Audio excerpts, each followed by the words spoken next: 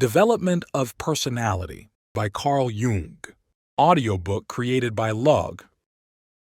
Foreword to the second edition. I am publishing this little study just as it is, without making any alterations for the second edition. Although in point of fact our conceptions have been considerably modified and extended since these observations first appeared in 1910, I do not feel that the subsequent modifications would justify me in describing the views put forward in the first edition as basically false, an imputation that has been laid against me in certain quarters. On the contrary, just as the observations here recorded have retained their value as facts, so also have the conceptions themselves. But no conception is ever all-embracing, for it is always dominated by a point of view. The point of view adopted in this work is psychobiological. It is naturally not the only one possible. Indeed, there are several others. Thus, more in accord with the spirit of Freudian psychology, this little piece of child psychology could be regarded from the purely hedonistic standpoint, the psychological process being conceived as a movement dominated by the pleasure principle. The main motives would then be the desire for and the striving towards the most pleasurable and hence the most satisfying realization of fantasy. Or, following Adler's suggestion, one could regard the same material from the standpoint of the power principle, an approach which is psychologically just as legitimate as that of the hedonistic principle. Or one could employ a purely logical approach, with the intention of demonstrating the development of logical processes in the child. One could even approach the matter from the standpoint of the psychology of religion and give prominence to the earliest beginnings of the God concept. I have been content to steer a middle course that keeps to the psychobiological method of observation, without attempting to subordinate the material to this or that hypothetical key principle. In so doing, I am not, of course, contesting the legitimacy of such principles, for they are all included in our human nature, but only a very one-sided specialist would think of declaring as universally valid the heuristic principle that had proved its particular value for his discipline or for his individual method of observation. The essence of human psychology, precisely because so many different possible principles exist, can never be fully comprehended under any one of them, but only under the totality of individual aspects. The basic hypothesis of the view advanced in this work is that sexual interest plays a not inconsiderable role in the nascent process of infantile thinking, an hypothesis that should meet with no serious opposition. A contrary hypothesis would certainly come up against too many well-observed facts, quite apart from its being extraordinarily improbable that a fundamental instinct of such cardinal importance for human psychology should not make itself felt in the infantile psyche from the very beginning. On the other hand, I also lay stress on the significance of thinking and the importance of concept building for the solution of psychic conflicts. It should be sufficiently clear from what follows that the initial sexual interest strives only figuratively towards an immediate sexual goal, but far more towards the development of thinking. Were this not so, the solution of the conflict could be reached solely through the attainment of a sexual goal, and not through the mediation of an intellectual concept. But precisely the latter is the case, from which we may conclude that infantile sexuality is not to be identified outright with adult sexuality, since adult sexuality cannot be adequately replaced by concept building, but is in most cases only satisfied with the real sexual goal, namely the tribute of normal sexual functioning which nature exacts. On the other hand, we know from experience that the infantile beginnings of sexuality can also lead to real sexual functioning, masturbation, when the conflicts are not resolved.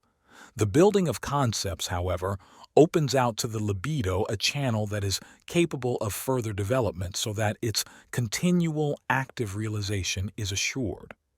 Given a certain intensity of conflict, the absence of concept building acts as a hindrance which thrusts the libido back into its initial sexuality, with the result that these beginnings or buddings are brought prematurely to an abnormal pitch of development. This produces an infantile neurosis.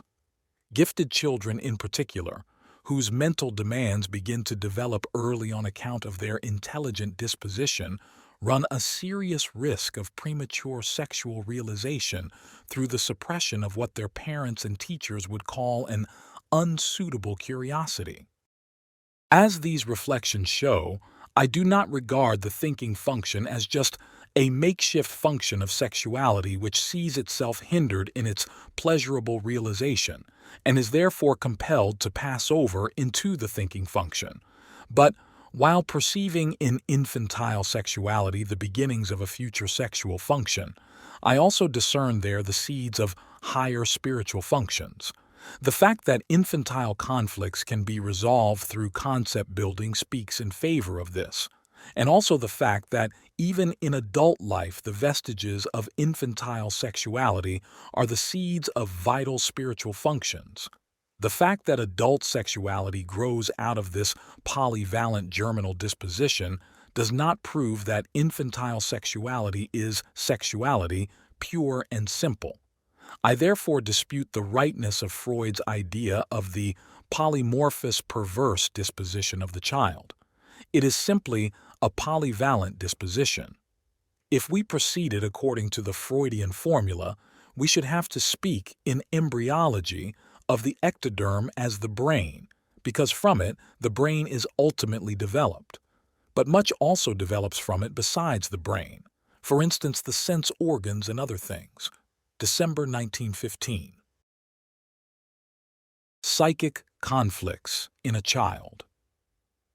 About the time when Freud published his report on the case of little Hans, I received from a father who was acquainted with psychoanalysis a series of observations concerning his little daughter, then 4 years old.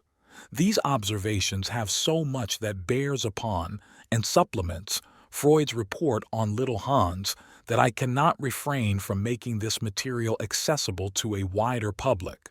The widespread incomprehension, not to say indignation, with which little Hans was greeted, was for me an additional reason for publishing my material, although it is nothing like as extensive as that of little Hans. Nevertheless, it contains points which seem to confirm how typical the case of little Hans is. So-called scientific criticism, so far as it has taken any notice at all of these important matters, has once more proved over-hasty, seeing that people have still not learned first to examine and then to judge. The little girl to whose sagacity and intellectual sprightliness we are indebted for the following observations is a healthy, lively child of emotional temperament. She has never been seriously ill, nor had she ever shown any trace of nervous symptoms. Livelier systematic interest awakened in the child about her 3rd year. She began to ask questions and to spin wishful fantasies. In the report which now follows, we shall, unfortunately, have to give up the idea of a consistent exposition, for it is made up of anecdotes which treat of one isolated experience out of a whole cycle of similar ones, and which cannot, therefore, be dealt with scientifically and systematically, but must rather take the form of a story. We cannot dispense with this mode of exposition in the present state of our psychology, for we are still a long way from being able in all cases to separate with unerring certainty what is curious from what is typical. When the child, whom we will call Anna, was about 3 years old, she had the following conversation with her grandmother. "Granny, why are your eyes so dim?" "Because I am old." "But you will become young again?" "Oh dear, no. I shall become older and older, and then I shall die." "And what then?" "Then I shall be an angel." "And then you will be a baby again?" The child found here a welcome opportunity for the provisional solution of a problem. For some time she had been in the habit of asking her mother whether she would ever have a real live doll, a baby brother, which naturally gave rise to the question of where babies come from. As such questions were asked quite spontaneously and unobtrusively, the parents attached no significance to them, but responded to them as lightly as the child herself seemed to ask them. Thus one day she was told the pretty story that children are brought by the stork. Anna had already heard somewhere a slightly more serious version, namely that children are little angels who live in heaven and are then brought down by the said stork. This theory seems to have become the point of departure for the little one's investigating activities. From the conversation with the grandmother, it could be seen that this theory was capable of wide application, for it solved in a comforting manner not only the painful thought of dying, but at the same time the riddle of where children come from. Anna seemed to be saying to herself, when somebody dies, he becomes an angel, and then he becomes a child. Solutions of this sort, which kill at least two birds with one stone, used to be tenaciously adhered to even in science, and cannot be undone in the child's mind without a certain amount of shock. In this simple conception there lie the seeds of the reincarnation theory, which, as we know, is still alive today in millions of human beings. Just as the birth of a little sister was the turning point in the history of little Hans, so in this case, it was the arrival of a baby brother which took place when Anna had reached the age of 4. The problem of where children come from, hardly touched upon so far, now became topical. The mother's pregnancy had apparently passed unnoticed. That is to say, Anna had never made any observations on this subject.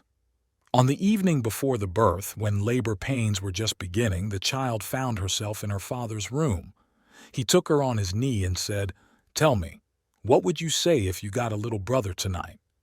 "I would kill him," was the prompt answer.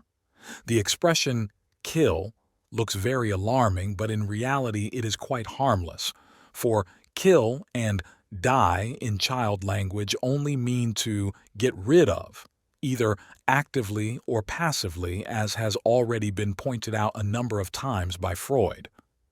I once had to treat a 15-year-old girl who, under analysis, had a recurrent association and kept on thinking of Schiller's Song of the Bell. She had never really read the poem, but had once glanced through it, and could only remember something about a cathedral tower. She could recall no further details. The passage goes, "From the tower, the bell notes fall heavy and sad for the funeral. Alas, it is the wife and mother, little wife and faithful mother, whom the dark prince of the shadows snatches from her spouse's arms." She naturally loved her mother dearly and had no thought of her death. But on the other hand, the present position was this. She had to go away with her mother for 5 weeks, staying with relatives. The year before, the mother had gone by herself, and the daughter, an only and spoilt child, was left at home alone with her father. Unfortunately, this year it was the little wife who was being snatched from the arms of her spouse, whereas the daughter would greatly have preferred the faithful mother to be parted from her child. On the lips of a child, therefore, kill is a perfectly harmless expression, especially when one knows that Anna used it quite promiscuously for all possible kinds of destruction, removal, demolition, etc. All the same, this tendency is worth noting. Compare the analysis of little Hans. The birth occurred in the early morning. When all traces of the birth had been removed, together with the blood stains, the father went into the room where Anna slept. She awoke as he entered. He told her the news of the arrival of a little brother, which she took with a surprised and tense expression on her face. The father then picked her up and carried her into the bedroom. Anna threw a rapid glance at her rather wan-looking mother and then displayed something like a mixture of embarrassment and suspicion, as if thinking, "What's going to happen now?" She evinced hardly any pleasure at the sight of the new arrival, so that the cool reception she gave it caused general disappointment. For the rest of the morning she kept very noticeably away from her mother. This was the more striking, as normally she was always hanging around her. But once, When her mother was alone, she ran into the room, flung her arms round her neck, and whispered hurriedly, "Aren't you going to die now?" Something of the conflict in the child's soul is now revealed to us. The stork theory had obviously never caught on properly, but the fruitful rebirth hypothesis undoubtedly had, according to which a person helps a child into life by dying. Mama ought therefore to die. Why then should Anna feel any pleasure over the new arrival, of whom she was beginning to feel childishly jealous anyway?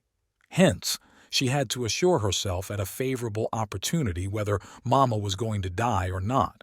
Mama did not die. With this happy issue, however, the rebirth theory received a severe setback. How was it now possible to explain little brother's birth and the origins of children in general? There still remained the stork theory, which, though never expressly rejected, had been implicitly waived in favor of the rebirth hypothesis. The next attempts at explanation, unfortunately, remained hidden from the parents, as the child went to stay with her grandmother for a few weeks. From the latter's report, however, it appears that the stork theory was much discussed, there being of course a tacit agreement to support it. When Anna returned home, she again displayed, on meeting her mother, the same mixture of embarrassment and suspicion as after the birth. The impression was quite explicit to both parents, though not explicable. Her behavior towards the baby was very nice. Meantime, a nurse had arrived who made a deep impression on little Anna with her uniform, an extremely negative impression at first, as she evinced the greatest hostility towards her in all things.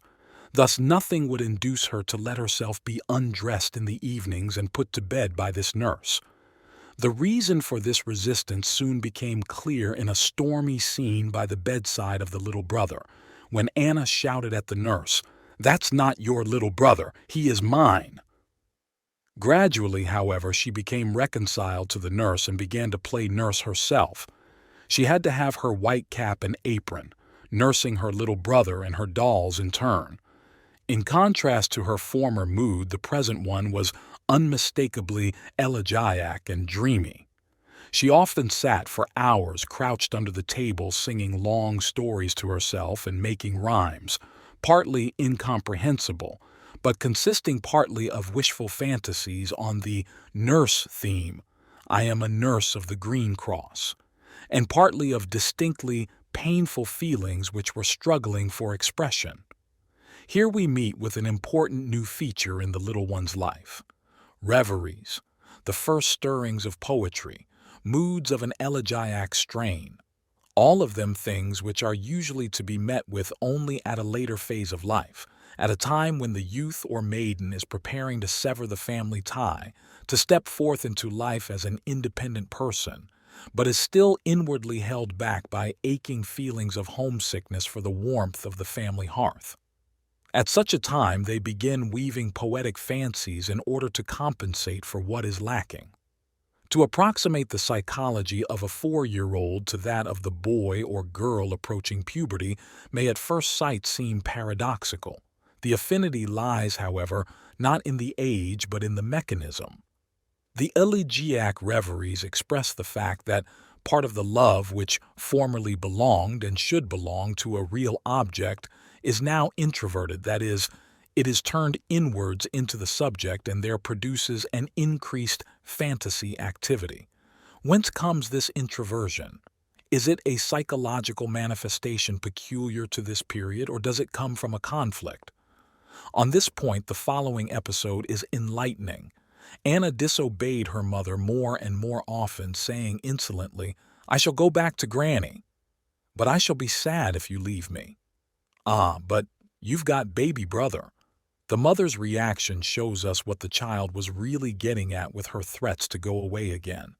She obviously wanted to hear what her mother would say to her proposal, what her attitude was in general, and whether the little brother had not ousted her altogether from her mother's affection. One must not, however, fall for this transparent piece of trickery. The child could see and feel perfectly well that she was not stinted of anything essential in her mother's love, despite the existence of her baby brother. The veiled reproach she levels at her mother on that score is therefore unjustified, and to the trained ear this is betrayed by the slightly affected tone of voice. One often hears similar tones even with grown-up people. Such a tone, which is quite unmistakable, does not expect to be taken seriously and obtrudes itself all the more forcibly for that reason. Nor should the reproach be taken to heart by the mother, for it is merely the forerunner of other and this time more serious resistances. Not long after the conversation narrated above, the following scene took place.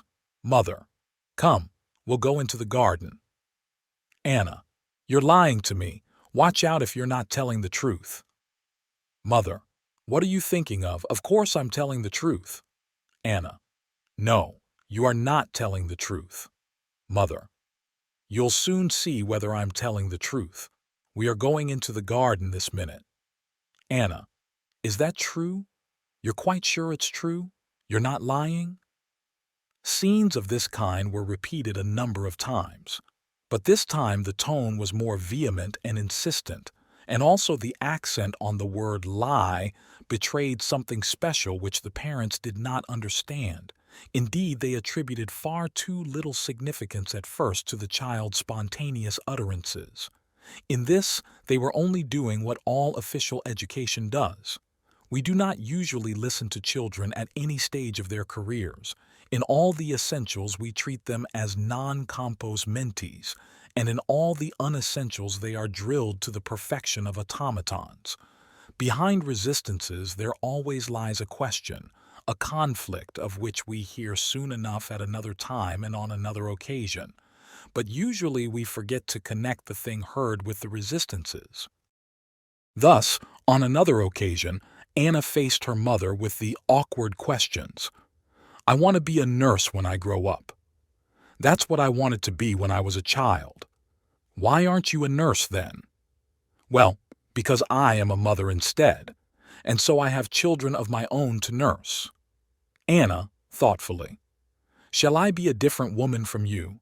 Shall I live in a different place? Shall I still talk with you?" The mother's answer again shows where the child's question was leading. Anna would obviously like to have a child to nurse, just as the nurse has. Where the nurse got the child from is quite clear, and Anna could get a child in the same way when she grew up.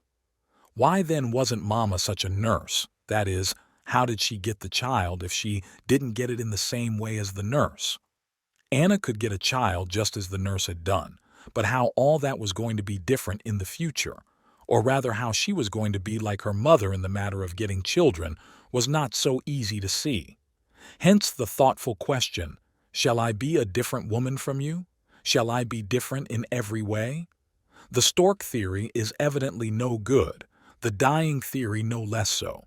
Therefore one gets a child as the nurse, for example, got hers. In this natural way she too could get one. But how about the mother, who is no nurse and yet has children? Looking at the matter from this angle, Anna asks, "Why aren't you a nurse?" Meaning, why haven't you got your child in the plain, straightforward, natural way? This strangely indirect mode of interrogation is typical and may be connected with the child's hazy grasp of the problem, unless we are to assume a certain diplomatic vagueness prompted by a desire to evade direct questioning. Later, we shall find evidence of this possibility. Anna is therefore confronted with the question, where does the child come from? The stork did not bring it. Mama did not die, nor did Mama get it in the same way as the nurse. She has, however, asked this question before and was informed by her father that the stork brings children. But this is definitely not so. She has never been deceived on this point. Therefore, Papa and Mama and all the others lie. This readily explains her mistrustful attitude at the birth and the reproaches leveled against her mother. But it also explains another point, namely the elegiac reveries which we have attributed to a partial introversion. We now know the real object from which love had to be withdrawn and introverted for lack of an aim. It was withdrawn from the parents who deceived her and refused to tell her the truth. What can this be which must not be uttered? What goes on here? Such are the parenthetic questions which the child later formulated to herself. Answer: it must be something that needs hushing up, perhaps something dangerous. Attempts to make the mother talk and to draw out the truth by means of artful questions were futile, so resistance meets with resistance, and the introversion of love begins. Naturally, the capacity for sublimation in a 4-year-old child is still too meagerly developed for it to render more than symptomatic service. Hence, she has to rely on another compensation.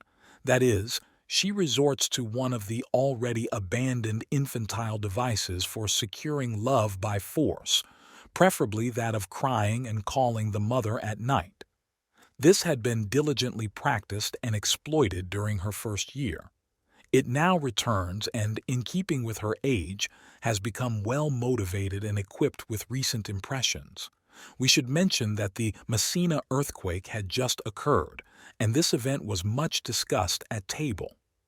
Anna was extraordinarily interested in everything to do with it, getting her grandmother to tell her over and over again how the earth shook and the houses tumbled down and how many people lost their lives.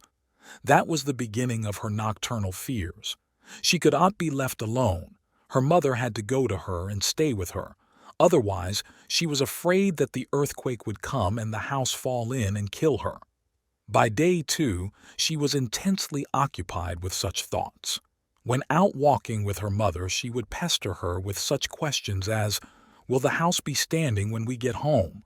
Will Papa still be alive? Are you sure there's no earthquake at home?" At every stone in the road she would ask whether it was from the earthquake. A house under construction was a house destroyed by the earthquake, and so on. Finally, she used to cry out at night that the earthquake was coming. She could hear it rumbling. Every evening she had to be solemnly promised that no earthquake would come. Various ways of calming her were tried.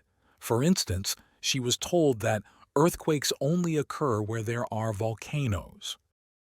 But then she had to be satisfied that the mountains surrounding the town were not volcanoes.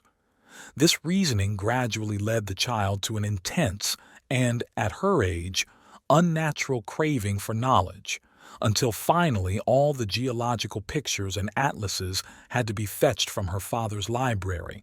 For hours she would rummage through them looking for pictures of volcanoes and earthquakes, and asking endless questions. We see here an energetic attempt being made to sublimate fear into a desire for knowledge, which strikes us as decidedly premature at this age.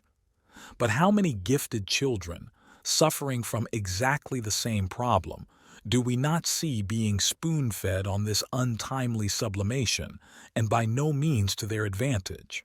For if one fosters sublimation at this age, one is only strengthening a neurosis.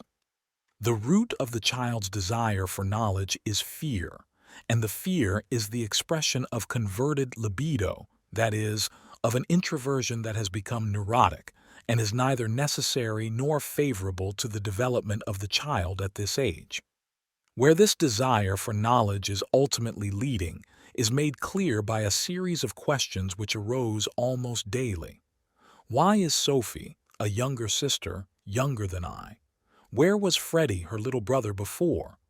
Was he in heaven, and what was he doing there? Why did he only come down now? Why not before?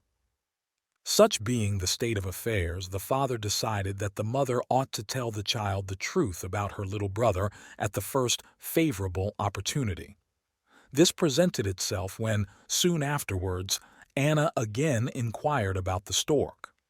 Her mother told her that the story of the stork was not true, but that Freddie grew inside his mother as the flower grows out of the earth. At first he was very little, and then he grew bigger and bigger like a plant. The child listened attentively without the least surprise and then asked, "But did he come all by himself?" "Yes." "But he can't walk yet." "Sophie." "Then he crawled out." Anna, overhearing Sophie's remark, "Is there a hole here?" pointing to her chest. "Or did he come out of the mouth? Who came out of the nurse?" At this point, she interrupted herself and exclaimed, "No, I know the stork brought him down from heaven." Then, before the mother could answer her questions, she dropped the subject and again asked to see pictures of volcanoes. The evening following this conversation was calm. The sudden explanation had evidently produced in the child a whole chain of ideas, which announced themselves in a spate of questions. New and unexpected vistas were opened, and she rapidly approached the main problem. Where did the baby come out? Was it from a hole in the chest or from the mouth? Both suppositions qualify as acceptable theories. We even meet with young married women who still entertain the theory of the hole in the abdominal wall or of cesarean section.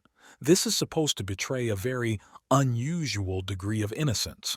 As a matter of fact, it is not innocence. In such cases, we are practically always dealing with infantile sexual activities which in later life have brought the vias naturales into ill repute. It may be asked where the child got the absurd idea that there is a hole in the chest, or that the birth takes place through the mouth. Why did she not pick on one of the natural openings in the pelvis, from which things come out daily? The explanation is simple. It was not so very long since our little one had challenged all the educative arts of her mother by her heightened interest in both these openings and their remarkable products, an interest not always in accord with the demands of cleanliness and decorum. Then for the first time she became acquainted with the exceptional laws relating to these bodily regions, and being a sensitive child, she soon noticed that there was something taboo about them. Consequently, this region had to be left out of her calculations, a trivial error of thought which may be forgiven in a child when one considers all those people who, despite the most powerful spectacles, can never see anything sexual anywhere. In this matter, Anna reacted far more docilely than her little sister, whose scatological interests and achievements were certainly phenomenal and who even misbehaved in that way at table. She invariably described her excesses as funny, but Mama said no, it was not funny and forbade such fun. The child seemed to take these incomprehensible educational sallies in good part, but she soon had her revenge. Once when a new dish appeared on the table, she categorically refused to have anything to do with it, remarking that it was not funny. Thereafter, all culinary novelties were declined on the ground that they were not funny. The psychology of this negativism is quite typical and is not hard to fathom. The logic of feeling says simply, if you don't find my little tricks funny and make me give them up, then I won't find your tricks funny either and won't play with you. Like all childish compensations of this kind, this works on the important infantile principle, it serves you right when I'm hurt. After this digression, let us return to our theme.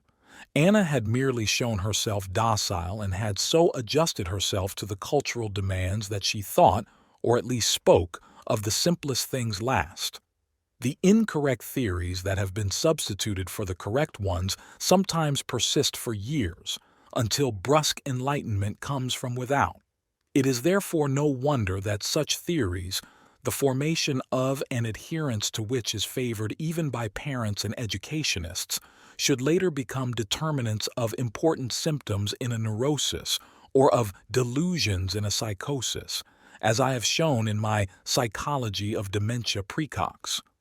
Things that have existed in the psyche for years always remain somewhere, even though they may be hidden under compensations of a seemingly different nature. But even before the question is settled as to where the child actually comes out, a new problem obtrudes itself. Children come out of mama. But how about the nurse? Did someone come out of her too? Then follows the abrupt exclamation, "No, I know the stork brought him down from heaven." What is there so peculiar about the fact that nobody came out of the nurse? We recall that Anna has identified herself with the nurse and plans to become a nurse later, for she too would like to have a child, and she could get one just as easily as the nurse had done.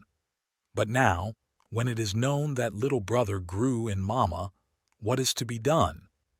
This disquieting question is averted by a quick return to the stork angel theory, which had never really been believed and which after a few trials is definitely abandoned. Two questions, however, remain in the air. The first is, where does the child come out?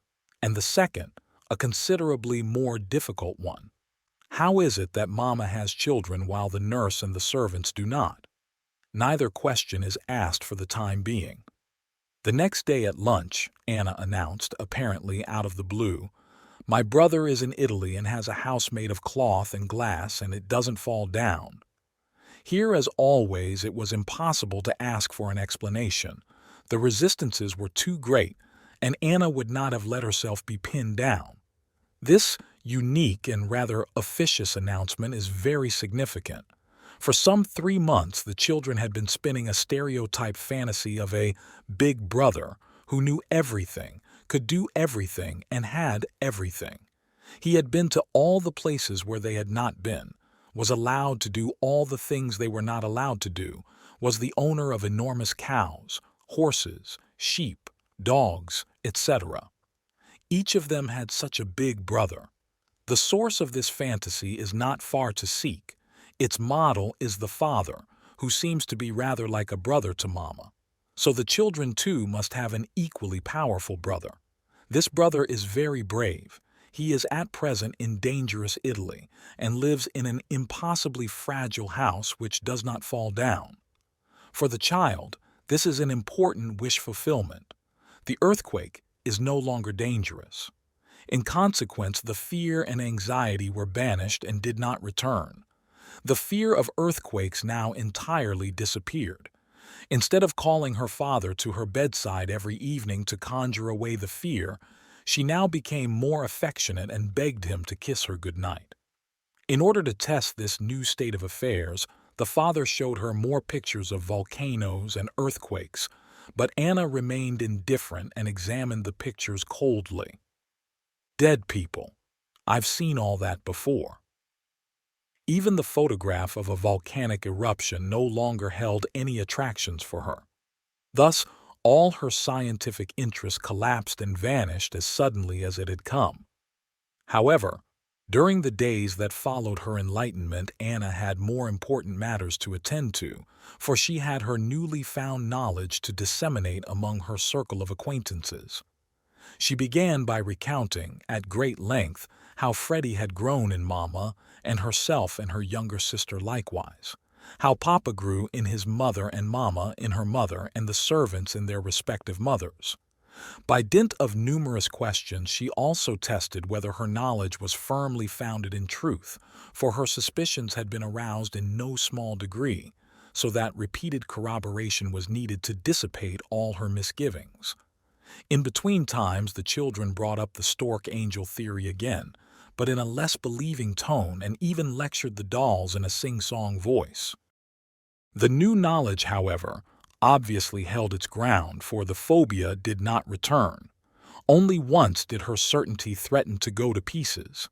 About a week after the enlightenment, her father had to spend the morning in bed with an attack of influenza.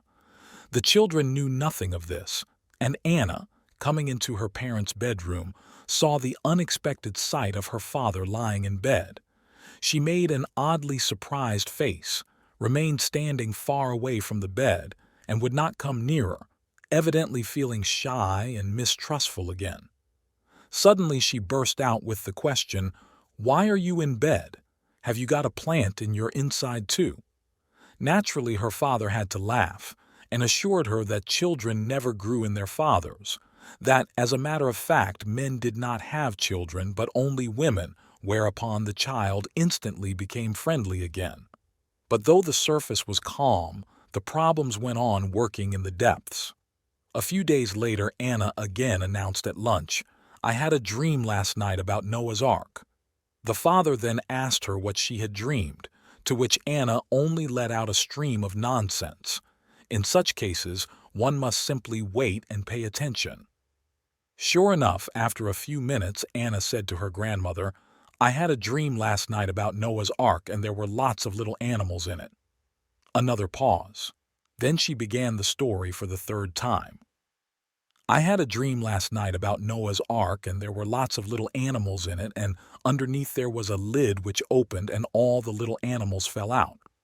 Knowledgeable persons will understand the fantasy. The children really did have a Noah's Ark, but the opening, a lid, was in the roof and not underneath. This is a delicate hint that the story about children being born from the mouth or chest was wrong, and that she had a pretty good idea of where they did come out, namely, from underneath. Several weeks now passed without any noteworthy occurrences. There was one dream. I dreamt about Papa and Mama. They were sitting up late in the study, and we children were there too. On the face of it, this is just the well-known wish of children to be allowed to stay up as long as the parents. This wish is here realized, or rather, it is used to mask a much more important wish, the wish to be present in the evenings when the parents are alone, and, naturally and innocently enough, in the study where she had seen all those interesting books and had satisfied her thirst for knowledge. In other words, she was really seeking an answer to the burning question of where little brother came from. If the children were there, they would find out. A few days later, Anna had a nightmare from which she awoke screaming, "The earthquake is coming! The house is beginning to shake!" Her mother went to her and comforted her, saying that there was no earthquake. Everything was quiet and everybody was asleep. Then Anna said in an urgent tone, "I'd just like to see the spring, how all the little flowers come out and how all the fields are full of flowers. I want to see Freddie. He has such a dear little face. What is Papa doing? What did he say?" Her mother told her he was asleep and hadn't said anything. Anna then remarked with a sarcastic smile, "He will probably be sick again in the morning." This text must be read backwards. The last sentence is not intended seriously, as it was uttered in a sarcastic tone of voice. The last time Father was sick, Anna suspected him of having a plant in his inside.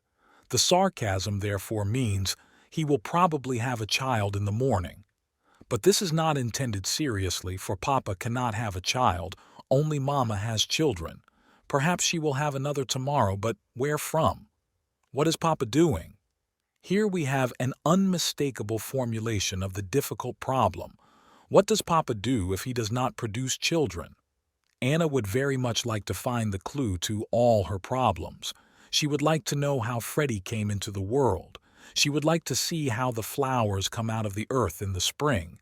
And these wishes all hide behind her fear of earthquakes. After this intermezzo, Anna slept peacefully until morning. In the morning, her mother asked her what was the matter with her last night. Anna had forgotten everything and thought she had only had a dream. "I dreamt I could make the summer, and then someone threw a gollywog down the toilet." This singular dream is made up of two different scenes, which are separated by the word "then." The second part derives its material from a recent wish to have a gollywog, that is, to have a masculine doll just as Mama has a little boy. Someone throws the gollywog down the toilet, but usually one lets quite other things drop down the toilet. The inference is that children come out just like the things into the toilet. Here we have an analogy to the lump theory of little Hans. Whenever several scenes are found in one dream, each scene ordinarily represents a special variation of the working out of the complex. Thus, the first part is only a variation of the theme found in the second part. We have noted above what is meant by seeing the spring or seeing the flowers come out. Anna now dreams that she can make the summer, that is, can cause the flowers to come out. She herself can make a little child, and the second part of the dream represents this as analogous to the making of emotion. Here, we put our finger on the egoistic wish which lies behind the seemingly objective interest of the previous night's conversation. A few days later, the mother received a visit from a lady who was looking forward to her confinement. The children apparently noticed nothing, but the next day they amused themselves. under the guidance of the elder girl, by taking all the old newspapers out of their father's wastepaper basket and stuffing them under their frocks in front, so that the imitation was unmistakable. That night Anna again had a dream. "I dreamt about a lady in the town. She had a very fat stomach." As the chief actor in a dream is always the dreamer himself under a definite aspect, the game of the day before finds complete interpretation. Not long after, Anna surprised her mother with the following performance. She stuck her doll under her clothes and slowly pulled it out head downward, saying, "Look, the baby is coming out. Now it is all out." Anna was telling her mother, "Thus I conceive the problem of birth. What do you think of it? Is it right?"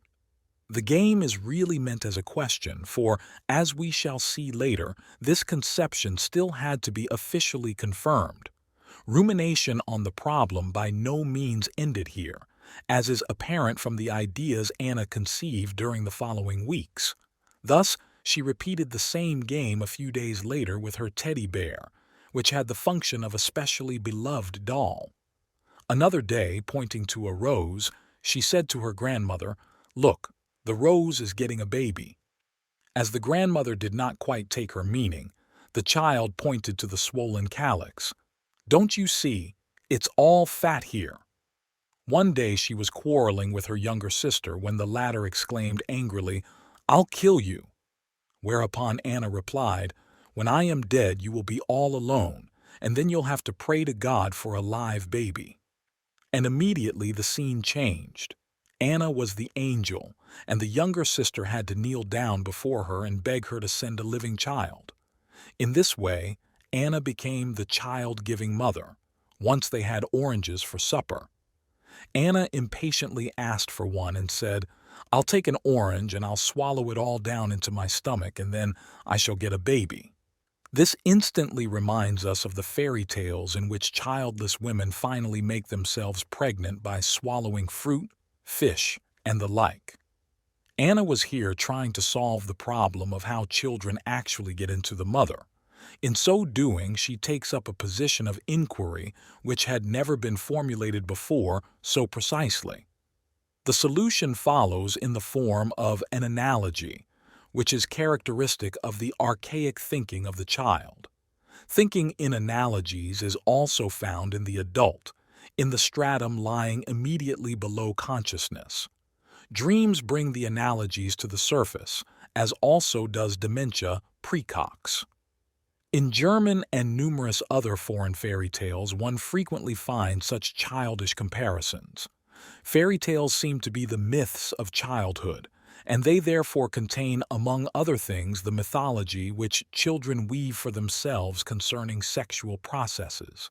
The poetry of fairy tale, whose magic is felt even by the adult, rests not least upon the fact that some of the old theories are still alive in our unconscious. We experience a strange and mysterious feeling whenever a fragment of our remotest youth stirs into life again, not actually reaching consciousness, but merely shedding a reflection of its emotional intensity on the conscious mind.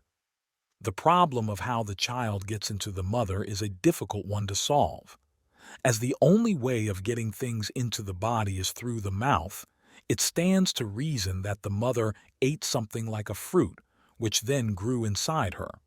But here, another difficulty presents itself. One knows what comes out of the mother, but what is the use of the father?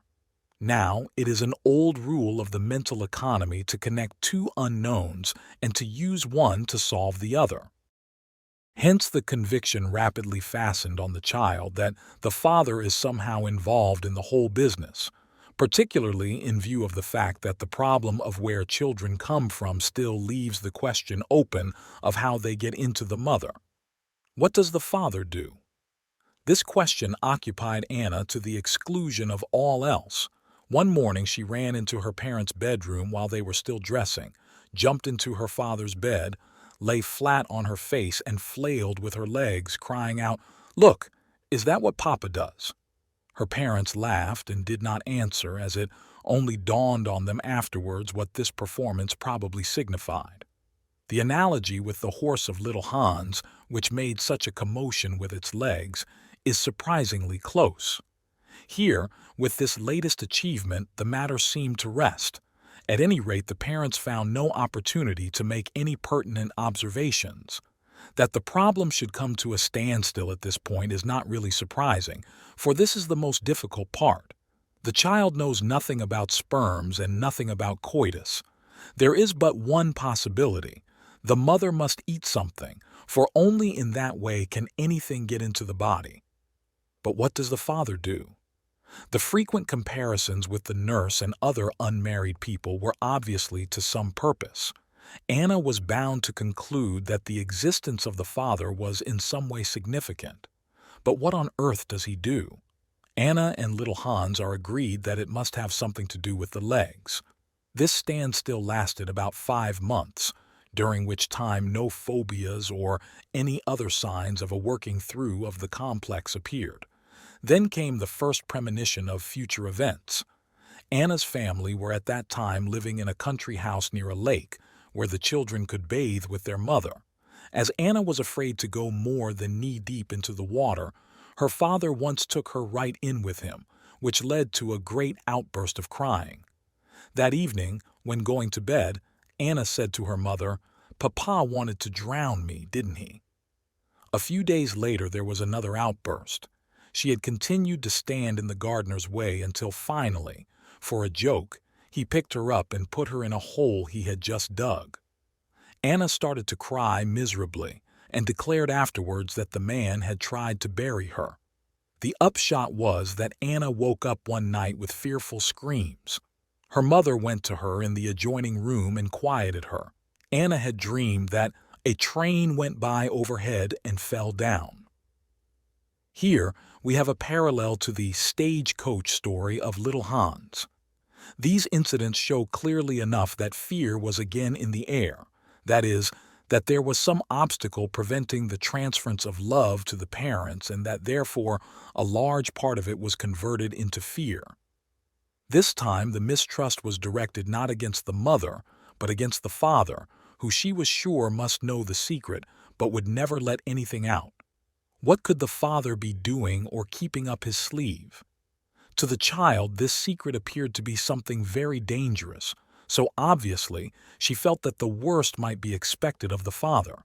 This childish fear of the father is to be seen particularly clearly in adults in cases of dementia praecox, which takes the lid off many unconscious processes as though it were acting on psychoanalytical principles. Hence Anna arrived at the apparently nonsensical notion that her father wanted to drown her. Meanwhile, Anna had grown a little older and her interest in her father took on a special tinge which is rather hard to describe. Language has no words for the peculiar kind of tender curiosity that's shown in the child's eyes. It is probably no accident that the children began playing a pretty game about this time. They called the 2 biggest dolls their grandmothers and played at hospital with them, a tool shed being taken over as a hospital. There the grandmothers were brought, interned, and left to sit overnight. Grandmother, in this connection, is distinctly reminiscent of the big brother earlier. It seems very likely that the grandmother deputizes for the mother, so the children were already conspiring to get the mother out of the way. This intention was assisted by the fact that the mother had again given Anna cause for displeasure. It came about in the following way. The gardener had laid out a large bed which he was sowing with grass. Anna helped him in this work with much pleasure, apparently without guessing the profound significance of her childish play. About a fortnight later she began to observe with delight the young grass sprouting. On one of these occasions she went to her mother and asked, "How did the eyes grow into the head?"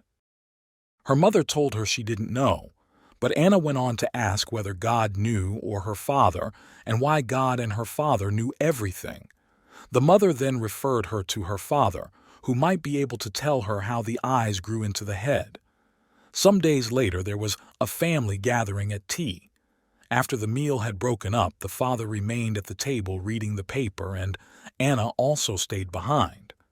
Suddenly, approaching her father, she said, "Tell me, how did the eyes grow into the head?" Father: "They did not grow into the head. They were there from the beginning and grew with the head." Anna: "Weren't the eyes planted?" Father: "No, they just grew in the head like the nose." Anna: "But did the mouth and the ears grow like that, and the hair?" Father: "Yes, they all grew the same way." Anna: "Even the hair? But the baby mice come into the world all naked. Where was the hair before? Aren't there little seeds for it?" Father: "No. The hair, you see, comes out of little granules which are like seeds, but they are already in the skin and nobody sowed them there." The father was now getting into a fix. He guessed where the little one was leading him. Therefore, he did not want to upset, on account of a single false application, the diplomatically introduced seed theory which she had most fortunately picked up from nature. For the child spoke with an unwonted earnestness which compelled consideration. Anna, visibly disappointed and in a distressed voice: "But how did Freddie get into Mama? Who stuck him in? And who stuck you into your Mama? Where did he come out?" From this sudden storm of questions, the father chose the last for his first answer. "Think, now. You know that Freddie is a boy. Boys grow into men and girls into women, and only women can have children. Now just think, where could Freddie have come out?" Anna, laughing joyfully and pointing to her genitals: "Did he come out here?" Father: "But of course, surely you must have thought of that before." Anna, overlooking the question: "But how did Freddie get into Mama? Did anybody plant him? Was the seed sown?" This extremely precise question could no longer be evaded by the father. He explained to the child, who listened with the greatest attention, that the mother is like the soil and the father like the gardener, that the father provides the seed which grows in the mother and thus produces a baby.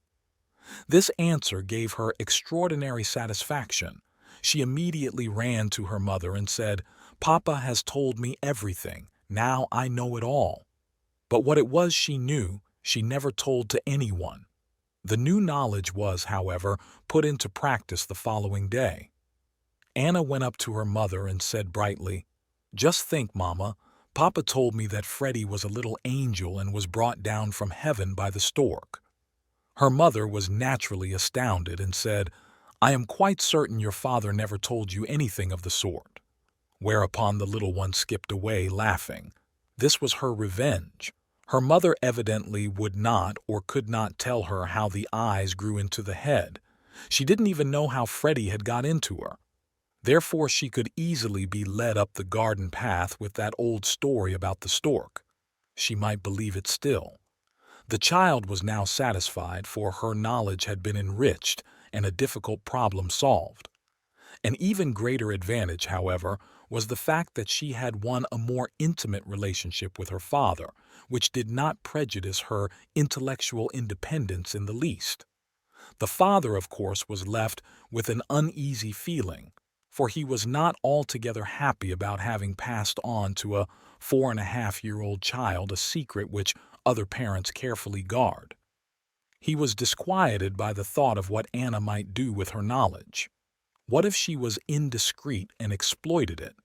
She might so easily instruct her playmates or gleefully play the infant terrible with grown-ups. But these fears proved to be groundless. Anna never breathed a word about it, either then or at any time. The enlightenment had, moreover, brought a complete silencing of the problem, so that no more questions presented themselves. Yet the unconscious did not lose sight of the riddle of human creation. A few weeks after her enlightenment, Anna recounted the following dream. She was in the garden, and several gardeners stood making wee-wee against the trees, and Papa was also doing it. This recalls the earlier unsolved problem. What does the father do? Also, about this time, a carpenter came into the house in order to repair an ill-fitting cupboard. Anna stood by and watched him planing the wood. That night she dreamt that the carpenter planed off her genitals. The dream could be interpreted to mean that Anna was asking herself, Will it work with me? Oughtn't one to do something like what the carpenter did in order to make it work? Such an hypothesis would indicate that this problem is particularly active in the unconscious at the moment because there is something not quite clear about it. That this is so was shown by the next incident, which did not, however, occur until several months later when Anna was approaching her 5th birthday. Meantime, the younger sister, Sophie, was taking a growing interest in these matters. She had been present when Anna received enlightenment at the time of the earthquake phobia, and had even thrown in an apparently understanding remark on that occasion, as the reader may remember. But in actual fact, the explanation was not understood by her at the time. This became clear soon afterwards. She had days when she was more than usually affectionate with her mother and never left her skirts, but she could also be really naughty and irritable. On one of these bad days, she tried to tip her little brother out of the pram. Her mother scolded her, whereupon she set up a loud wailing. Suddenly, in the midst of her tears, she said, "I don't know anything about where children come from." She was then given the same explanation that her elder sister had received earlier. This seemed to allay the problem for her, and for several months there was peace. Then once more there were days when she was whining and bad-tempered. One day, quite out of the blue, she turned to her mother with the question, "Was Freddie really in your inside?" Mother: "Yes." Sophie: "Did you push him out?" Mother: "Yes." Anna, butting in: "But was it down below?" Here Anna employed a childish term which is used for the genitals as well as for the anus. Sophie: "And then you let him drop down." The expression "drop down" comes from that toilet mechanism of such absorbing interest to children, whereby one lets the excreta drop down into the bowl. Anna: "Or was he sicked up?"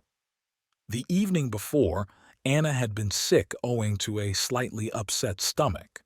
After a pause of several months, Sophie had suddenly caught up and now wished to make sure of the explanation previously vouchsafed to her. This making doubly sure seems to indicate that doubts had arisen concerning the explanation given by her mother. To judge by the content of the questions, the doubts arose because the process of birth had not been adequately explained. Push is a word children sometimes use for the act of defecation. It tells us along what lines the theory will develop with Sophie, too. Her further remark, as to whether one had let Freddie drop down, betrays such a complete identification of her baby brother with excrement that it borders on the ludicrous. To this, Anna makes the singular remark that perhaps Freddie was sicked up. Her own vomiting of the day before had made a deep impression on her. It was the first time she had been sick since her earliest childhood. That was one way in which things could leave the body, though she had obviously not given it serious thought until now. Only once had it occurred to her, and that was when they were discussing the body openings and she had thought of the mouth. Her remark is a firm pointer away from the excrement theory. Why did she not point at once to the genitals? Her last dream gives us a clue to the probable reasons. There is something about the genitals which Anna still does not understand. Something or other has to be done there to make it work. Maybe it wasn't the genitals at all. Maybe the seed for little children got into the body through the mouth, like food, and the child came out like sick. The detailed mechanism of birth, therefore, was still puzzling. Anna was again told by her mother that the child really does come out down below. About a month later, Anna suddenly had the following dream. "I dreamt I was in the bedroom of Uncle and Auntie. Both of them were in bed. I pulled the bedclothes off Uncle, lay on his stomach, and joggled up and down on it." This dream came like a bolt from the blue. The children were then on holiday for several weeks, and the father, who had been detained in town on business, had arrived on that same day for a visit. Anna was especially affectionate with him. He asked her jokingly, "Will you travel up to town with me this evening?" Anna: "Yes, and then I can sleep with you." All this time she hung lovingly on her father's arm as her mother sometimes did. A few moments later she brought out her dream.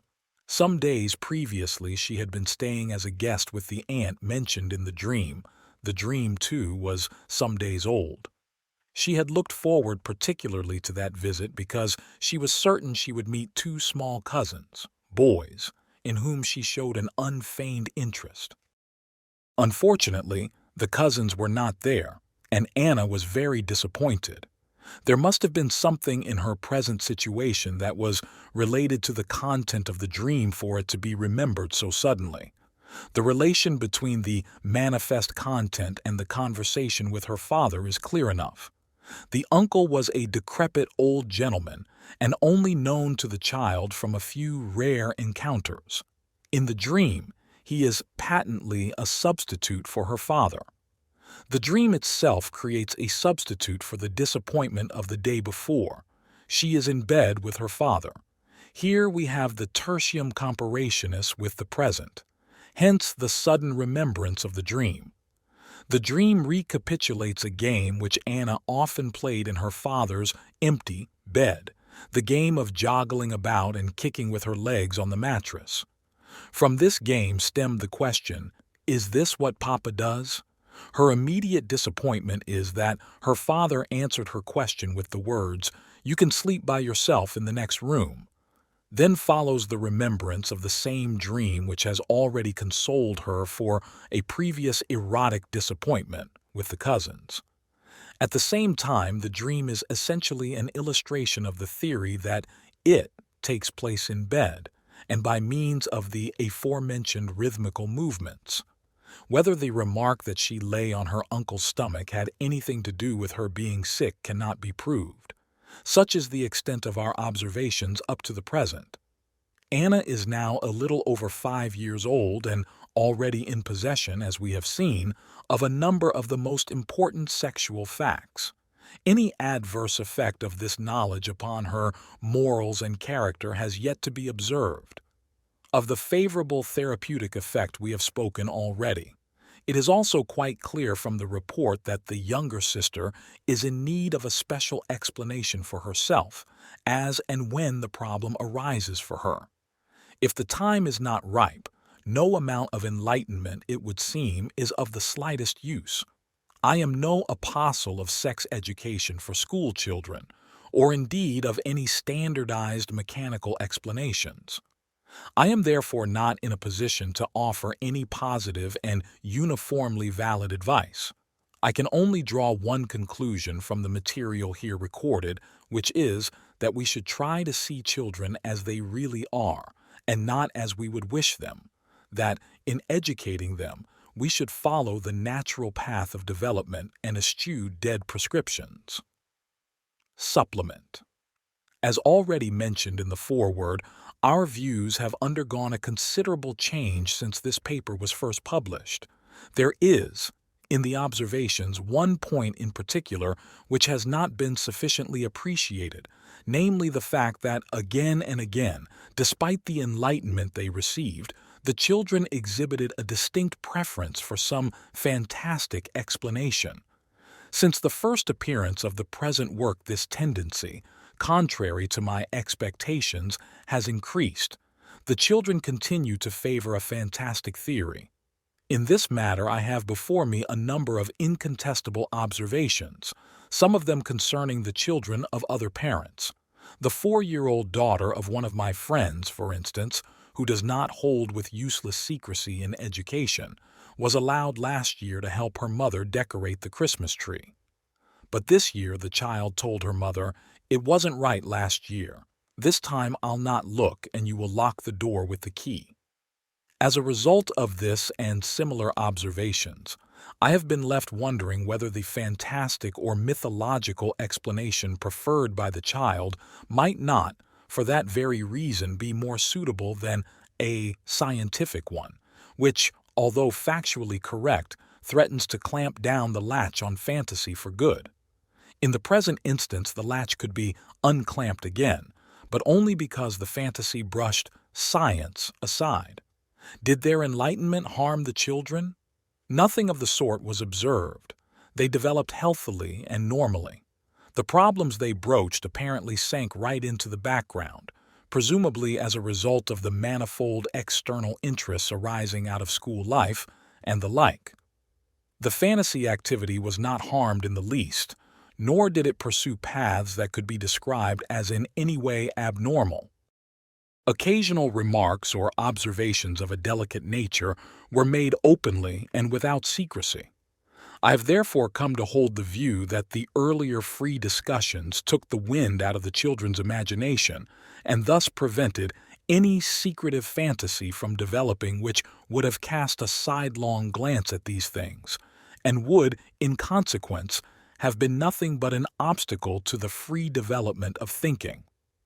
The fact that the fantasy activity simply ignored the right explanation seems, in my view, to be an important indication that all freely developing thought has an irresistible need to emancipate itself from the realism of fact and to create a world of its own.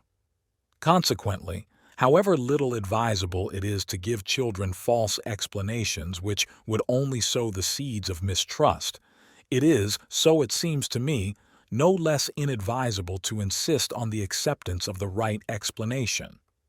For the freedom of the mind's development would merely be suppressed through such rigid consistency, and the child forced into a concretism of outlook that would preclude further development. Side by side with the biological, the spiritual, too, has its inviolable rights. It is assuredly no accident that primitive peoples, even in adult life, make the most fantastic assertions about well-known sexual processes, as for instance that coitus has nothing to do with pregnancy. From this, it has been concluded that these people do not even know there is such a connection. But more accurate investigation has shown that they know very well that with animals, copulation is followed by pregnancy. Only for human beings is it denied, not known, but flatly denied, that this is so for the simple reason that they prefer a mythological explanation which has freed itself from the trammels of concretism.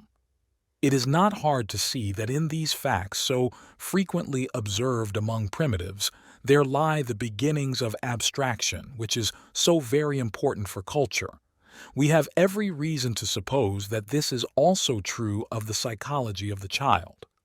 If certain South American Indians really and truly call themselves red cockatoos and expressly repudiate a figurative interpretation of this fact, this has absolutely nothing to do with any sexual repression on moral grounds, but is due to the law of independence inherent in the thinking function and to its emancipation from the concretism of sensuous perceptions. We must assign a separate principle to the thinking function, a principle which coincides with the beginnings of sexuality only in the polyvalent germinal disposition of the very young child. To reduce the origins of thinking to mere sexuality is an undertaking that runs counter to the basic facts of human psychology.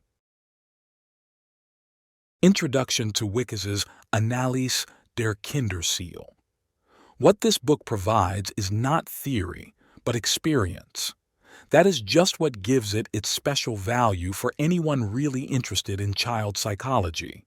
We cannot fully understand the psychology of the child, or that of the adult if we regard it as the subjective concern of the individual alone, for almost more important than this is his relation to others. Here, at all events, we can begin with the most easily accessible and, practically speaking, the most important part of the psychic life of the child.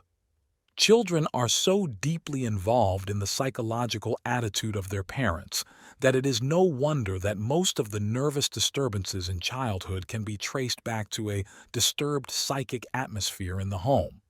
This book shows, from a series of remarkable examples, just how disastrous the parental influence can be for the child. Probably no father or mother will be able to read these chapters without realizing the devastating truths of this book. Exempla docent. Example is the best teacher. Once more, this proves to be a well-worn yet pitiless truth. It is not a question of good and wise counsels, but solely of deeds of the actual life of the parents. Nor is it a matter of living in accordance with accepted moral values, for the observance of customs and laws can very easily be a cloak for a lie so subtle that our fellow human beings are unable to detect it. It may help us to escape all criticism. We may even be able to deceive ourselves in the belief of our obvious righteousness. But deep down, below the surface of the average man's conscience, he hears a voice whispering, "There is something not right," no matter how much his rightness is supported by public opinion or by the moral code. Certain instances in this book show very clearly that there exists a terrible law which stands beyond man's morality and his ideas of rightness, a law which cannot be cheated. Besides the problem of environmental influence, the book also gives due weight to psychic factors which have more to do with the irrational values of the child than with his rational psychology. The latter can be made the object of scientific research, while the spiritual values, the qualities of the soul, elude purely intellectual treatment. It is no good having skeptical ideas about this. Nature does not care a pin for our ideas. If we have to deal with the human soul, we can only meet it on its own ground, and we are bound to do so whenever we are confronted with the real and crushing problems of life. I am glad the author has not shrunk from opening the door to intellectual criticism. Genuine experience has nothing to fear from objections, whether justified or unjustified, for it always holds the stronger position. Although this book does not pretend to be scientific, it is scientific in a higher sense because it gives a true picture of the difficulties that actually occur in the upbringing of children. It merits the serious attention of everybody who has anything to do with children, either by vocation or from duty, but it will also be of interest to those who, neither for reasons of duty nor from educational inclination, wish to know more about the beginnings of human consciousness. Even though many of the views and experiences set forth in this book have nothing fundamentally new to offer to the doctor and psychological educator, the curious reader will now and then come upon cases which are strange and will give pause to his critical understanding. Cases and facts which the author, with her essentially practical turn of mind, does not pursue in all their complexities and theoretical implications. What is the thoughtful reader to make, for instance, of the puzzling but undeniable fact of the identity of the psychic state of the child with the unconscious of the parents? One is dimly aware here of a region full of incalculable possibilities, a hydra-headed monster of a problem that is as much the concern of the biologist and psychologist as of the philosopher. For anyone acquainted with the psychology of primitives, there is an obvious connection between this identity and Lévi-Bruhl's idea of participation mystique. Strange to say, there are not a few ethnologists who still kick against this brilliant idea, for which the unfortunate expression mystique may have to shoulder no small part of the blame. The word mystical has indeed become the abode of all unclean spirits, although it was not meant like that originally, but has been debased by sordid usage. There is nothing mystical about identity, any more than there is anything mystical about the metabolism common to mother and embryo. Identity derives essentially from the notorious unconsciousness of the small child. Therein lies the connection with the primitive, for the primitive is as unconscious as a child. Unconsciousness means non-differentiation. There is as yet no clearly differentiated ego, only events which may belong to me or to another. It is sufficient that somebody should be affected by them. The extraordinary infectiousness of emotional reactions then makes it certain that everybody in the vicinity will involuntarily be affected. The weaker ego consciousness is, the less it matters who is affected, and the less the individual is able to guard against it. He could only do that if he could say, You are excited or angry, but I am not, for I am not you. The child is in exactly the same position in the family. He is affected to the same degree and in the same way as the whole group. For all lovers of theory, the essential fact behind all this is that the things which have the most powerful effect upon children do not come from the conscious state of the parents, but from their unconscious background. For the ethically minded person who may be a father or mother, this presents an almost frightening problem, because the things we can manipulate more or less, namely consciousness and its contents, are seen to be ineffectual in comparison with these uncontrollable effects in the background, no matter how hard we may try. One is afflicted with a feeling of extreme moral uncertainty when one takes these unconscious processes with the seriousness they deserve. How are we to protect our children from ourselves if conscious will and conscious effort are of no avail? There can be no doubt that it is of the utmost value for parents to view their children's symptoms in the light of their own problems and conflicts. It is their duty as parents to do so. Their responsibility in this respect carries with it the obligation to do everything in their power not to lead a life that could harm the children.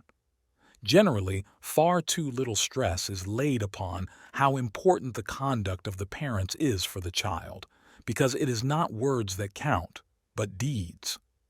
Parents should always be conscious of the fact that they themselves are the principal cause of neurosis in their children.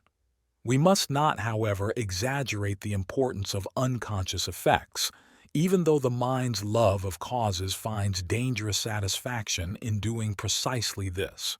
Nor should we exaggerate the importance of causality in general. Certainly causes exist, but the psyche is not a mechanism that reacts of necessity and in a regular way to a specific stimulus. Here as elsewhere in practical psychology, we are constantly coming up against the experience that in a family of several children, only one of them will react to the unconscious of the parents with a marked degree of identity, while the others show no such reaction. The specific constitution of the individual plays a part here that is practically decisive. For this reason, the biologically trained psychologist seizes upon the fact of organic heredity and is far more inclined to regard the whole mass of genealogical inheritance as the elucidating factor rather than the psychic causality of the moment. This standpoint, however satisfying it may be by and large, is unfortunately of little relevance to individual cases because it offers no practical clue to psychological treatment. For it also happens to be true that psychic causality exists between parents and children regardless of all the laws of heredity. In fact, the heredity point of view, although undoubtedly justified, diverts the interest of the educator or therapist away from the practical importance of parental influence to some generalized and more or less fatalistic regard for the dead hand of heredity, from the consequences of which there is no escape. It would be a very grave omission for parents and educators to ignore psychic causality, just as it would be a fatal mistake to attribute all the blame to this factor alone. In every case, both factors have a part to play, without the one excluding the other.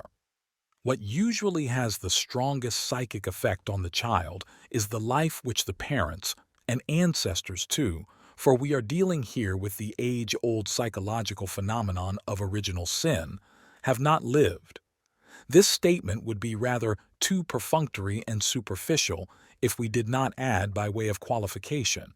That part of their lives which might have been lived had not certain somewhat threadbare excuses prevented the parents from doing so. To put it bluntly, it is that part of life which they have always shirked, probably by means of a pious lie, that sows the most virulent germs. Our author's exhortation to clear-eyed self-knowledge is therefore altogether appropriate. The nature of the case must then decide how much of the blame really rests with the parents. One should never forget that it is a question of original sin, a sin against life and not a contravention of man-made morality, and that the parents must therefore be viewed as children of the grandparents. The curse of the house of Atreus is no empty phrase, nor should one fall into the error of thinking that the form or intensity of the child's reaction necessarily depends upon the peculiar nature of the parent's problems. Very often these act as a catalyst and produce effects which could be better explained by heredity than by psychic causality. The causal significance of parental problems for the psyche of the child would be seriously misunderstood if they were always interpreted in an exaggeratedly personal way as moral problems. More often, we seem to be dealing with some fate-like ethos beyond the reach of our conscious judgment. Such things as proletarian inclinations in the scions of noble families, outbursts of criminality in the offspring of the respectable or over-virtuous, a paralyzing or impassioned laziness in the children of successful businessmen, are not just bits of life that have been left deliberately unlived, but compensations wrought by fate, functions of a natural ethos which casts down the high and mighty and exalts the humble. Against this, neither education nor psychotherapy is of any avail. The most they can do, if reasonably applied, is to encourage the child to fulfill the task imposed upon him by the natural ethos. The guilt of the parents is impersonal, and the child should pay for it no less impersonally. Parental influence only becomes a moral problem in face of conditions which might have been changed by the parents, but were not, either from gross negligence, slothfulness, neurotic anxiety, or soulless conventionality. In this matter, a grave responsibility often rests with the parents, and nature has no use for the plea that one did not know. Not knowing acts like guilt. Francis WICKES'S book also raises the following problem in the mind of the thoughtful reader: the psychology of identity, which precedes ego consciousness, indicates what the child is by virtue of his parents. But what he is as an individuality distinct from his parents can hardly be explained by the causal relationship to the parents. We ought rather to say that it is not so much the parents as their ancestors, the grandparents and great-grandparents, who are the true progenitors, and that these explain the individuality of the children far more than the immediate and, so to speak, accidental parents. In the same way, the true psychic individuality of the child is something new in respect of the parents and cannot be derived from their psyche. It is a combination of collective factors which are only potentially present in the parental psyche and are sometimes wholly invisible. Not only the child's body, but his soul, too, proceeds from his ancestry, insofar as it is individually distinct from the collective psyche of mankind. The child's psyche, prior to the stage of ego consciousness, is very far from being empty and devoid of content. Scarcely has speech developed when, in next to no time, consciousness is present, and this, with its momentary contents and its memories, exercises an intensive check upon the previous collective contents. That such contents exist in the child who has not yet attained to ego consciousness is a well-attested fact. The most important evidence in this respect is the dreams of 3- and 4-year-old children, among which there are some so strikingly mythological and so fraught with meaning that one would take them at once for the dreams of grown-ups, did one not know who the dreamer was. They are the last vestiges of a dwindling collective psyche, which dreamingly reiterates the perennial contents of the human soul. From this phase there spring many childish fears and dim, unchildlike premonitions which, rediscovered in later phases of life, form the basis of the belief in reincarnation. But from this sphere also spring those flashes of insight and lucidity which give rise to the proverb, "Children and fools speak the truth." Because of its universal distribution, the collective psyche, which is still so close to the small child, perceives not only the background of the parents, but, ranging further afield, the depths of good and evil in the human soul. The unconscious psyche of the child is truly limitless in extent and of incalculable age. Behind the longing to be a child again, or behind the anxiety dreams of children, there is, with all due respect to the parents, more than the joys of the cradle or a bad upbringing. Primitive peoples often hold the belief that the soul of the child is the incarnation of an ancestral spirit, for which reason it is dangerous to punish children, lest the ancestral spirit be provoked. This belief is only a more concrete formulation of the views I have outlined above. The infinity of the child's preconscious soul may disappear with it, or it may be preserved. The remnants of the child's soul in the adult are his best and worst qualities. At all events, they are the mysterious spiritus rector of our weightiest deeds and of our individual destinies, whether we are conscious of it or not. It is they which make kings or pawns of the insignificant figures who move about on the checkerboard of life, turning some poor devil of a casual father into a ferocious tyrant, or a silly goose of an unwilling mother into a goddess of fate. For behind every individual father there stands the primordial image of the father, and behind the fleeting personal mother the magical figure of the Magna Mater. These archetypes of the collective psyche, whose power is magnified in immortal works of art and in the fiery tenets of religion, are the dominants that rule the preconscious soul of the child, and, when projected upon the human parents, lend them a fascination which often assumes monstrous proportions. From that, there arises the false etiology of neurosis which, in Freud, ossified into a system, the Oedipus complex. And that is also why, in the later life of the neurotic, the images of the parents can be criticized, corrected, and reduced to human dimensions, while yet continuing to work like divine agencies. Did the human father really possess this mysterious power, his sons would soon liquidate him, or, even better, would refrain from becoming fathers themselves. For what ethical person could possibly bear so gigantic a responsibility? Far better to leave this sovereign power to the gods, with whom it had always rested before man became enlightened. Child development and education. It is with a certain hesitation that I undertake the task of presenting to you, in a brief lecture, the connection between the findings of analytical psychology and the general problems of education. In the first place, it is a large and extensive field of human experience which cannot possibly be covered in a few pithy sentences.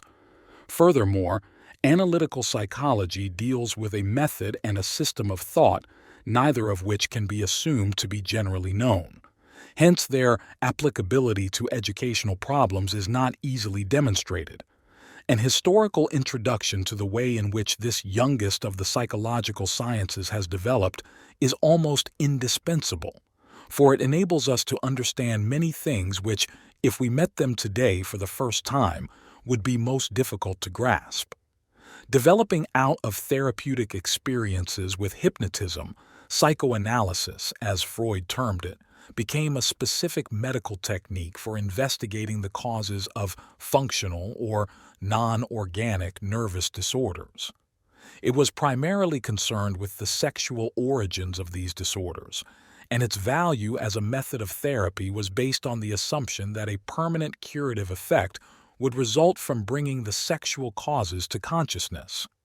The entire Freudian school still takes this view of psychoanalysis and refuses to recognize any causation of nervous disorders other than the sexual. Although originally subscribing to this method, I have, during the course of years, developed the conception of analytical psychology, which lays stress on the fact that psychological investigation along psychoanalytic lines has left the narrow confines of a medical technique with its restriction to certain theoretical assumptions, and has passed over into the general field of normal psychology. Therefore, when I speak of the connection between analytical psychology and education, I am leaving Freudian analysis out of account. Since the latter is a psychology which deals exclusively with the ramifications of the sexual instinct in the psyche, it would be pertinent to the discussion only if we were dealing exclusively with the sexual psychology of the child. But at the outset, I must make it perfectly clear that I in no way support those views which maintain that the relation of the child to the parents or to his brothers, sisters, comrades is to be explained simply as the immature beginnings of the sexual function. Those views, surely not unknown to you, are in my opinion premature and one-sided generalizations which have already given rise to the most absurd misinterpretations. When pathological phenomena are present to a degree which would justify a psychological explanation along sexual lines, it is not the child's own psychology that is fundamentally responsible, but the sexually disturbed psychology of the parents. The mind of the child is extremely susceptible and dependent, and is steeped for a long time in the atmosphere of his parental psychology, only freeing itself from this influence relatively late, if at all. I will now try to give you some idea of the fundamental viewpoints of analytical psychology which are useful in considering the mind of the child, especially at school age. You must not think that I am in a position to offer you a list of hints for immediate application. All I can do is to provide a deeper insight into the general laws which underlie the psychic development of the child. But I shall be content if, from what I am able to give you, you carry away a sense of the mysterious evolution of the highest human faculties. The great responsibility which devolves upon you as educators of the next generation will prevent you from forming hasty conclusions, for there are certain viewpoints which need to germinate, often for a long time before they can profitably be put into practice. The deepened psychological knowledge of the teacher should not, as unfortunately sometimes happens, be unloaded directly on the child. Rather, it should help the teacher to adopt an understanding attitude towards the child's psychic life. This knowledge is definitely for adults, not for children. What they are given must always be something elementary and suited to the immature mind. One of the most important achievements of analytical psychology is undoubtedly the recognition of the biological structure of the mind, but it is not easy to put into a few words something that has taken many years to discover. Therefore, if at first I seem to range rather far afield, I do so only in order to bring certain general reflections to bear upon the particular problem of the child mind. Experimental psychology, represented at its best by the school of Wundt, has, as you know, occupied itself exclusively with the psychology of normal consciousness, as though the mind consisted solely of conscious phenomena. But medical psychology, especially the French school, was soon forced to recognize the existence of unconscious psychic phenomena. We know today that the conscious mind consists only of those ideational complexes which are directly associated with the ego. Those psychic factors which possess only a slight degree of intensity, or those which once had intensity but have lost it again, are under the threshold, that is, they are subliminal and belong to the sphere of the unconscious. By virtue of its indefinite extension, the unconscious might be compared to the sea, while consciousness is like an island rising out of its midst. This comparison, however, must not be pushed too far, for the relation of conscious to unconscious is essentially different from that of an island to the sea. It is not in any sense a stable relationship, but a ceaseless welling up, a constant shifting of content, for, like the conscious, the unconscious is never at rest, never stagnant. It lives and works in a state of perpetual interaction with the conscious. Conscious contents that have lost their intensity or their actuality sink into the unconscious, and this we call forgetting. Conversely, out of the unconscious, There rise up new ideas and tendencies which, as they emerge into consciousness, are known to us as fantasies and impulses. The unconscious is the matrix out of which consciousness grows, for consciousness does not enter the world as a finished product, but is the end result of small beginnings. This development takes place in the child. During the first years of life, there is hardly any consciousness, though the existence of psychic processes manifests itself at a very early stage. These processes, however, are not grouped round an organized ego. They have no center and therefore no continuity, lacking which a conscious personality is impossible. Consequently, the child has in our sense no memory, despite the plasticity and susceptibility of its psychic organ. Only when the child begins to say "I" is there any perceptible continuity of consciousness. But in between there are frequent periods of unconsciousness. One can actually see the conscious mind coming into existence through the gradual unification of fragments.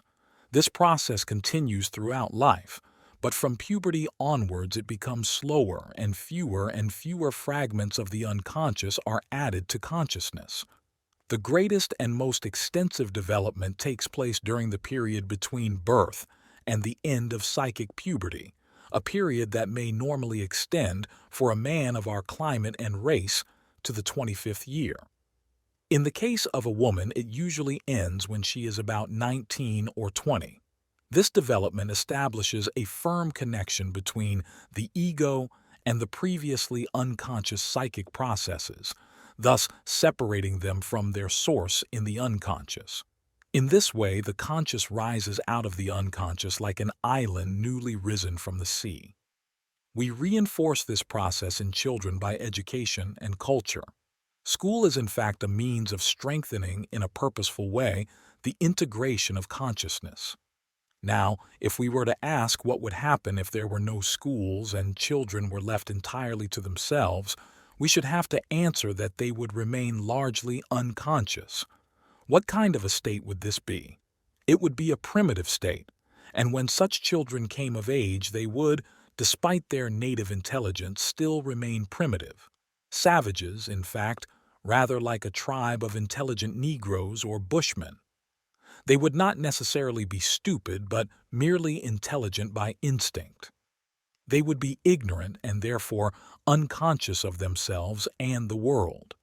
Beginning life on a very much lower cultural level, they would differentiate themselves only slightly from the primitive races. This possibility of regression to the primitive stage is explained by the fundamental biogenetic law which holds good not only for the development of the body but also in all probability for that of the psyche. According to this law, the evolution of the species repeats itself in the embryonic development of the individual.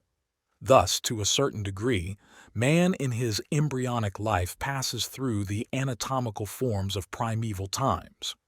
If the same law holds for the mental development of mankind, it follows that the child develops out of an originally unconscious animal condition into consciousness, primitive at first, and then slowly becoming more civilized. The condition during the first 2 or 3 years of his life, when the child is unconscious of himself, may be compared to the animal state.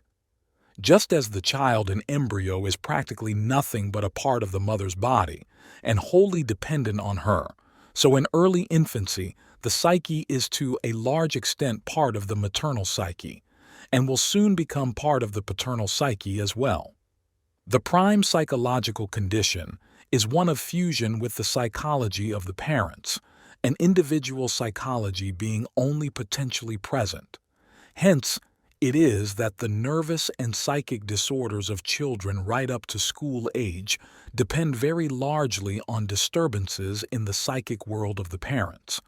All parental difficulties reflect themselves without fail in the psyche of the child, sometimes with pathological results. The dreams of small children often refer more to the parents than to the child itself. Long ago, I observed some very curious dreams in early childhood, for instance, the first dreams patients could remember, They were big dreams, and their content was often so very unchildlike that at first I was convinced they could be explained by the psychology of the parents. There was the case of a boy who dreamt out the whole erotic and religious problem of his father. The father could remember no dreams at all, so for some time I analyzed the father through the dreams of his 8-year-old son. Eventually, the father began to dream himself, and the dreams of the child stopped. Later on, I realized that the peculiar dreams of small children are genuine enough, since they contain archetypes which are the cause of their apparently adult character. A marked change occurs when the child develops consciousness of his ego, a fact which is registered by his referring to himself as I. This change normally takes place between the 3rd and 5th year, but it may begin earlier. From this moment, we can speak of the existence of an individual psyche, though normally the psyche attains relative independence only after puberty. Up till then, it has been largely the plaything of instinct and environment. The child who enters school at 6 is still, for the most part, the psychic product of his parents, endowed, it is true, with the nucleus of ego consciousness, but incapable of asserting his unconscious individuality. One is often tempted to interpret children who are peculiar, obstinate, disobedient, or difficult to handle as especially individual or self-willed. This is a mistake. In such cases, we should always examine the parental milieu, its psychological conditions and history. Almost without exception, we discover in the parents the only valid reasons for the child's difficulties. His disquieting peculiarities are far less the expression of his own inner life than a reflection of disturbing influences in the home. If the physician has to deal with nervous disorders in a child of this age, he will have to pay serious attention to the psychic state of the parents, to their problems, the way they live and do not live, the aspirations they have fulfilled or neglected, and to the predominant family atmosphere and the method of education. All these psychic conditions influence a child profoundly. In his early years, the child lives in a state of participation mystique with his parents. Time and again, it can be seen how he reacts immediately to any important developments in the parental psyche. Needless to say, both the parents and the child are unconscious of what is going on. The infectious nature of the parents' complexes can be seen from the effect their mannerisms have on their children. Even when they make completely successful efforts to control themselves, so that no adult could detect the least trace of a complex, the children will get wind of it somehow. I remember a very revealing case of 3 girls who had a most devoted mother. When they were approaching puberty, they confessed shamefacedly to each other that for years they had suffered from horrible dreams about her. They dreamt of her as a witch or a dangerous animal, and they could not understand it at all since their mother was so lovely and so utterly devoted to them. Years later, the mother became insane, and in her insanity would exhibit a sort of lycanthropy in which she crawled about on all fours and imitated the grunting of pigs, the barking of dogs, and the growling of bears. This is an expression of primitive identity, from which the individual consciousness frees itself only gradually. In this battle for freedom, the school plays a not unimportant part, as it is the first milieu the child finds outside his home. School comrades take the place of brothers and sisters. The teacher, if a man, acts as a substitute for the father, and if a woman, for the mother. It is important that the teacher should be conscious of the role he is playing. He must not be satisfied with merely pounding the curriculum into the child. He must also influence him through his personality. This latter function is at least as important as the actual teaching, if not more so in certain cases. Though it is a misfortune for a child to have no parents, it is equally dangerous for him to be too closely bound to his family. An excessively strong attachment to the parents is a severe handicap in his later adaptation to the world. For a growing human being is not destined to remain forever the child of his parents. There are, unfortunately, many parents who keep their children infantile because they themselves do not wish to grow old and give up their parental authority and power. In this way, they exercise an extremely bad influence over their children, since they deprive them of every opportunity for individual responsibility.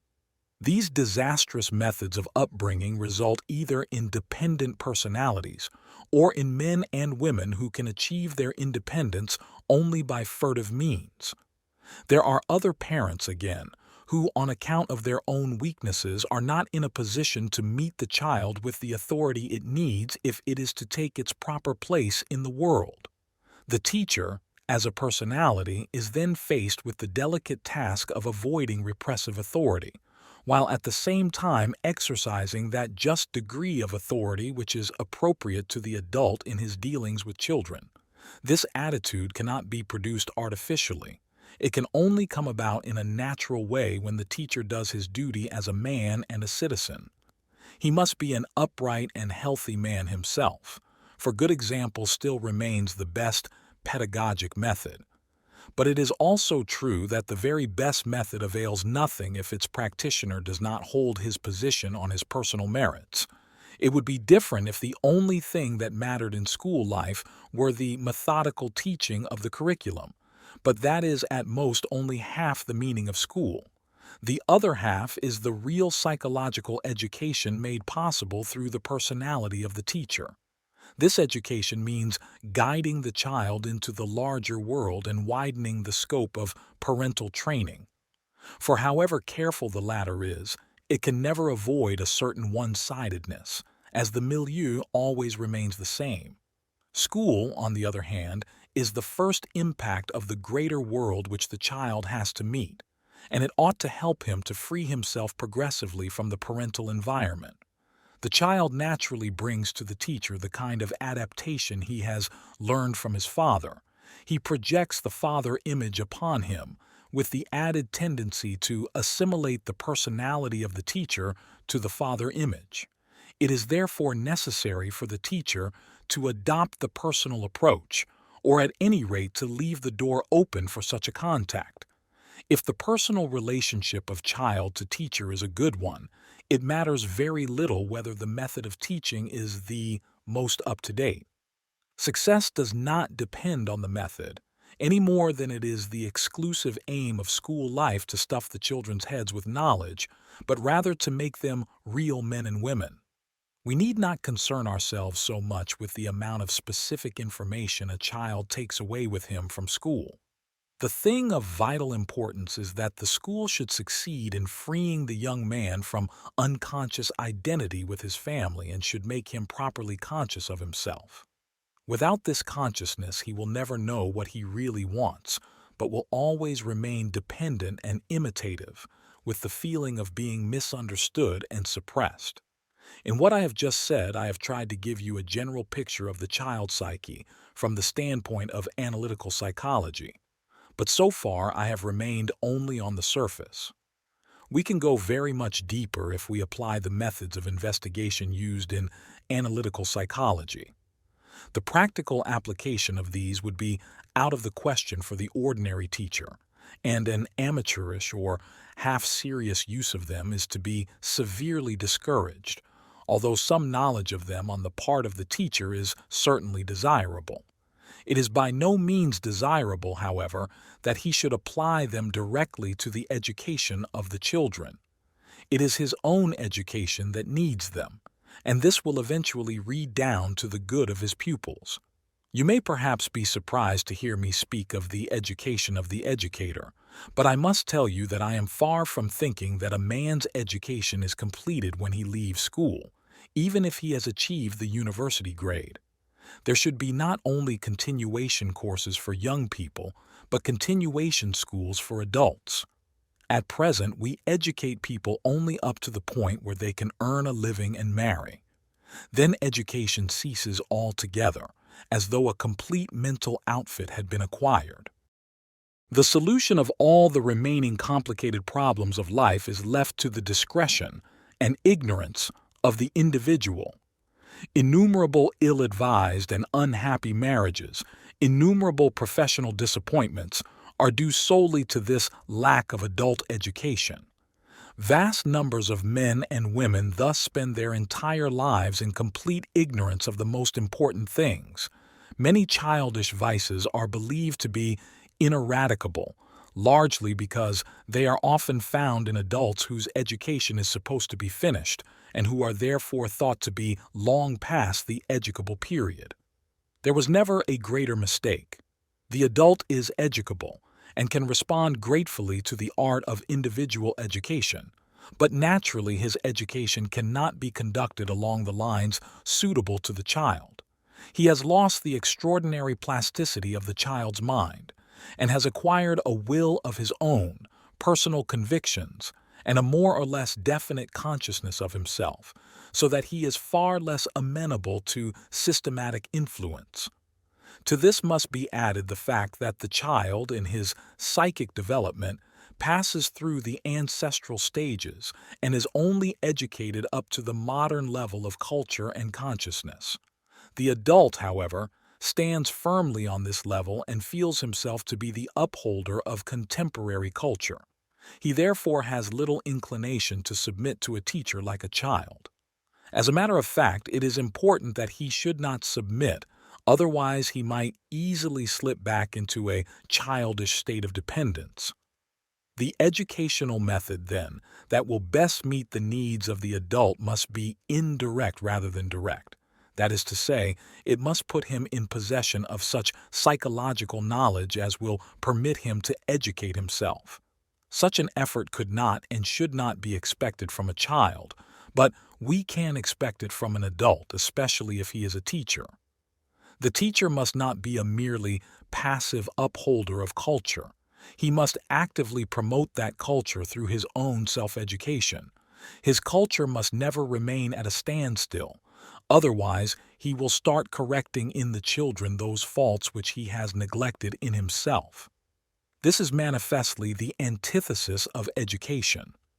Analytical psychology has given considerable thought to the methods for aiding the adult in his psychic growth, but if I speak to you about them now, it is for the sole purpose of making clear the possibilities of continued self-education. I must warn you again most emphatically that it would be very unsound to apply these methods directly to children.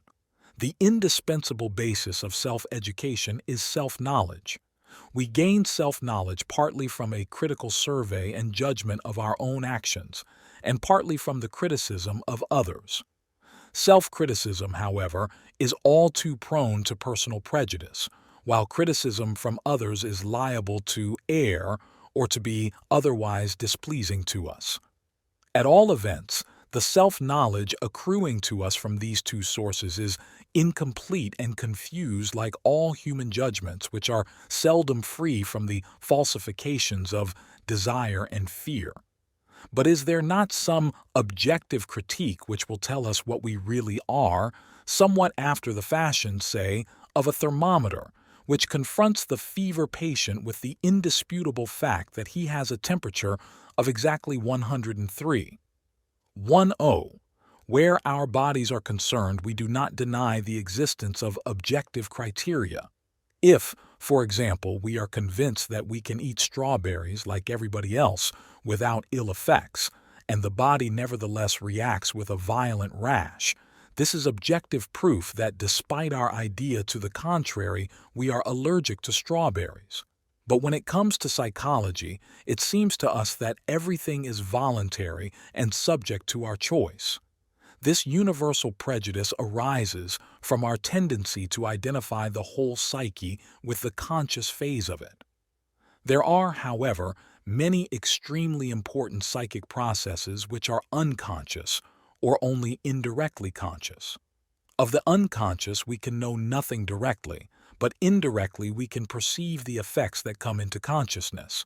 If everything in consciousness were, as it seems, subject to our will and choice, then we could not discover anywhere an objective criterion by which to test our self-knowledge. Yet there is something independent of desire and fear, something as impersonal as a product of nature, that enables us to know the truth about ourselves.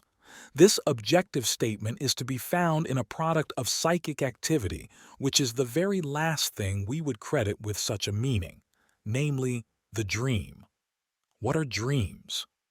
Dreams are products of unconscious psychic activity occurring during sleep. In this condition, the mind is to a large extent withdrawn from our voluntary control. With the small portion of consciousness that remains to us in the dream state, we apperceive what is going on, but we are no longer in a position to guide the course of psychic events according to our wish and purpose. Hence, we are also robbed of the possibility of deceiving ourselves. The dream is a spontaneous process resulting from the independent activity of the unconscious, and is as far removed from our conscious control as, shall we say, the physiological activity of digestion. Therefore, we have in it an absolutely objective process from the nature of which we can draw objective conclusions about the situation as it really is. That is all very well, you will say, but how in the world is it possible to draw trustworthy conclusions from the fortuitous and chaotic confusion of a dream? To this, I hasten to reply that dreams are only apparently fortuitous and chaotic. On closer inspection, we discover a remarkable sequence in the dream images, both in relation to one another and in relation to the content of waking consciousness. This discovery was made by means of a relatively simple procedure, which works as follows. The body of the dream is divided into its separate portions or images, and all the free associations to each portion are collected. In doing this, we soon become aware of an extremely intimate connection between the dream images and the things that occupy our thoughts in the waking state, although the meaning of this connection may not be immediately apparent. By collecting all the associations, we complete the preliminary part of the dream analysis, thus establishing the context which shows the manifold connections of the dream with the contents of consciousness and the intimate way in which it is bound up with the tendencies of the personality. When we have illuminated the dream from all sides, we can begin the second part of our task, namely, the interpretation of the material before us. Here, as everywhere in science, we must rid ourselves of prejudice as far as possible and let the material speak for itself. In very many cases, a single glance at the dream and the assembled material suffices to give us at least an intuition of its meaning, and no special effort of thought is needed to interpret it. In other cases, it requires much labor and considerable experience. Unfortunately, I cannot enter here into the far-reaching question of dream symbolism. Massive tomes have been written on this subject, and although in practice we cannot do without the experience stored up in these volumes, there are many cases where sound common sense is enough. By way of illustration, I shall now give you a short dream, together with its meaning. The dreamer was a man with an academic education, about 50 years of age. I knew him only slightly, and our occasional meetings consisted mostly of humorous jibes on his part at what we called the game of dream interpretation. On one of these occasions, he asked me laughingly if I was still at it. I replied that he obviously had a very mistaken idea of the nature of dreams. He then remarked that he had just had a dream which I must interpret for him. I said I would do so, and he told me the following dream. He was alone in the mountains and wanted to climb a very high, steep mountain which he could see towering in front of him. At first the ascent was laborious, but then it seemed to him that the higher he climbed, the more he felt himself being drawn towards the summit. Faster and faster he climbed, and gradually a sort of ecstasy came over him. He felt he was actually soaring up on wings, and when he reached the top he seemed to weigh nothing at all, and stepped lightly off into empty space. Here he awoke. He wanted to know what I thought of his dream. I knew that he was not only an experienced but an ardent mountain climber, so I was not surprised to see yet another vindication of the rule that dreams speak the same language as the dreamer. Knowing that mountaineering was such a passion with him, I got him to talk about it. He seized on this eagerly and told me how he loved to go alone without a guide, because the very danger of it had a tremendous fascination for him. He also told me about several dangerous tours, and the daring he displayed made a particular impression on me. I asked myself what it could be that impelled him to seek out such dangerous situations, apparently with an almost morbid enjoyment. Evidently, a similar thought occurred to him, for he added, becoming at the same time more serious, that he had no fear of danger since he thought that death in the mountains would be something very beautiful. This remark threw a significant light on the dream. Obviously, he was looking for danger, possibly with the unavowed idea of suicide. But why should he deliberately seek death? There must be some special reason. I therefore threw in the remark that a man in his position ought not to expose himself to such risks, to which he replied very emphatically that he would never give up his mountains, that he had to go to them in order to get away from the city and his family. This sticking at home does not suit me, he said. Here was a clue to the deeper reason for his passion. I gathered that his marriage was a failure, and that there was nothing to keep him at home. Also, he seemed disgusted with his professional work. It occurred to me that his uncanny passion for the mountains must be an avenue of escape from an existence that had become intolerable to him. I therefore privately interpreted the dream as follows. Since he still clung on to life in spite of himself, the ascent of the mountain was at first laborious, but the more he surrendered himself to his passion, the more it lured him on and lent wings to his feet. Finally, it lured him completely out of himself. He lost all sense of bodily weight and climbed even higher than the mountain, out into empty space. Obviously, this meant death in the mountains. After a pause, he said suddenly, "Well, we've talked about all sorts of other things. You were going to interpret my dream. What do you think about it?" I told him quite frankly what I thought, namely that he was seeking his death in the mountains, and that with such an attitude he stood a remarkably good chance of finding it. "But that is absurd," he replied, laughing. "On the contrary, I am seeking my health in the mountains." Vainly, I tried to make him see the gravity of the situation. 6 months later, on the descent from a very dangerous peak, he literally stepped off into space.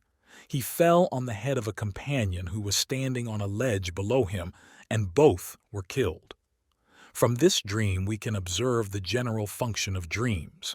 It reflects certain vital tendencies of the personality, either those whose meaning embraces our whole life, or those which are momentarily of most importance.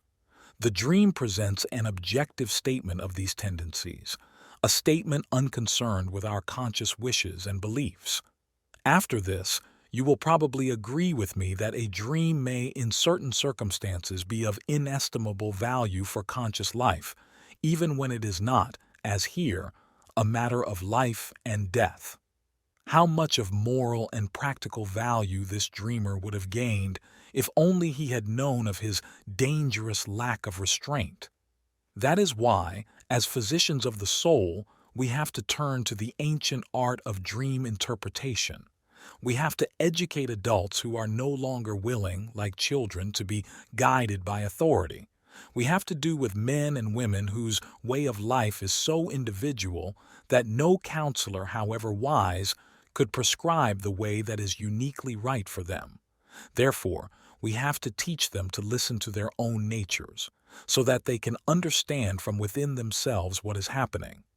So far as is possible within the limits of a lecture, I have tried to give you some insight into the world of analytical psychology and its ideas. I, for my part, shall be satisfied if what I have said is of help to you in your profession.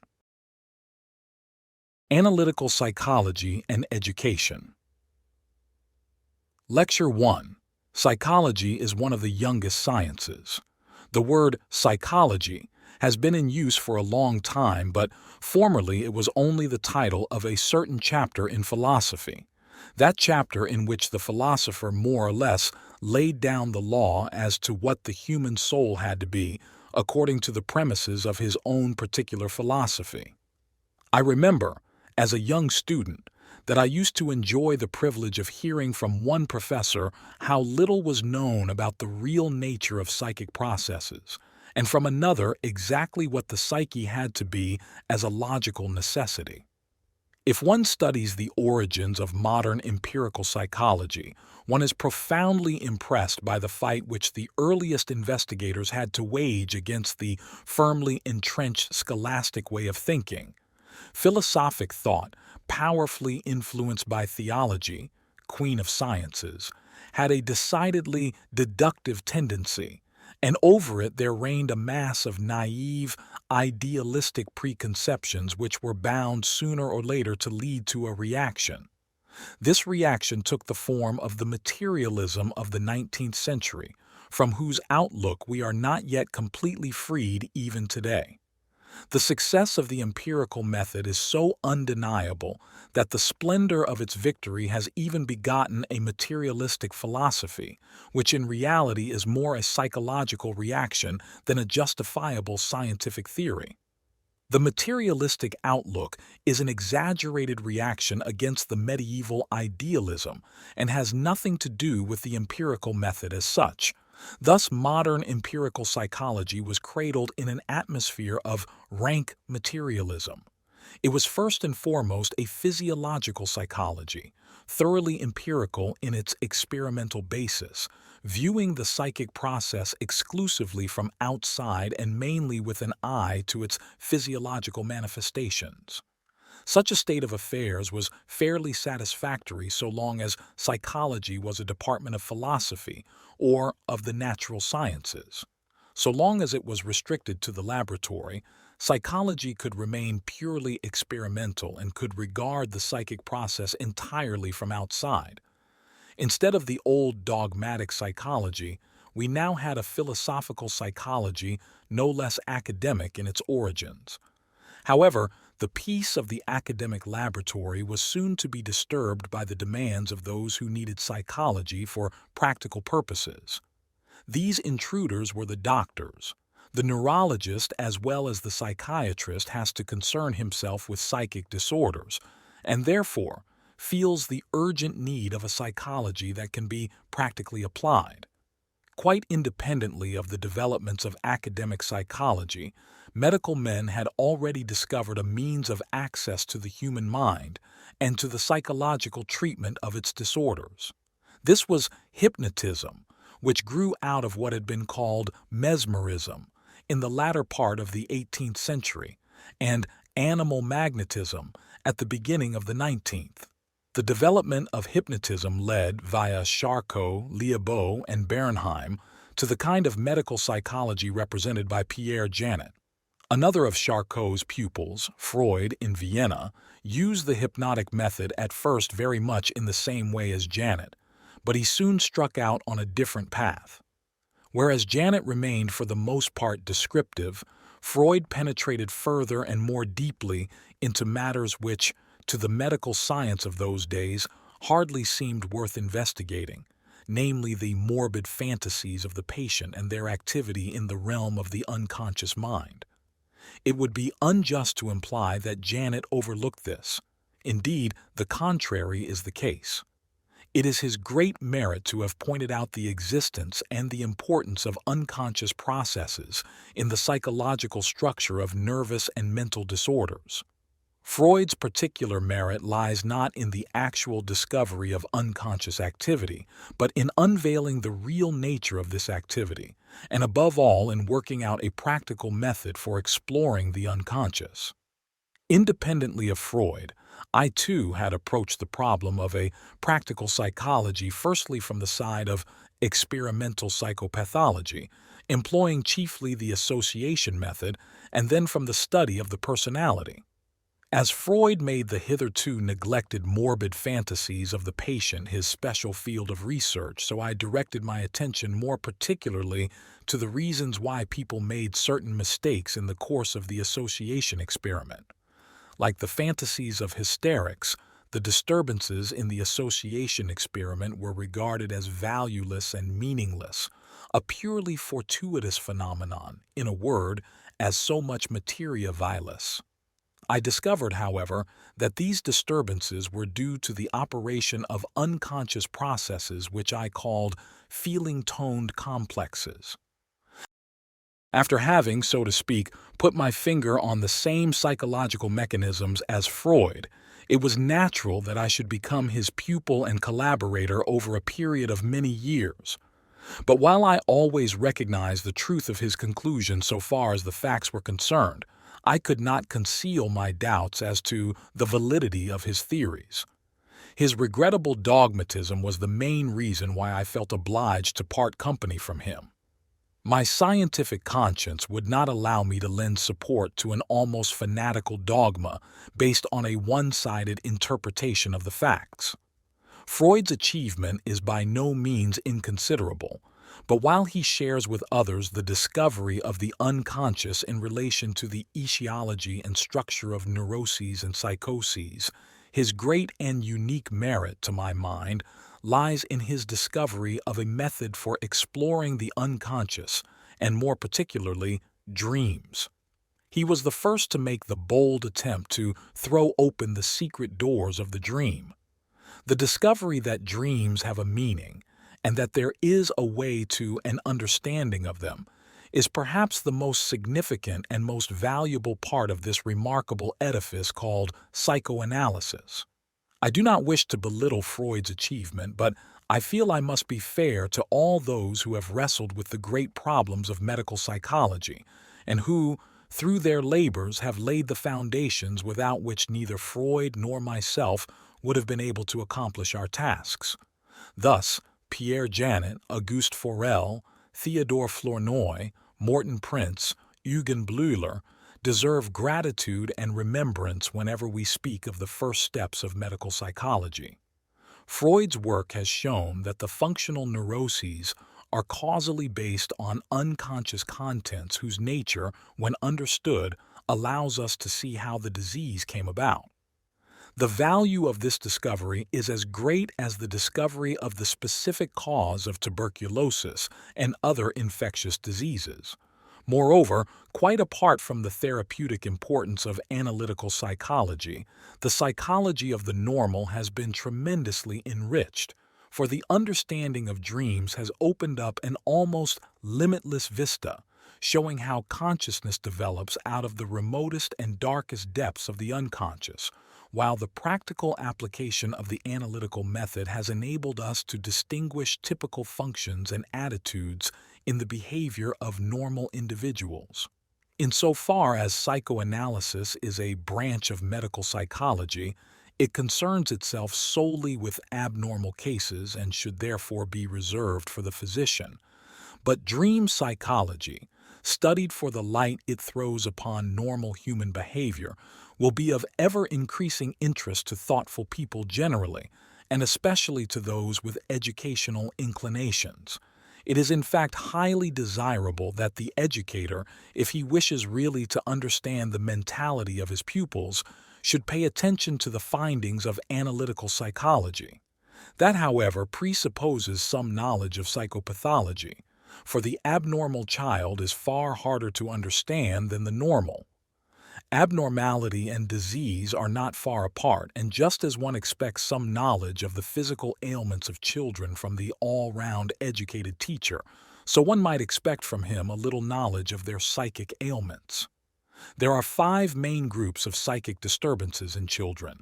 Backward children. A common form of backward child is the mental defective, characterized chiefly by low intelligence and a general incapacity to understand. The most obvious type is the phlegmatic, slow, dull-witted, stupid child.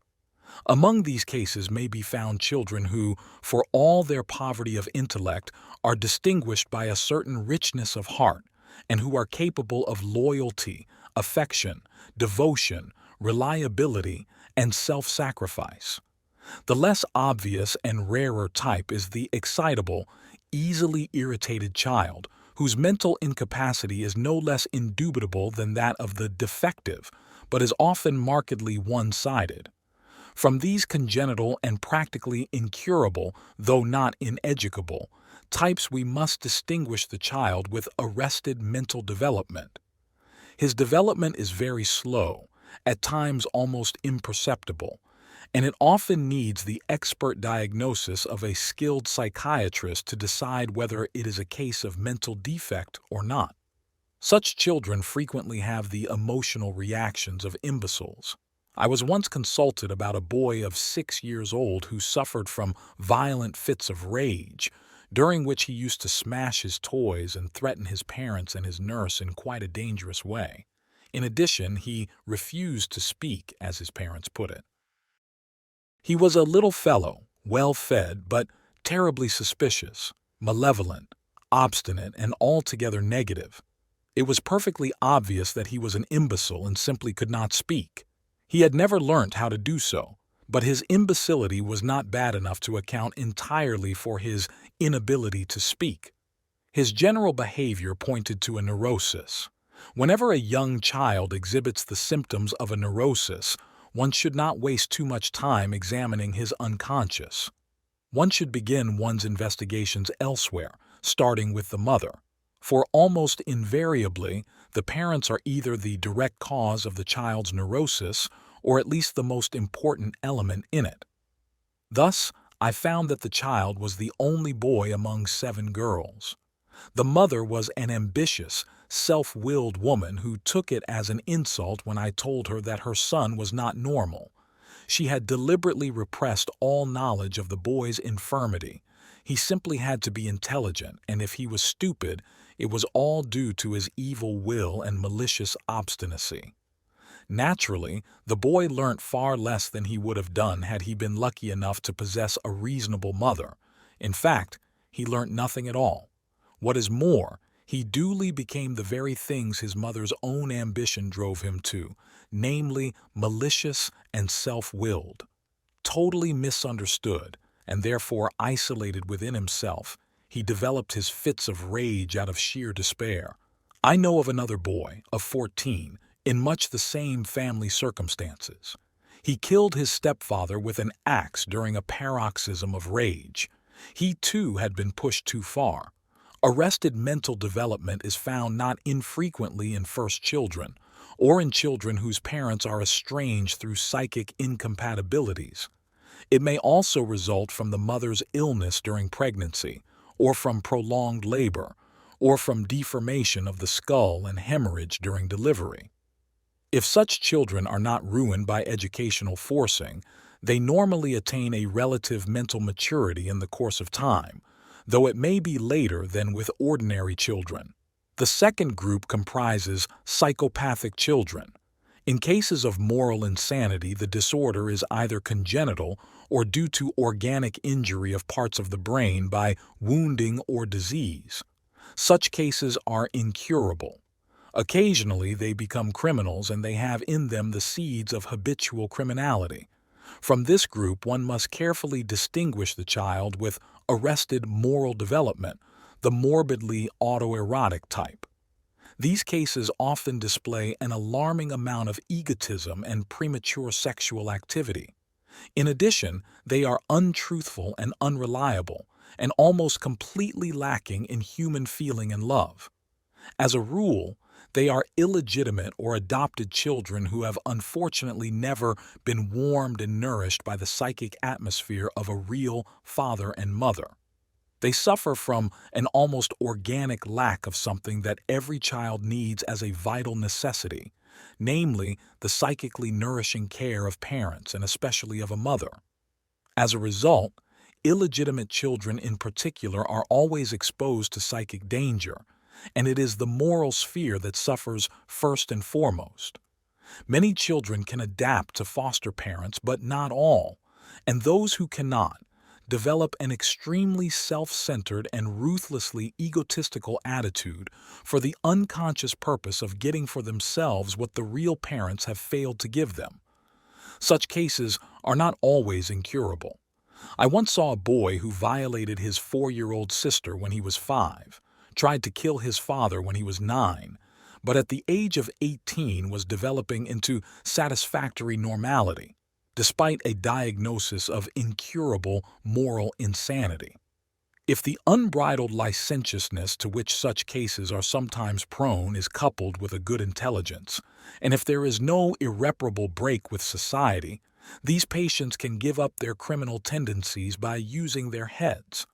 Nevertheless, it is to be observed that reason is a very flimsy barrier against pathological proclivities.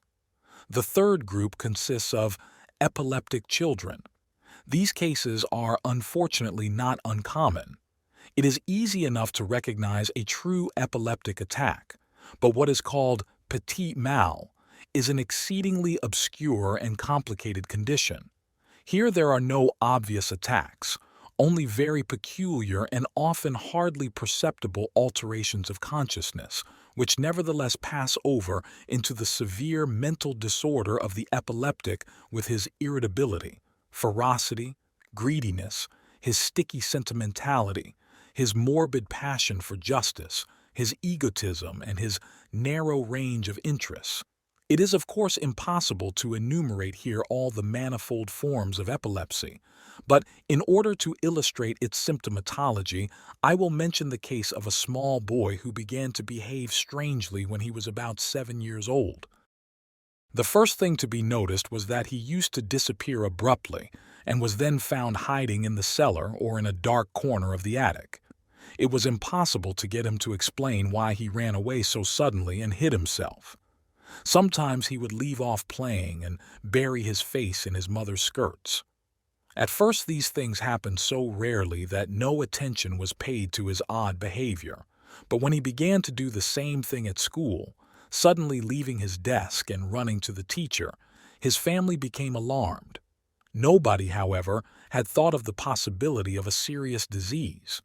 Occasionally, too, he would stop short for a few seconds in the middle of a game, or even in the middle of a sentence, without any explanation, and apparently without even knowing that the lapse had occurred. Gradually, he developed a rather disagreeable and irritable character. Sometimes he had fits of rage, and on one occasion he threw a pair of scissors at his little sister with such force that the point pierced the bone of the skull just above the eyes, nearly killing her. As the parents did not think of consulting a psychiatrist, the disease remained unrecognized, and he was treated simply as a bad boy.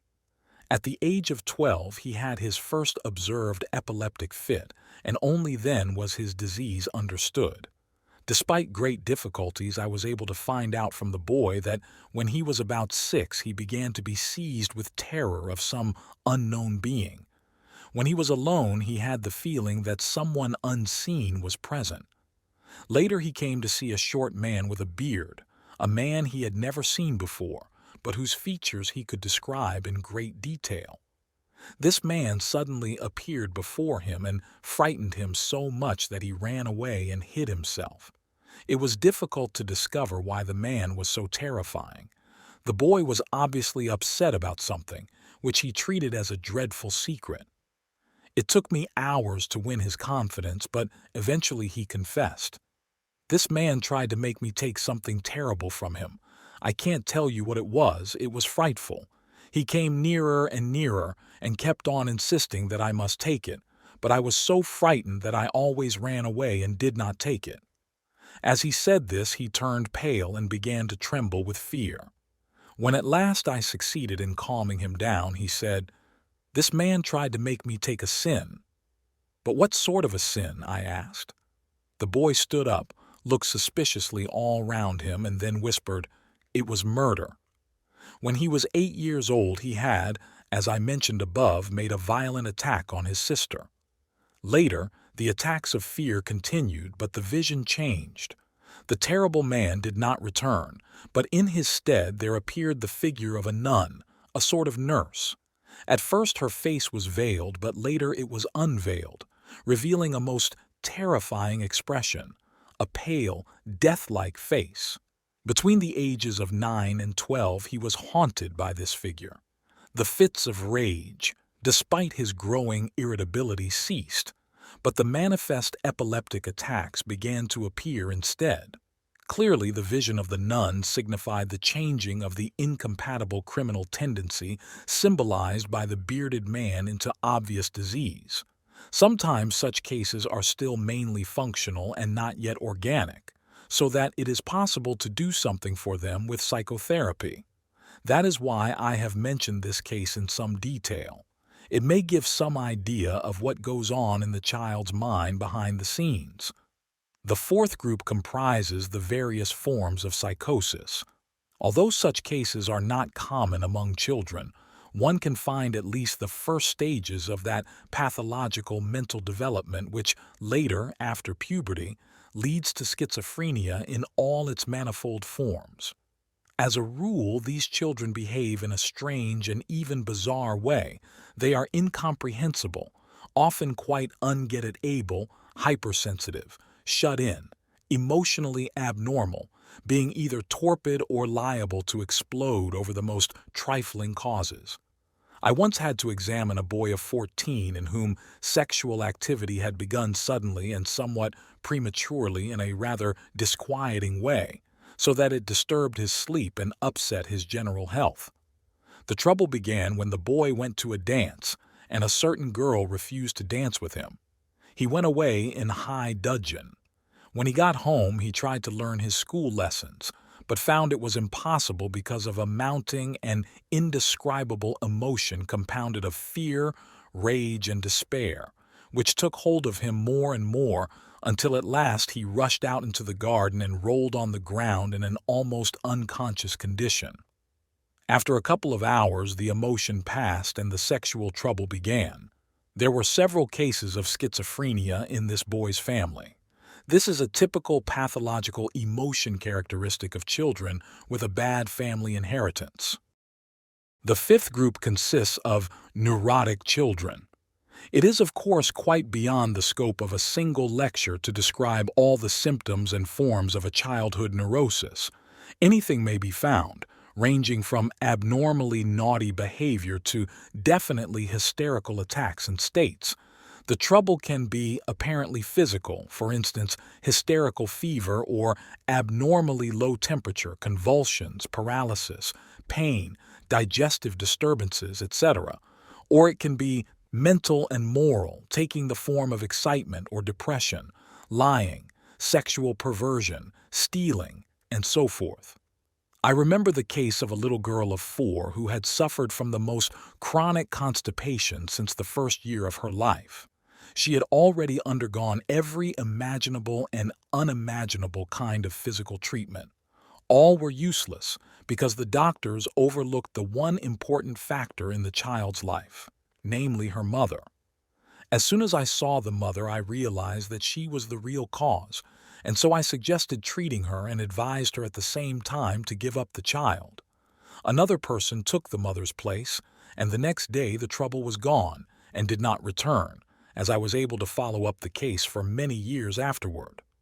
The solution of this problem was quite simple as regards the child, though of course it would not have been so had not the pathogenic influence coming from the mother been removed through analysis.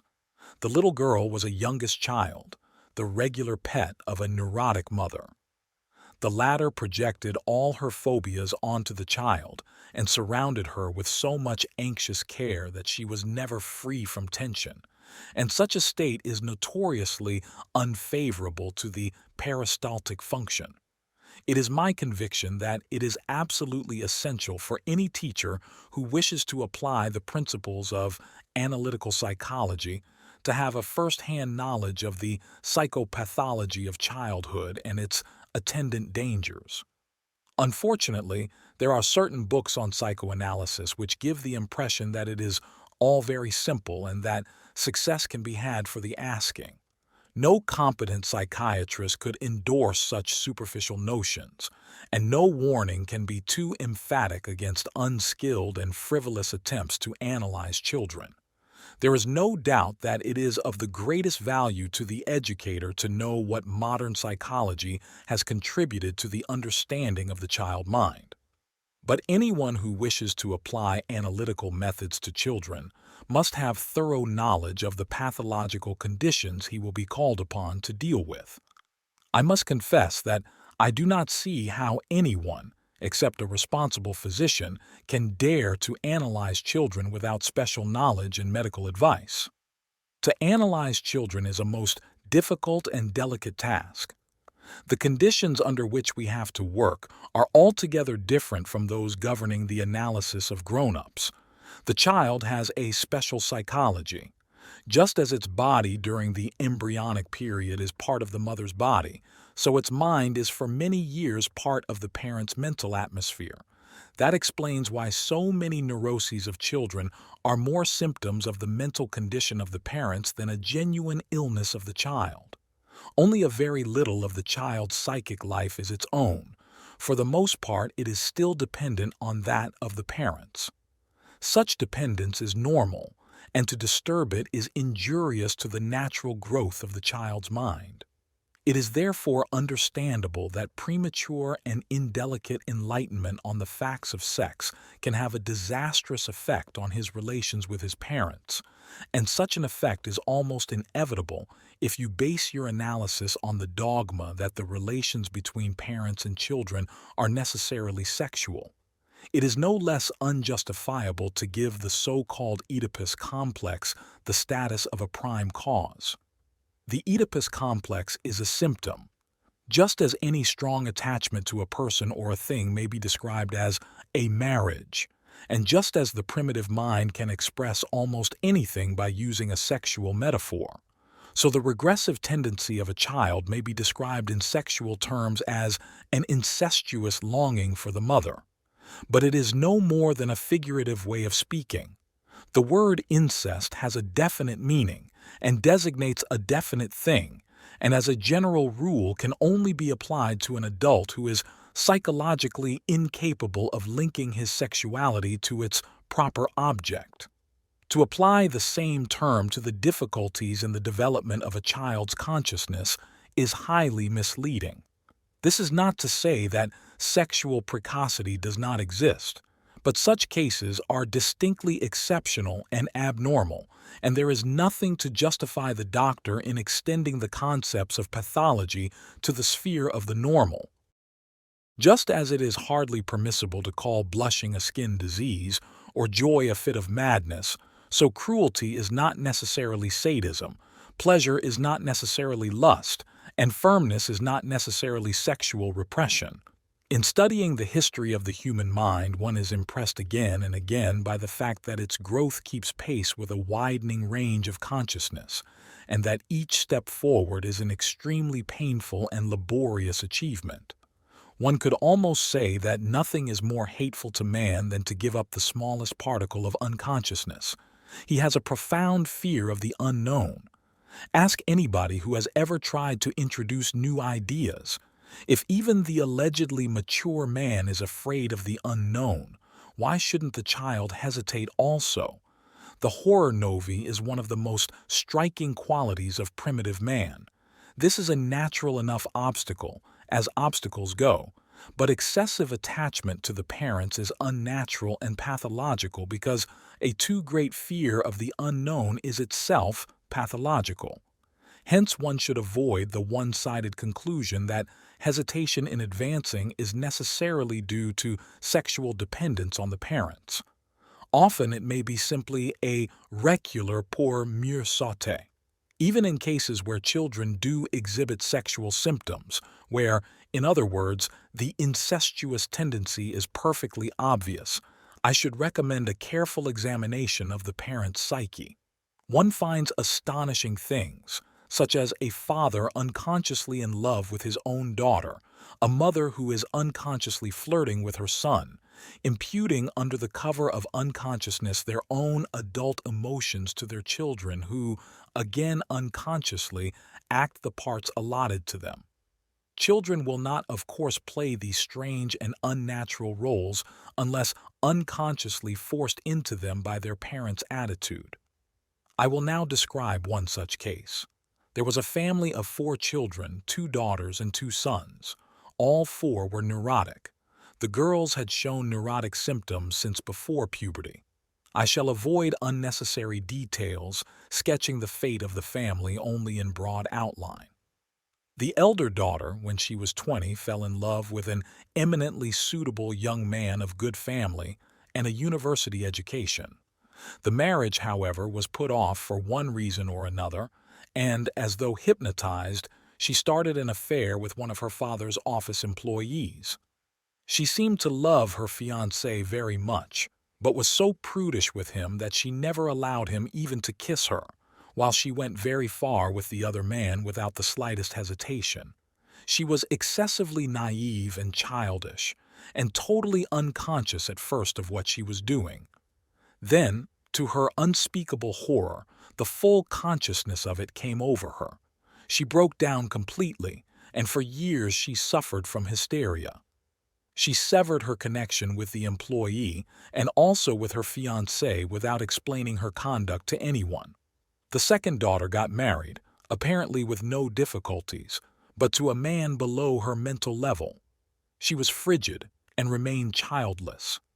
In less than a year, she had fallen so passionately in love with a friend of her husband's that it developed into a long, drawn-out love affair. The elder son, in himself a talented young man, showed the first signs of neurotic indecision when it came to choosing a career.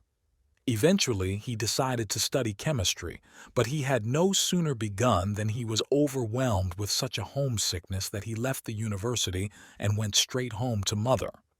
There he fell into a peculiar state of mental confusion with hallucinations, and when this state subsided again after about 6 weeks, he resolved to take up medicine. He actually went so far as to sit for the examination. Soon afterwards he became engaged. Hardly was the engagement a fact than he began to doubt the rightness of his choice. Then came anxiety states, and the engagement was broken off. Thereupon he went right off his head and had to be shut up in an asylum for several months. The second son was a psychasthenic neurotic, a woman-hater who seriously planned to remain a bachelor all his life and clung to his mother in the most sentimental way. I was called in to deal with all 4 children. In each case, the history pointed back unmistakably to the mother's secret. Eventually, I learned her story. She was a talented, vivacious woman who in her young days had received a strict, very one-sided and narrow education. With the utmost severity towards herself and with remarkable strength of character, she had adhered all her life to the principles implanted in her and allowed herself no exceptions. She had not long been married when she got to know a friend of her husband's and fell obviously in love with him. It was equally obvious to her that this love was fully reciprocated. But her principles made no provision for such an eventuality. Therefore, it had no right to exist. She always behaved as if nothing were amiss, and she kept up the part for over 20 years until the death of this man, with never a word spoken on either side. Her relations with her husband were distant and correct. In later years, she suffered from periodic melancholia. Naturally, such a state of affairs could not fail to create a very oppressive atmosphere in the home, and nothing influences children more than these silent facts in the background. They have an extremely contagious effect on the children. The daughters unconsciously imitated their mother's attitude, while the sons sought compensation by remaining, as it were, unconscious lovers, the unconscious love being overcompensated by their conscious rejection of women. As one can imagine, it is not at all easy in practice to deal with such cases. Treatment should really have begun with the mother, or rather with the relations between the father and the mother. I think that an all-round conscious realization of the situation and its implications would have had a salutary effect. Conscious realization prevents the unmentionable atmosphere, the general cluelessness, the blank disregard of the troublesome object. In short, it stops the painful content from being repressed. And though this may seem to cause the individual more suffering, he is at least suffering meaningfully and from something real. Repression has the apparent advantage of clearing the conscious mind of worry and the spirit of all its troubles. But to counter that, it causes an indirect suffering from something unreal, namely a neurosis. Neurotic suffering is an unconscious fraud and has no moral merit, as has real suffering. Apart, however, from producing a neurosis, the repressed cause of the suffering has other effects. It radiates out into the environment and, if there are children, infects them too.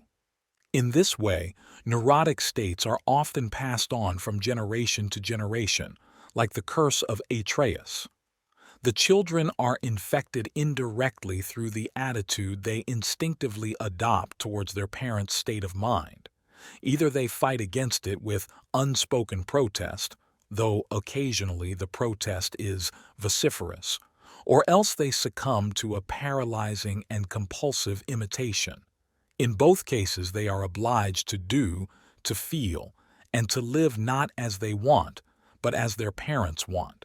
The more impressive the parents are, and the less they accept their own problems, mostly on the excuse of sparing the children, the longer the children will have to suffer from the unlived life of their parents, and the more they will be forced into fulfilling all the things the parents have repressed and kept unconscious.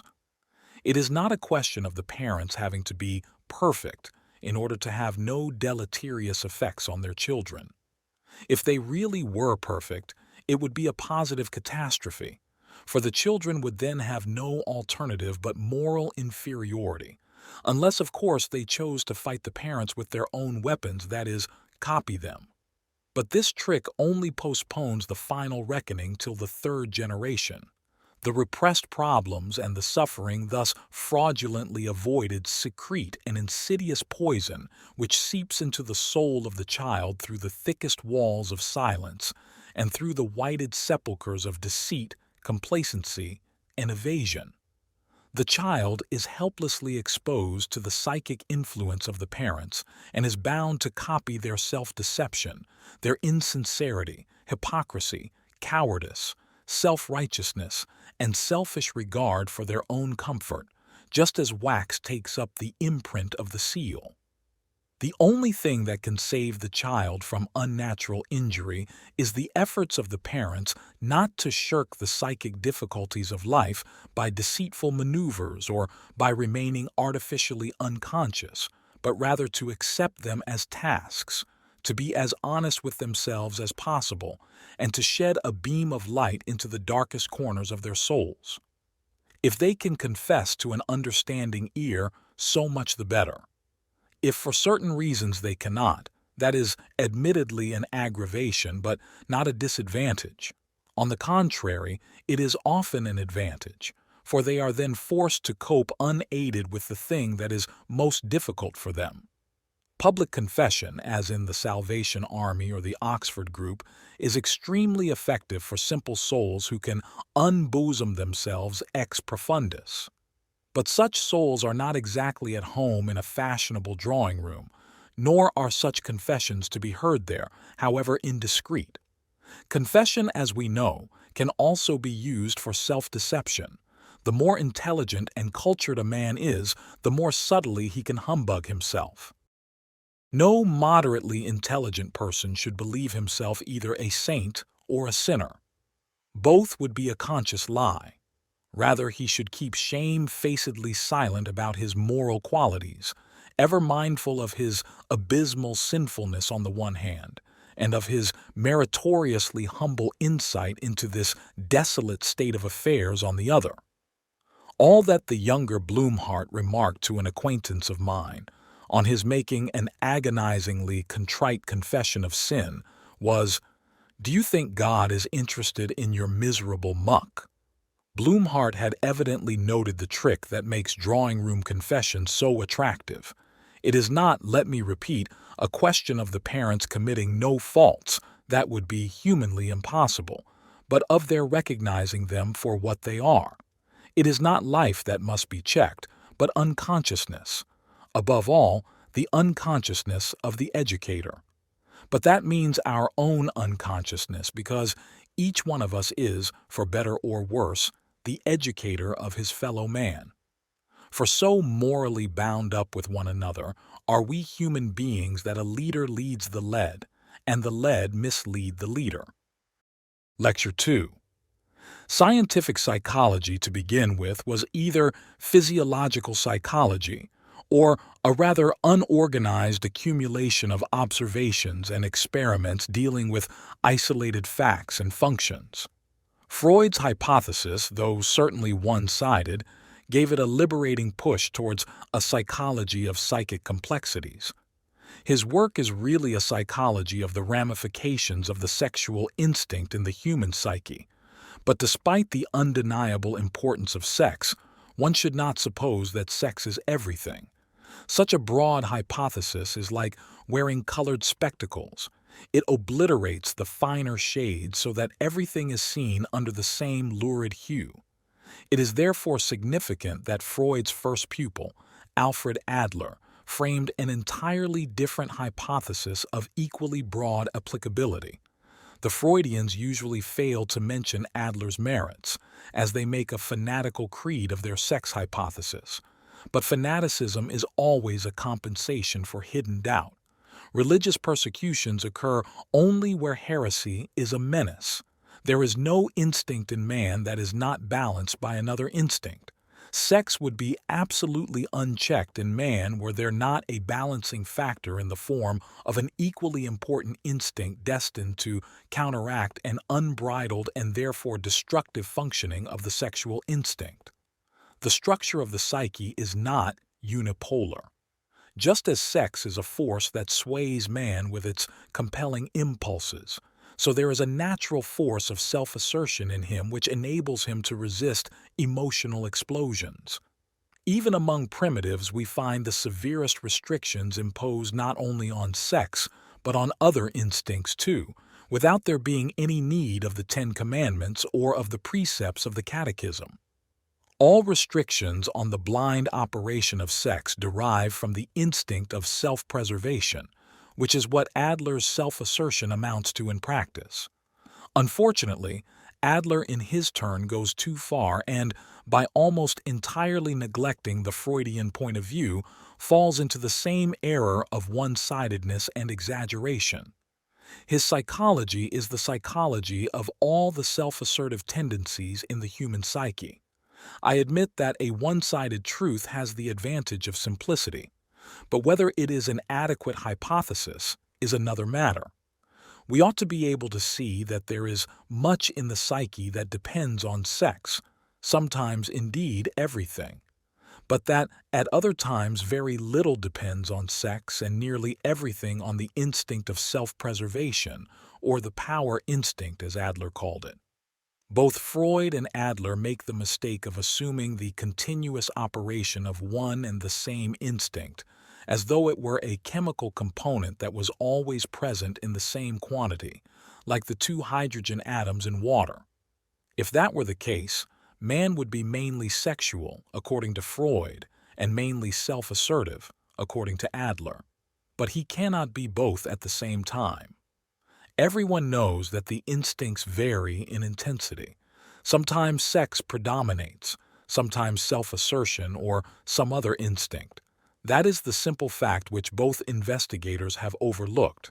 When sex predominates, everything becomes sexualized, since everything then expresses or serves the sexual purpose. When hunger predominates, practically everything has to be explained in terms of food. Why do we say, "Don't take him seriously, it's his bad day today"? Because we know that a man's psychology can be profoundly altered by a bad mood. This is even more true when dealing with powerful instincts. Freud and Adler can easily be reconciled if only we will take the trouble to regard the psyche not as a rigid and unalterable system, but as a fluid stream of events which change kaleidoscopically under the alternating influence of different instincts. Hence, we may have to explain a man on the Freudian basis before his marriage, and on the Adlerian basis afterwards, which common sense has done all along. One such a combination, however, leaves us in a rather uncomfortable situation. Instead of enjoying the apparent certainty of a single, simple truth, we feel ourselves castaways on a boundless sea of ever-changing conditions, helplessly tossed from one vagary to the next. The protean life of the psyche is a greater, if more inconvenient, truth than the rigid certainty of the one-eyed point of view. It certainly does not make the problems of psychology any easier, but it does free us from the incubus of nothing but, which is the insistent leitmotif of all one-sidedness. As soon as the discussion comes to grips with the problem of instinct, everything gets into a dreadful muddle. How are we to distinguish the instincts from one another? How many instincts are there? What are instincts anyway? Thus you immediately get involved in biology and find yourself in more of a muddle than ever. I would therefore advise restriction to the psychological sphere without any assumptions as to the nature of the underlying biological process.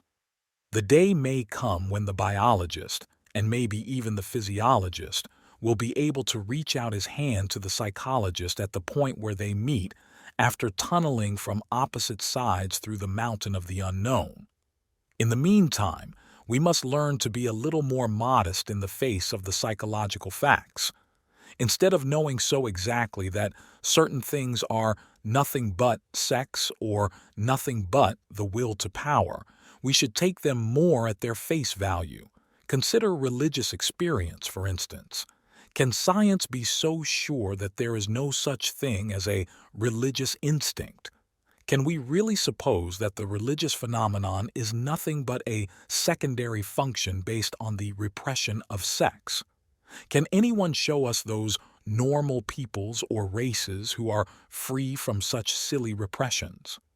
But if no one can point to any race, or even a tribe, which is quite free from religious phenomena, then I really do not see how one can justify the argument that religious phenomena are not genuine and are merely repressions of sex. Moreover, has not history provided us with plenty of examples where sex is actually an integral part of religious experience? The same is true of art, which is likewise supposed to be the result of sexual repressions, although even animals have aesthetic and artistic instincts. This ridiculous and well-nigh pathological exaggeration of the importance of sex is itself a symptom of the contemporary spiritual unbalance, owing chiefly to the fact that our age lacks a true understanding of sexuality. Whenever an instinct has been underrated, an abnormal overvaluation is bound to follow, and the more unjust the undervaluation, the more unhealthy the subsequent overvaluation. As a matter of fact, no moral condemnation could make sex as hateful as the obscenity and blatant vulgarity of those who exaggerate its importance. The intellectual crudeness of the sexual interpretation makes a right valuation of sex impossible. Thus, probably very much against the personal aspirations of Freud himself, the literature that has followed in his wake is effectively carrying on the work of repression. Before Freud, nothing was allowed to be sexual. Now, everything is nothing but sexual. The preoccupation with sex in psychotherapy is due firstly to the assumption that fixation to the parental imagos is by nature sexual, and secondly to the fact that with many patients sexual fantasies, or those that appear to be such, predominate. Freudian doctrine explains all this in the well-known sexual manner with the laudable intent of freeing the patient from his so-called sexual fixation to the parental imagos and initiating him into normal life.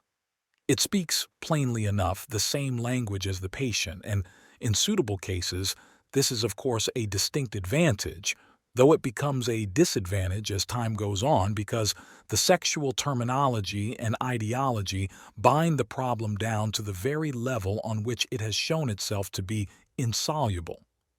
The parents are not just sexual objects or pleasure objects to be dismissed out of hand.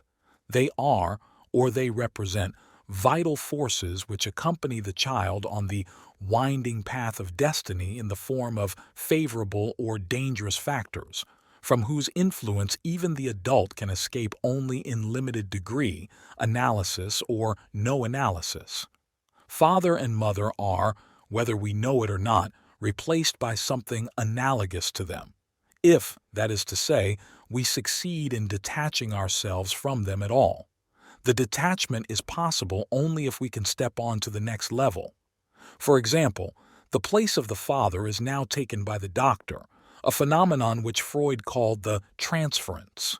But in the place of the mother there is substituted the wisdom of a doctrine. And indeed, the great prototype in the Middle Ages was the substitution of Mother Church for the family. In recent times, worldly allegiances have taken the place of the spiritual organization of society, for to remain a permanent member of the family has very undesirable psychic consequences, and is for that reason rendered impossible even in primitive society by the initiation ceremonies. Man needs a wider community than the family, in whose leading strings he will be stunted both spiritually and morally. If he is burdened with too much family, if in later life his tie to the parents is too strong, he will simply transfer the parental tie to the family he himself has raised, if he ever gets that far, thus creating for his own progeny the same suffocating psychic atmosphere from which he suffered in his youth. No psychic allegiance to any kind of secular organization can ever satisfy the spiritual and emotional demands previously made on the parents. Moreover, it is by no means to the advantage of a secular organization to possess members who make such demands. One can see this clearly enough from the thoughtless expectations which the spiritually immature cherish in regard to Father State, and where such misguided yearnings ultimately lead is shown by those countries whose leaders, skillfully exploiting the infantile hopes of the masses by suggestion, have actually succeeded in arrogating to themselves the power and authority of the Father. Spiritual impoverishment, stultification, and moral degeneracy have taken the place of spiritual and moral fitness and produced a mass psychosis that can only lead to disaster. A man cannot properly fulfill even the biological meaning of human existence if this and this only is held up to him as an ideal. Whatever the short-sighted and doctrinaire rationalist may say about the meaning of culture, the fact remains that there is a culture-creating spirit. This spirit is a living spirit and not a mere rationalizing intellect. Accordingly, it makes use of a religious symbolism superordinate to reason, and where this symbolism is lacking or has met with incomprehension, things can only go badly with us. Once we have lost the capacity to orient ourselves by religious truth, there is absolutely nothing which can deliver man from his original biological bondage to the family, as he will simply transfer his infantile principles, uncorrected, to the world at large, and will find there a father who, so far from guiding him, leads him to perdition. Important as it is for a man to be able to earn his daily bread, and if possible to support a family, he will have achieved nothing that could give his life its full meaning. He will not even be able to bring his children up properly, and will thus have neglected to take care of the brood, which is an undoubted biological ideal. A spiritual goal that points beyond the purely natural man and his worldly existence is an absolute necessity for the health of the soul. It is the Archimedean point from which alone it is possible to lift the world off its hinges and to transform the natural state into a cultural one. Our psychology takes account of the cultural as well as the natural man, and accordingly, its explanations must keep both points of view in mind, the spiritual and the biological. As a medical psychology, It cannot do otherwise than pay attention to the whole man, since the average doctor has been educated exclusively in the natural sciences and is, therefore, accustomed to see everything as a natural phenomenon. It is only to be expected that he will understand psychic phenomena from the same biological angle. This mode of observation has great heuristic value and opens out perspectives which were closed to all ages before us. Thanks to its empirical and phenomenological outlook, we now know the facts as they really are. We know what is happening and how it happens, unlike earlier ages which usually had only doctrines and theories about the unknown. One can hardly overestimate the value of strictly scientific biological inquiry. It more than anything else has sharpened the eye of the psychiatrist for factual data and made possible a method of description closely approximating to reality. But this apparently self-evident procedure is not, as it happens, self-evident at all, or rather, in no field of experience is the eye for facts so myopic as in the psyche's perception and observation of itself. Nowhere do prejudices, misinterpretations, value judgments, idiosyncrasies, and projections trot themselves out more glibly and unashamedly than in this particular field of research, regardless of whether one is observing oneself or one's neighbor. Nowhere does the observer interfere more drastically with the experiment than in psychology. I am tempted to say that one can never verify facts enough, because psychic experience is so extremely delicate and is moreover exposed to countless disturbing influences. Nor should we omit to mention that, whereas in all other departments of natural science, a physical process is observed by a psychic process, in psychology the psyche observes itself, directly in the subject, indirectly in one's neighbor. One is reminded of the story of the topknot of Baron Munchausen, and consequently one comes to doubt whether psychological knowledge is possible at all. In this matter, too, the doctor feels grateful to natural science that he does not have to philosophize, but can enjoy living knowledge in and through the psyche. That is to say, although the psyche can never know anything beyond the psyche, that would be sheer Baron Munchausen, it is still possible for two strangers to meet within the sphere of the psychic. They will never know themselves as they are, but only as they appear to one another. In the other natural sciences, the question of what a thing is can be answered by a knowledge that goes beyond the thing in question, namely by a psychic reconstruction of the physical process. But in what, or through what, can the psychic process be repeated? It can only be repeated in and through the psychic. In other words, there is no knowledge about the psyche, but only in the psyche. Although, therefore, the medical psychologist mirrors the psychic in the psychic, he nevertheless remains, consistently with his empirical and phenomenological approach, within the framework of natural science. But at the same time he departs from it in principle, insofar as he undertakes his reconstruction, knowledge, and explanation, not in another medium, but in the same medium. Natural science combines two worlds, the physical and the psychic. Psychology does this only insofar as it is psychophysiology.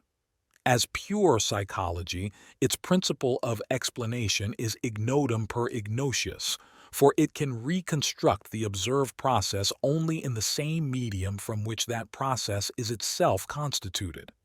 It is rather as if the physicist were unable to do anything except repeat the physical process in all its possible variations, without the aid of any theoria. But every psychic process, so far as it can be observed as such, is essentially theoria, that is to say, it is a presentation, and its reconstruction, or representation, is at best only a variant of the same presentation. If it is not that, it is just a compensatory attempt to improve or to find fault, or a piece of polemic or criticism. In either case, it means the annulment of the process to be reconstructed. To adopt such a procedure in psychology is about as scientific as the paleontology of the 18th century, which interpreted Andreas Scheuchzery, the giant salamander, as a human being who had been drowned in the flood. This problem becomes acute when we have to do with contents which are difficult to understand, such as dream images, manic ideas, and the like. Here, the interpretation must guard against making use of any other viewpoints than those manifestly given by the content itself. If someone dreams of a lion, the correct interpretation can only lie in the direction of the lion. In other words, it will be essentially an amplification of this image. Anything else would be an inadequate and incorrect interpretation, since the image lion is a quite unmistakable and sufficiently positive presentation. When Freud asserts that the dream means something other than what it says, this interpretation is a polemic against the dream's natural and spontaneous presentation of itself, and is therefore invalid. A scientifically responsible interpretation which proceeds along the line of the image it wishes to interpret cannot be called a tautology. On the contrary, it enlarges the meaning of the image until it becomes, through amplification, a generally valid concept. Even a mathematical grasp of the psyche, were such a thing possible, could only be an algebraically expressed expansion of its meaning. Fechner's psychophysics is just the opposite of this, being an acrobatic attempt to jump over its own head. At this crucial point, psychology stands outside natural science, although sharing with the latter its method of observation and the empirical verification of fact. It lacks the Archimedean point outside and hence the possibility of objective measurement. To that extent, psychology is at a disadvantage compared with natural science. Only one other science finds itself in a similar situation, and that is atomic physics, where the process to be observed is modified by the observer. As physics has to relate its measurements to objects, it is obliged to distinguish the observing medium from the thing observed, with the result that the categories of space, time, and causality become relative. This strange encounter between atomic physics and psychology has the inestimable advantage of giving us at least a faint idea of a possible Archimedean point for psychology. The microphysical world of the atom exhibits certain features whose affinities with the psychic have impressed themselves even on the physicists. Here, it would seem, is at least a suggestion of how the psychic process could be reconstructed in another medium, in that, namely, of the microphysics of matter. Certainly no one at present could give the remotest indication of what such a reconstruction would look like. Obviously, it can only be undertaken by nature herself, or rather, we may suppose it to be happening continuously, all the time the psyche perceives the physical world. The case of psychology versus natural science is not altogether hopeless, even though, as said, the issue lies beyond the scope of our present understanding. Psychology can also claim to be one of the humane sciences, or, as they are called in German, the Geisteswissenschaften, sciences of the mind. All these sciences of the mind move and have their being within the sphere of the psychic, if we use this term in its limited sense, as defined by natural science. From that point of view, mind is a psychic phenomenon, but even as a science of the mind, psychology occupies an exceptional position. The sciences of law, history, philosophy, theology, etc., are all characterized and limited by their subject matter. This constitutes a clearly defined mental field, which is itself phenomenologically regarded a psychic product. Psychology, on the other hand, though formerly counted a discipline of philosophy, is today a natural science, and its subject matter is not a mental product but a natural phenomenon, that is, the psyche. As such, it is among the elementary manifestations of organic nature, which in turn forms one half of our world, the other half being the inorganic. Like all natural formations, the psyche is an irrational datum. It appears to be a special manifestation of life and to have this much in common with living organisms that, like them, it produces meaningful and purposeful structures with the help of which it propagates and continually develops itself. And just as life fills the whole earth with plant and animal forms, so the psyche creates an even vaster world, namely consciousness, which is the self-cognition of the universe. In respect of its natural subject matter and its method of procedure, modern empirical psychology belongs to the natural sciences, but in respect of its method of explanation, it belongs to the humane sciences. On account of this ambiguity or double valence, doubts have been raised as to its scientific character. Firstly, on the score of this same ambivalence, secondly, on that of its alleged arbitrariness. As to the latter point, it should not be forgotten that there are certain people who regard their psychic processes as purely arbitrary acts. They are naively convinced that everything they think, feel, want, and so on is a product of their wills and is therefore arbitrary. They believe that they think their own thoughts and want their own wants, there being no other subject of these activities except themselves. It is apparently impossible for them to admit that psychic activity could ever be carried on without a subject, in this case, of course, the ego. They balk at the idea that the psychic content which they imagine they themselves have produced exists in its own right and is apparently far more the product of itself or of a will other than that of the ego. Here we are up against a fashionable and widespread illusion in favor of the ego. In French, they even go so far as to say, "J'ai fait un rêve," although the dream is the one psychic content which least of all can be said to have been deliberately willed or created. Conversely, although German possesses the admirable expression Einfall, nobody who had a good idea would feel the slightest compunction about chalking up this lucky fluke to his own account, as though it were something he had manufactured himself. But that, as the word Einfall clearly shows, is precisely not the case, firstly because of the obvious incapacity of the subject, and secondly because of the manifest spontaneity of the transsubjective psyche. We therefore say in German, as well as in French and English, "The idea occurred to me," which is absolutely correct, seeing that the agent is not the subject but the idea, and that the idea literally dropped in through the roof. These examples point to the objectivity of the psyche. It is a natural phenomenon and nothing arbitrary. The will, too, is a phenomenon, though free will is not a natural phenomenon because it is not observable in itself, but only in the form of concepts, views, convictions, or beliefs. It is therefore a problem which belongs to a pure science of the mind. Psychology has to confine itself to natural phenomenology if it is not to go poaching on other preserves.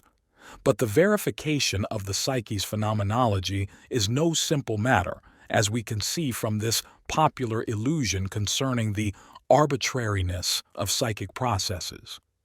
As a matter of fact, there do exist psychic contents which are produced or caused by an antecedent act of the will, and which must therefore be regarded as products of some intentional, purposive, and conscious activity. To that extent, a fair proportion of psychic contents are mental products. Yet the will itself, like the willing subject, is a phenomenon which rests on an unconscious background, where consciousness appears only as the intermittent functioning of an unconscious psyche.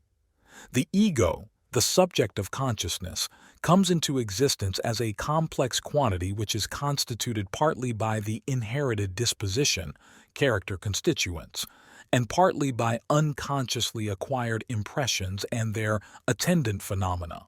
The psyche itself, in relation to consciousness, is pre-existent and transcendent. We could therefore describe it with Duprel as the transcendental subject. Analytical psychology differs from experimental psychology in that it does not attempt to isolate individual functions, sense functions, emotional phenomena, thought processes, etc., and then subject them to experimental conditions for purposes of investigation. It is far more concerned with the total manifestation of the psyche as a natural phenomenon, a highly complex structure, therefore, even though critical examination may be able to divide it up into simpler component complexes. But even these components are extremely complicated and, in their basic features, inscrutable.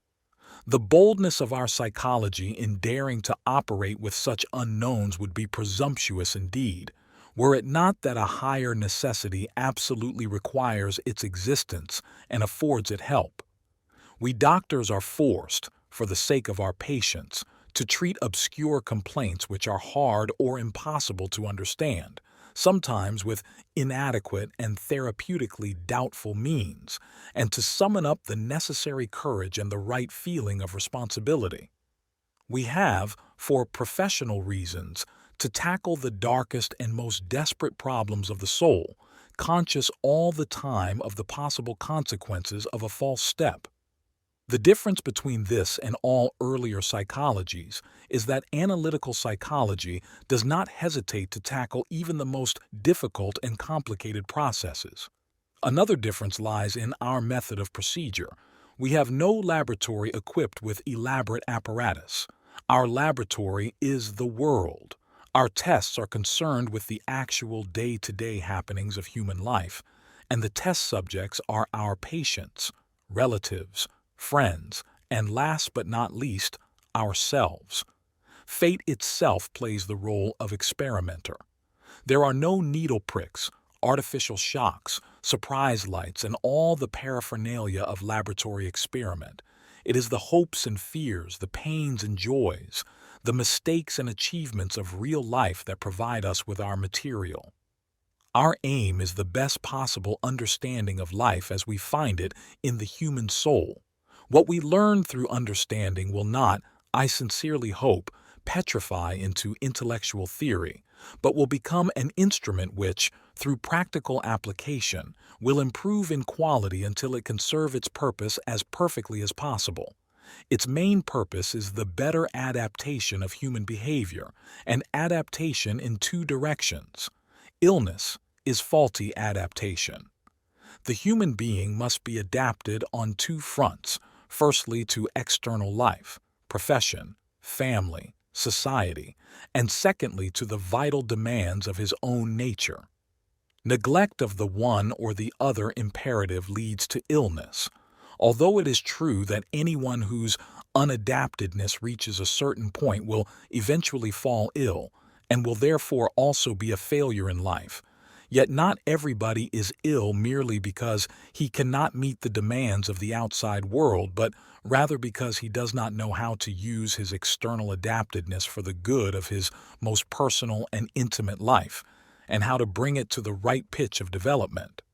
Some people become neurotic for external reasons, others for internal ones. It can easily be imagined how many different psychological formulations there must be in order to do justice to such diametrically opposite types. Our psychology inquires into the reasons for the pathogenic failure to adapt, following the slippery trail of neurotic thinking and feeling until it finds the way back to life. Our psychology is therefore an eminently practical science. It does not investigate for investigation's sake, but for the immediate purpose of giving help. We could even say that learning is its byproduct but not its principal aim, which is again a great difference from what one understands by academic science. It is obvious that the purpose and inmost meaning of this new psychology is educational as well as medical. Since every individual is a new and unique combination of psychic elements, the investigation of truth must begin afresh with each case, for each case is individual and not derivable from any preconceived formula. Each individual is a new experiment of life in her ever-changing moods, and an attempt at a new solution or new adaptation. We miss the meaning of the individual psyche if we interpret it on the basis of any fixed theory, however fond of it we may be. For the doctor, this means the individual study of every case. For the teacher, the individual study of every pupil. I do not mean that you should begin each investigation from the very bottom. What you already understand needs no investigating. I speak of understanding only when the patient or pupil can agree with the interpretations offered. Understanding that goes over your patient's head is an unsafe business for both. It might be fairly successful with a child, but certainly not with an adult of any mental maturity. In any case of disagreement, the doctor must be ready to drop all his arguments for the sole purpose of finding the truth. There are naturally cases where the doctor sees something which is undoubtedly there, but which the patient will not or cannot admit. As the truth is often hidden as much from the doctor as from the patient, various methods have been evolved for gaining access to the unknown contents.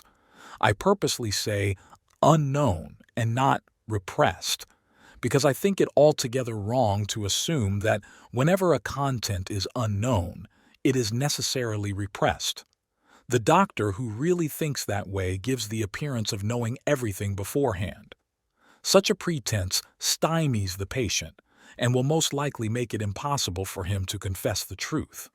At all events, the know-all attitude takes the wind out of his sails, though this is sometimes not altogether unwelcome to him, as he can then guard his secret the more easily, and it is so much more convenient to have his truth handed to him by the analyst than be forced to realize and confess it himself. In this way, nobody is the gainer. Moreover, this superior knowing in advance undermines the patient's independence of mind, a most precious quality that should on no account be injured. One really cannot be careful enough, as people are incredibly eager to be rid of themselves, running after strange gods whenever occasion offers. There are 4 methods of investigating the unknown in a patient. The first and simplest method is the association method. I do not think I need go into details here, as this method has been known for the last 50 years. Its principle is to discover the main complexes through disturbances in the association experiment. As an introduction to analytical psychology and to the symptomatology of complexes, this method is recommended for every beginner. The second method, symptom analysis, has a merely historical value and was given up by Freud, its originator, long ago. By means of hypnotic suggestion, it was attempted to get the patient to reproduce the memories underlying certain pathological symptoms. The method works very well in all cases where a shock, a psychic injury, or a trauma is the chief cause of the neurosis. It was on this method that Freud based his earlier trauma theory of hysteria. But since most cases of hysteria are not of traumatic origin, this theory was soon discarded along with its method of investigation. In a case of shock, the method can have a therapeutic effect through abreaction of the traumatic content. During and after the First World War, it was useful in treating shell shock and similar disorders. The third method, anamnestic analysis, is of greater importance as a method both of investigation and of therapy. In practice, it consists in a careful anamnesis or reconstruction of the historical development of the neurosis. The material elicited in this way is a more or less coherent sequence of facts told to the doctor by the patient, so far as he can remember them. He naturally omits many details which either seem unimportant to him or which he has forgotten. The experienced analyst who knows the usual course of neurotic development will put questions which help the patient to fill in some of the gaps. Very often, this procedure by itself is of great therapeutic value, as it enables the patient to understand the chief factors of his neurosis and may eventually bring him to a decisive change of attitude. It is of course as unavoidable as it is necessary for the doctor not only to ask questions, but to give hints and explanations in order to point out important connections of which the patient is unconscious. While serving as an officer in the Swiss Army Medical Corps, I often had occasion to use this anamnestic method. For instance, there was a 19-year-old recruit who reported sick. When I saw the young man, he told me straight out that he was suffering from inflammation of the kidneys and that was the cause of his pains. I wondered how he knew his diagnosis so definitely, whereupon he said that an uncle of his had the same trouble and the same pains in the back. The examination, however, revealed no trace of organic disease. It was obviously a neurosis. I asked for his previous history. The main fact was that the young man had lost both parents rather early and now lived with the uncle he had just mentioned. This uncle was his foster father, of whom he was very fond. The day before he reported sick, he received a letter from his uncle, telling him that he was laid up again with nephritis. The letter affected him unpleasantly, and he threw it away at once, without realizing the true cause of the emotion he was trying to repress. Actually, he was very much afraid lest his foster father should die, and this put him in mind again of his grief at the loss of his parents. As soon as he realized this, he had a violent fit of weeping, with the result that he joined the ranks again next morning. It was a case of identification with the uncle, which was uncovered by the anamnesis. The realization of his suppressed emotions had a therapeutic effect. A similar case was that of another recruit who, for weeks before I saw him, had been having medical treatment for stomach trouble. I suspected that he was neurotic. The anamnesis revealed that the trouble began when he heard the news that his aunt, who was like a mother to him, had to undergo an operation for cancer of the stomach. Here again, the uncovering of the hidden connection had curative results. Simple cases of this kind are quite common and are accessible to anamnestic analysis. In addition to the favorable effect produced by the realization of previously unconscious connections, it is usual for the doctor to give some good advice or encouragement or even a reproof. This is the best practical method for the treatment of neurotic children. With children, you cannot very well apply the method of dream analysis, as it penetrates deep into the unconscious. In the majority of cases, you have simply to clear away certain obstacles, and this can be done without much technical knowledge. Generally speaking, a child's neurosis would be a very simple matter were it not that there is an invariable connection between it and the wrong attitude of the parents. This complication buttresses the child's neurosis against all therapeutic intervention. The fourth method is the analysis of the unconscious. Despite the fact that anamnestic analysis can reveal certain facts of which the patient is unconscious, it is not what Freud would have called psychoanalysis. In reality, there is a remarkable difference between the two methods. The anamnestic method, as I pointed out, deals with conscious contents or with contents ready for reproduction, while the analysis of the unconscious only begins when the conscious material is exhausted. I beg to point out that I do not call this fourth method psychoanalysis, as I wish to leave that term entirely to the Freudians. What they understand by psychoanalysis is no mere technique, but a method which is dogmatically bound up with and based upon Freud's sexual theory.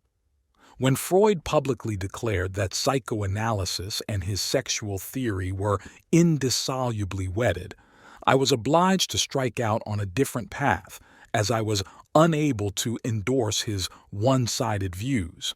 That is also the reason why I prefer to call this fourth method the analysis of the unconscious. As I have emphasized above, this method can only be applied when the conscious contents are exhausted. By this I mean that analysis of the unconscious is possible only after all the conscious material has been properly examined, and there is still no satisfactory explanation and solution of the conflict. The anamnestic method often serves as an introduction to the fourth method. By careful examination of his conscious mind, you get to know your patient. you establish what the old hypnotists used to call rapport. This personal contact is of prime importance because it forms the only safe basis from which to tackle the unconscious. This is a factor that is frequently overlooked, and when it is neglected, it may easily lead to all sorts of blunders. Even the most experienced judge of human psychology cannot possibly know the psyche of another individual, so he must depend upon goodwill, that is, good contact with the patient, and trust him to tell the analyst when anything goes wrong. Very often, misunderstandings occur right at the beginning of the treatment, sometimes through no fault of the doctor. Owing to the very nature of his neurosis, the patient will harbor all kinds of prejudices, which are often the direct cause of his neurosis and help to keep it alive. If these misunderstandings are not thoroughly cleared up, they can easily leave behind them a feeling of resentment which reduces all your subsequent efforts to nothing. Of course, if you begin the analysis with a fixed belief in some theory which purports to know all about the nature of neurosis, you apparently make your task very much easier. But you are nevertheless in danger of riding roughshod over the real psychology of your patient and of disregarding his individuality. I have seen any number of cases where the cure was hindered by theoretical considerations. Without exception, the failure was due to lack of contact. It is only the most scrupulous observation of this rule that can prevent unforeseen catastrophes. So long as you feel the human contact, the atmosphere of mutual confidence, there is no danger. And even if you have to face the terrors of insanity or the shadowy menace of suicide, there is still that area of human faith, that certainty of understanding and of being understood no matter how black the night. It is by no means easy to establish such a contact, and you cannot achieve it at all except by a careful comparison of both points of view and by mutual freedom from prejudice. Mistrust on either side is a bad beginning, and so is the forcible breaking down of resistances through persuasion or other coercive measures. Even conscious suggestion as part of the analytical procedure is a mistake, because the patient's feeling of being free to make up his own mind must at all costs be preserved. Whenever I discover the slightest trace of mistrust or resistance, I try to take it with the utmost seriousness so as to give the patient a chance to re-establish the contact. The patient should always have a firm foothold in his conscious relation to the doctor, who in his turn needs that contact if he is to be sufficiently informed about the actual state of the patient's consciousness. He needs this knowledge for very practical reasons. Without it, he would not be able to understand his patient's dreams correctly. Therefore, not only in the beginning, but during the whole course of an analysis, the personal contact must be the main point of observation, because it alone can prevent extremely disagreeable and surprising discoveries, as well as fatal issues, so far as is humanly possible. And not only that, it is above all else a means for correcting the false attitude of the patient in such a way that he does not feel he is being persuaded against his will or actually outwitted. I should like to give you an illustration of this. A young man of about 30, obviously very clever and highly intellectual, came to see me, not, he said, for treatment, but only in order to ask one question. He produced a voluminous manuscript which, so he said, contained the history and analysis of his case. He called it a compulsion neurosis, quite correctly, as I saw when I read the document. It was a sort of psychoanalytical autobiography, most intelligently worked out and showing really remarkable insight. It was a regular scientific treatise based on wide reading and a thorough study of the literature. I congratulated him on his achievement and asked him what he had really come for. "Well," he said, "you have read what I have written. Can you tell me why, with all my insight, I am still as neurotic as ever? In theory, I should be cured, as I have recalled even my earliest memories. I have read of many people who, with infinitely less insight than I have, were nevertheless cured. Why should I be an exception? Please tell me what it is I have overlooked or am still repressing." I told him I could not at the moment see any reason why his really astonishing insight had not touched his neurosis. "But," I said, "allow me to ask you for a little more information about yourself personally." "With pleasure," he replied. So I went on. "You mention in your autobiography that you often spend the winter in Nice and the summer in St. Moritz. I take it that you are the son of wealthy parents." "Oh no," he said, "they are not wealthy at all." "Then no doubt you have made your money yourself?" "Oh no," he replied, smiling. "But how is it then?" I asked with some hesitation. "Oh, that does not matter," he said. "I got the money from a woman. She is 36, a teacher in a council school." And he added, "It's a liaison, you know." As a matter of fact, this woman, who was a few years older than himself, lived in very modest circumstances on her meager earnings as a teacher.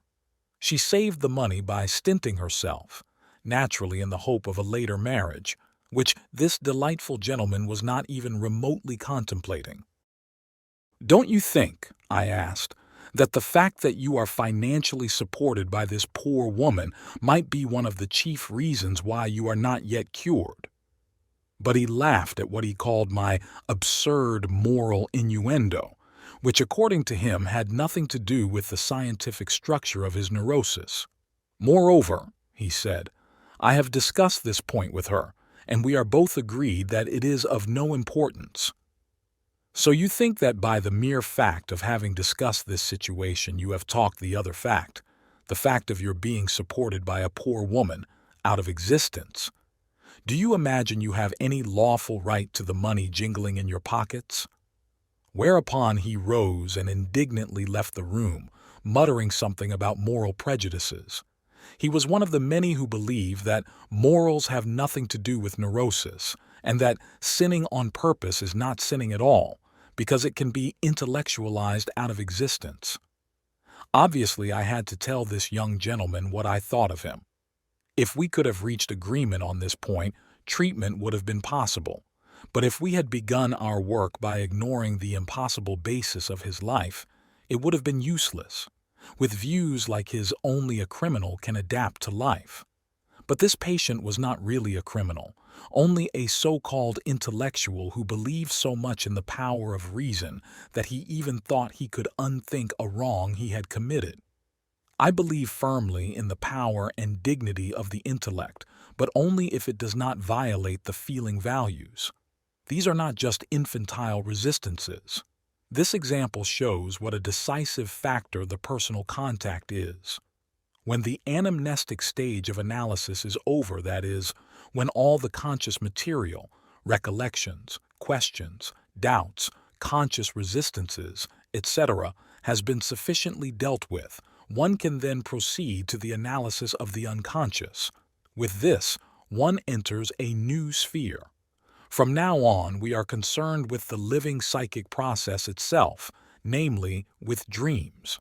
Dreams are neither mere reproductions of memories nor abstractions from experience. They are the undisguised manifestations of unconscious creative activity. As against Freud's view that dreams are wish fulfillments, my experience of dreams leads me to think of them as functions of compensation. When, in the course of analysis, the discussion of conscious material comes to an end, previously unconscious potentialities begin to become activated, and these may easily be productive of dreams. Let me give an example. An elderly lady of 54, but comparatively well preserved, came to consult me about her neurosis, which had begun about 1 year after the death of her husband 12 years before. She suffered from numerous phobias.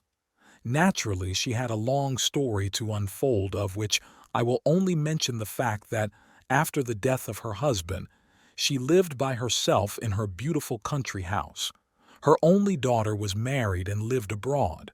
The patient was a woman of superficial education only, with a narrow mental horizon, who had learnt nothing in the last 40 years. Her ideals and convictions belonged to the 1870s. She was a loyal widow and clung to her marriage as best she could without her husband. She could not understand in the least what the reason for her phobias could be. Certainly it was no question of morals, as she was a worthy member of the church. Such people believe as a rule only in physical causes. Phobias have regularly to do with the heart or the lungs or the stomach. But strangely enough, the doctors had found nothing wrong with those organs. Now she no longer knew what to think about her illness. So I told her that henceforth we would try to see what her dreams had to say on the question of her phobias. Her dreams at that time had the character of snapshots, a gramophone playing a love song, herself as a young girl, just engaged, her husband as a doctor, and so on. It was quite obvious what they were hinting at. In discussing the problem, I was very careful not to call such dreams wish fulfillments, as she was already far too much inclined to say of her dreams, "Oh, they are nothing but fancies. One dreams such foolish stuff sometimes." It was very important that she should give serious attention to this problem and feel that it really did concern her. The dreams contained her real intentions and had to be added to the other contents of consciousness in order to compensate her blind one-sidedness. I call dreams compensatory because they contain ideas, feelings, and thoughts whose absence from consciousness leaves a blank which is filled with fear instead of with understanding. She wished to know nothing about the meaning of her dreams because she felt it was pointless to think about a question which could not be answered at once. But, like many other people, she failed to notice that by repressing disagreeable thoughts, she created something like a psychic vacuum which, as usually happens, gradually became filled with anxiety. Had she troubled herself consciously with her thoughts, she would have known what was lacking, and she would then have needed no anxiety states as a substitute for the absence of conscious suffering. Clearly, then, the doctor must know the conscious standpoint of his patient if he wants to have a secure basis for understanding the compensatory intention of dreams.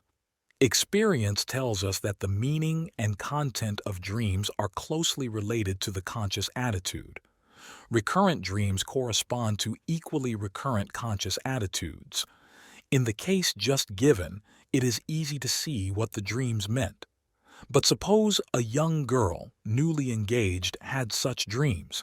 It is certain that they would have quite a different meaning. The analyst, therefore, must have a very good knowledge of the conscious situation because it may happen that the same dream motifs mean one thing on one occasion and the exact opposite on another. It is practically impossible, and it is certainly not desirable, to interpret dreams without being personally acquainted with the dreamer. Sometimes, however, one comes across fairly intelligible dreams, particularly with people who know nothing about psychology, where personal knowledge of the dreamer is not necessary for interpretation. Once, on a train journey, I found myself with two strangers in the dining car. The one was a fine-looking old gentleman, the other a middle-aged man with an intelligent face. I gathered from their conversation that they were military men, presumably an old general and his adjutant. After a long silence, the old man suddenly said to his companion, "Isn't it odd what you dream sometimes? I had a remarkable dream last night. I dreamed I was on parade with a number of young officers, and our commander-in-chief was inspecting us. Eventually he came to me, but instead of asking a technical question, he demanded a definition of the beautiful. I tried in vain to find a satisfactory answer and felt most dreadfully ashamed when he passed on to the next man, a very young major, and asked him the same question. This fellow came out with a damned good answer, just the one I would have given if only one could have found it. This gave me such a shock that I woke up. Then, suddenly and unexpectedly addressing me, a total stranger, he asked, 'Do you think dreams can have a meaning?' 'Well,' I said, 'some dreams certainly have a meaning.' 'But what could be the meaning of a dream like that?' he asked sharply, with a nervous twitch of the face. I said, 'Did you notice anything peculiar about this young major? What did he look like?' 'He looked like me when I was a young major. "Well then," I said, "it looks as if you had forgotten or lost something which you were still able to do when you were a young major. Evidently the dream was calling your attention to it." He thought for a while, and then he burst out, "That's it! You've got it! When I was a young major, I was interested in art, but later this interest got swamped by routine." Thereupon he relapsed into silence, and not a word more was spoken. After dinner, I had an opportunity of speaking with the man whom I took to be his adjutant. He confirmed my surmise about the old gentleman's rank, and told me that I had obviously touched on a sore spot, because the general was known and feared as a crusty old disciplinarian who meddled with the most trifling matters that were no concern of his. For the general attitude of this man, it would certainly have been better if he had kept and cultivated a few outside interests instead of letting himself be drowned in mere routine, which was neither in his own interest nor in that of his work. Had the analysis been carried further, I could have shown him that he would be well advised to accept the standpoint of the dream. He would thus have been able to realize his one-sidedness and correct it. Dreams are of inestimable value in this respect, provided that you keep away from all theoretical assumptions, as they only arouse unnecessary resistances in the patient. One such theoretical assumption is the idea that dreams are always repressed wish fulfillments, generally of an erotic nature. It is far better, in actual practice, not to make any assumptions at all, not even that dreams must of necessity be compensatory. The fewer assumptions you have, and the more you can allow yourself to be acted upon by the dream and by what the dreamer has to say about it, the more easily you will arrive at the meaning of the dream. There are sexual dreams, just as there are hunger dreams, fever dreams, anxiety dreams, and others of a somatogenic nature. Dreams of this kind are clear enough, and no elaborate work of interpretation is needed to uncover their instinctual basis. So, guided by long experience, I now proceed on the principle that a dream expresses exactly what it means, and that any interpretation which yields a meaning not expressed in the manifest dream image is therefore wrong. Dreams are neither deliberate nor arbitrary fabrications. They are natural phenomena which are nothing other than what they pretend to be. They do not deceive, they do not lie, they do not distort or disguise, but naively announce what they are and what they mean. They are irritating and misleading only because we do not understand them. They employ no artifices in order to conceal something, but inform us of their content as plainly as possible in their own way. We can also see what it is that makes them so strange and so difficult, for we have learned from experience that they are invariably seeking to express something that the ego does not know and does not understand.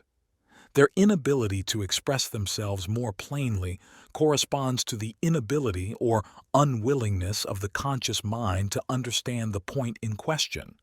To take an example, if only our friend the general had taken the necessary time off from his undoubtedly exhausting duties to consider what it was that prompted him to go poking about in his soldiers' knapsacks, an occupation he would have done better to leave to his subordinates, he would have discovered the reason for his irritability and bad moods, and would thus have spared himself the annoying blow which my innocent interpretation dealt him.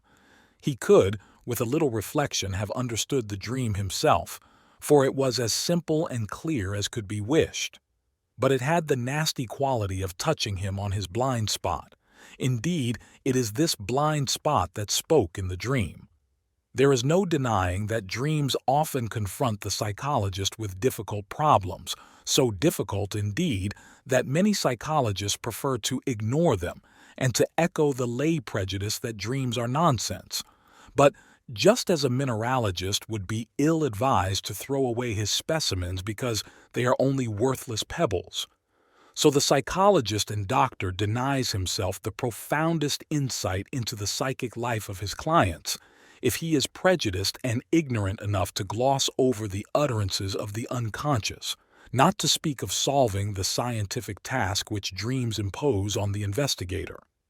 Since dreams are not pathological but quite normal phenomena, dream psychology is not the prerogative of the doctor but of psychologists in general. In practice, however, it is chiefly the doctor who will have to concern himself with dreams because their interpretation offers the key to the unconscious. This key is needed above all by the doctor who has to treat neurotic and psychotic disorders. Sick people have a naturally stronger incentive to probe into their unconscious than have healthy people, and they therefore enjoy an advantage which the others do not share. It is very rare for the normal adult to find that an important part of his education has been neglected, and then to spend a large amount of time and money on getting a deeper insight into himself and a broader equability. As a matter of fact, so very much is lacking to the educated man of today that it is sometimes hard to tell him apart from a neurotic. Besides cases of the latter sort who obviously need medical attention, there are numerous others who could be helped just as much by a practical psychologist. Treatment by dream analysis is an eminently educational activity, whose basic principles and conclusions would be of the greatest assistance in curing the evils of our time. What a blessing it would be, for instance, if even a small percentage of the population could be acquainted with the fact that it simply does not pay to accuse others of the faults from which one suffers most of all oneself. The material you have to work with in the analysis of the unconscious consists not only of dreams. There are products of the unconscious which are known as fantasies. These fantasies are either a sort of daydreaming, or else they are rather like visions and inspirations. You can analyze them in the same way as dreams. There are two principal methods of interpretation which can be applied according to the nature of the case. The first is the so-called reductive method. Its chief aim is to find out the instinctive impulses underlying the dream. Take as an example the dreams of the elderly lady I mentioned a short while back. In her case, certainly, it was most important that she should see and understand the instinctive facts. But in the case of the old general, it would have been somewhat artificial to speak of repressed biological instincts, and it is highly unlikely that he was repressing his aesthetic interests. Rather, he drifted away from them through force of habit. In his case, dream interpretation would have a constructive purpose, as we should try to add something to his conscious attitude, rounding it out as it were. His sinking into a routine corresponds to a certain indolence and inertia which is characteristic of the old Adam in us. The dream was trying to scare him out of it. But in the case of the elderly lady, the understanding of the erotic factor would enable her consciously to recognize her primitive female nature, which, for her, is more important than the illusion of improbable innocence and straight-laced respectability. Thus we apply a largely reductive point of view in all cases where it is a question of illusions, fictions, and exaggerated attitudes. On the other hand, a constructive point of view must be considered for all cases where the conscious attitude is more or less normal, but capable of greater development and refinement, or where unconscious tendencies, also capable of development, are being misunderstood and kept under by the conscious mind. The reductive standpoint is the distinguishing feature of Freudian interpretation. It always leads back to the primitive and elementary. The constructive standpoint, on the other hand, tries to synthesize, to build up, to direct one's gaze forwards. It is less pessimistic than the other, which is always on the lookout for the morbid and thus tries to break down something complicated into something simple. It may occasionally be necessary for the treatment to destroy pathological structures, but treatment consists just as often, or even oftener, in strengthening and protecting what is healthy and worth preserving, so as to deprive the morbidities of any foothold. You can, if you like, regard not only every dream, but every symptom of illness, every characteristic, every manifestation of life from the reductive point of view, and thus arrive at the possibility of a negative judgment.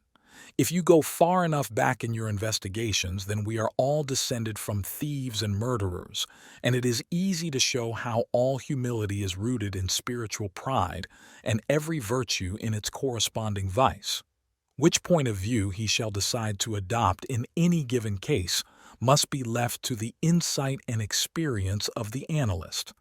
He will avail himself now of the one and now of the other in accordance with his knowledge of the character and conscious situation of his patient. A few words on the symbolism of dreams and fantasies may not be out of place in this connection. Symbolism has today assumed the proportions of a science and can no longer make do with more or less fanciful sexual interpretations. Elsewhere, I have attempted to put symbolism on the only possible scientific foundation, namely that of comparative research.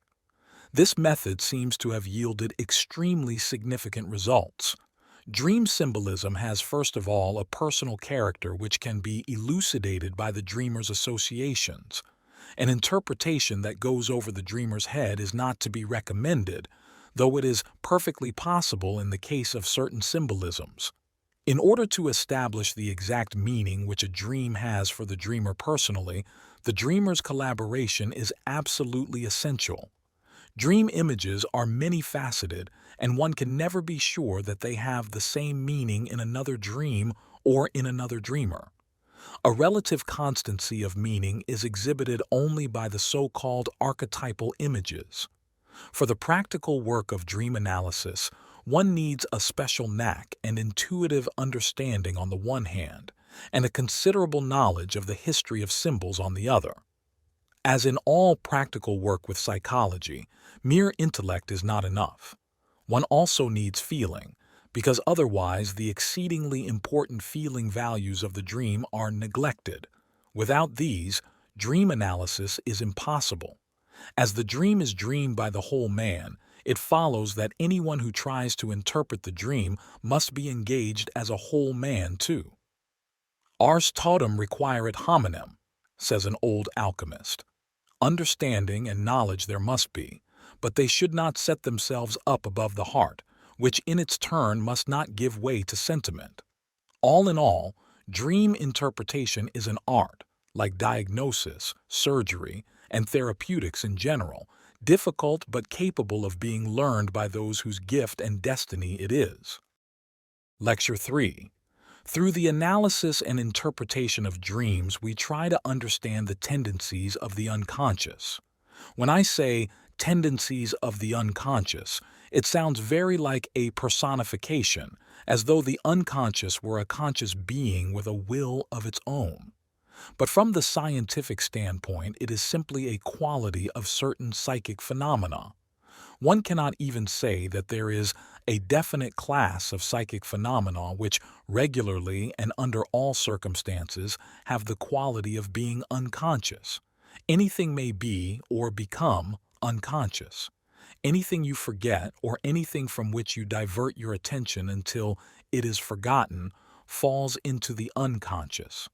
In brief, anything whose energy tension drops below a certain level becomes subliminal. If, to your lost memories, you add the many subliminal perceptions, thoughts, and feelings, you will get some idea of what constitutes, as it were, the upper layers of the unconscious. Such is the material you have to deal with in the first part of a practical analysis. Some of these unconscious contents have the special quality of being actively repressed by the conscious mind. Through the more or less deliberate withdrawal of attention from certain conscious contents and through active resistance to them, they are eventually expelled from consciousness. A continual mood of resistance keeps these contents artificially below the threshold of potential consciousness. This is a regular occurrence in hysteria. It is the beginning of the personality split, which is one of the most conspicuous features of this illness. Despite the fact that repression also occurs in relatively normal individuals, the total loss of repressed memories is a pathological symptom.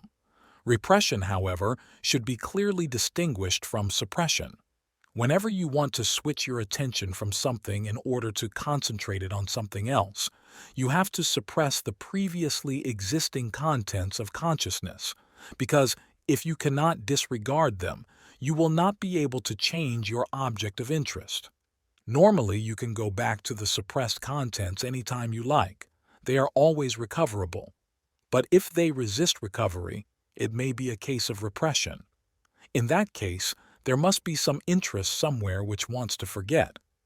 Suppression does not cause forgetting, but repression definitely does. There is, of course, a perfectly normal process of forgetting which has nothing to do with repression. Repression is an artificial loss of memory, a self-suggested amnesia. It is not, in my experience, justifiable to assume that the unconscious consists wholly or for the greater part of repressed material. Repression is an exceptional and abnormal process, and the most striking evidence of this is the loss of feeling-toned contents, which one might think would persist in consciousness and remain easily recoverable. It can have effects very similar to those produced by concussion and by other brain injuries, for example, by poisoning, for these cause an equally striking loss of memory. But whereas in the latter case, absolutely all memories of a certain period are affected, repression causes what is called a systematic amnesia, where only specific memories or groups of ideas are withdrawn from recollection. In such cases, a certain attitude or tendency can be detected on the part of the conscious mind, a deliberate intention to avoid even the bare possibility of recollection, for the very good reason that it would be painful or disagreeable. The idea of repression is quite in place here. This phenomenon can be observed most easily in the association experiment, where certain stimulus words hit the feeling-toned complexes. When they are touched, lapses or falsifications of memory, amnesia or paramnesia, are very common occurrences. Generally, the complexes have to do with unpleasant things which one would rather forget and of which one has no wish to be reminded. The complexes themselves are the result, as a rule, of painful experiences and impressions. Unfortunately, this rule is subject to certain limitations. It sometimes happens that even important contents disappear from consciousness without the slightest trace of repression.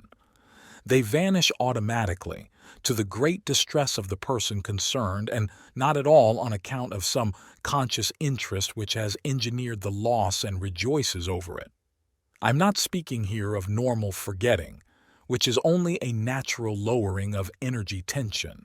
I'm thinking rather of cases where a motive, a word, image, or person vanishes without trace from the memory, to reappear later at some important juncture.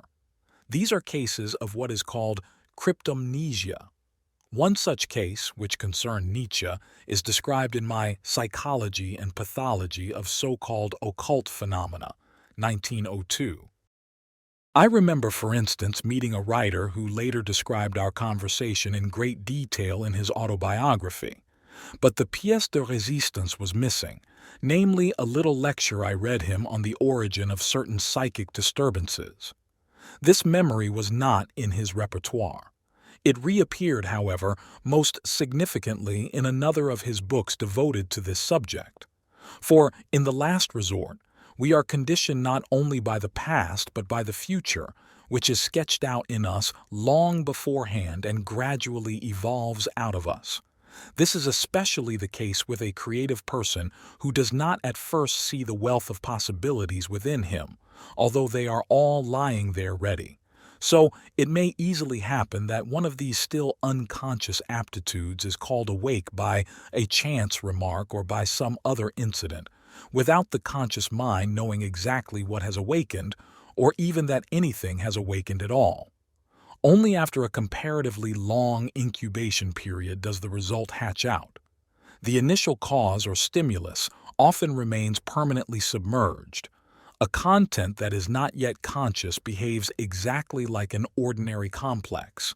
It irradiates the conscious mind and causes the conscious contents associated with it either to become supercharged, so that they are retained in consciousness with remarkable tenacity, or else to do just the opposite, becoming liable to disappear suddenly, not through repression from above, but through attraction from below.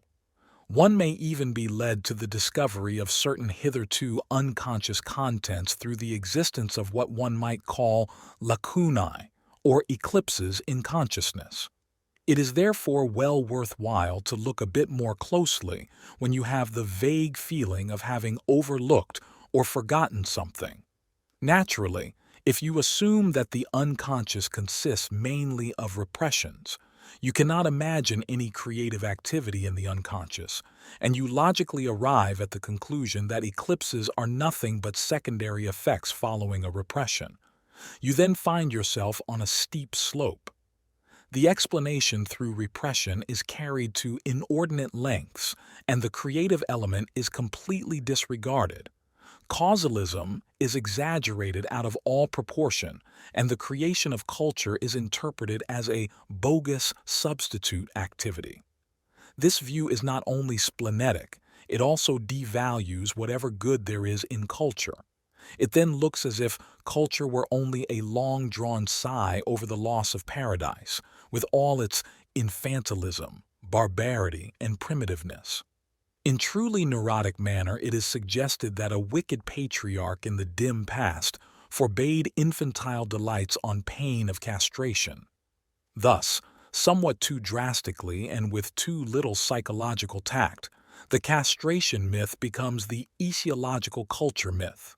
This leads on to a specious explanation of our present cultural discontent, and one is perpetually smelling out regrets for some lost paradise which one ought to have had, that the sojourn in this barbarous little kindergarten is considerably more discontenting and uncomfortable than any culture up to 1933, is a fact which the weary European has had ample opportunity to verify for himself during the last few years.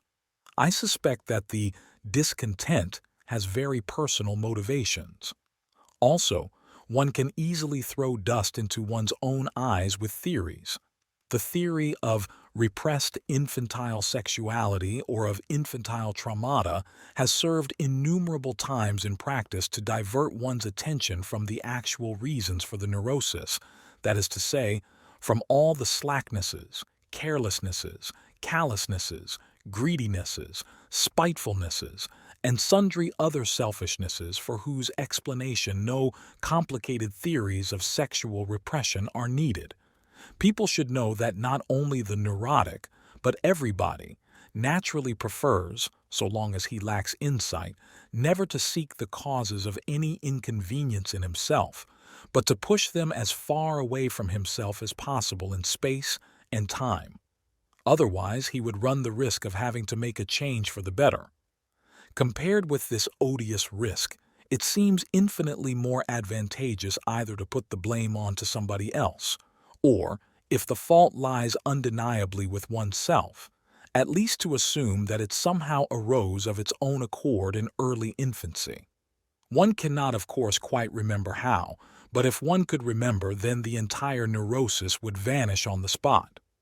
The efforts to remember give the appearance of strenuous activity, and furthermore have the advantage of being a beautiful red herring, for which reason it may seem eminently desirable from this point of view also to continue to hunt the trauma as long as possible.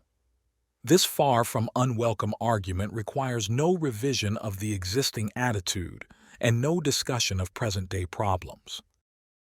There can, of course, be no doubt that many neuroses begin in childhood with traumatic experiences, and that nostalgic yearnings for the irresponsibilities of infancy are a daily temptation to certain patients.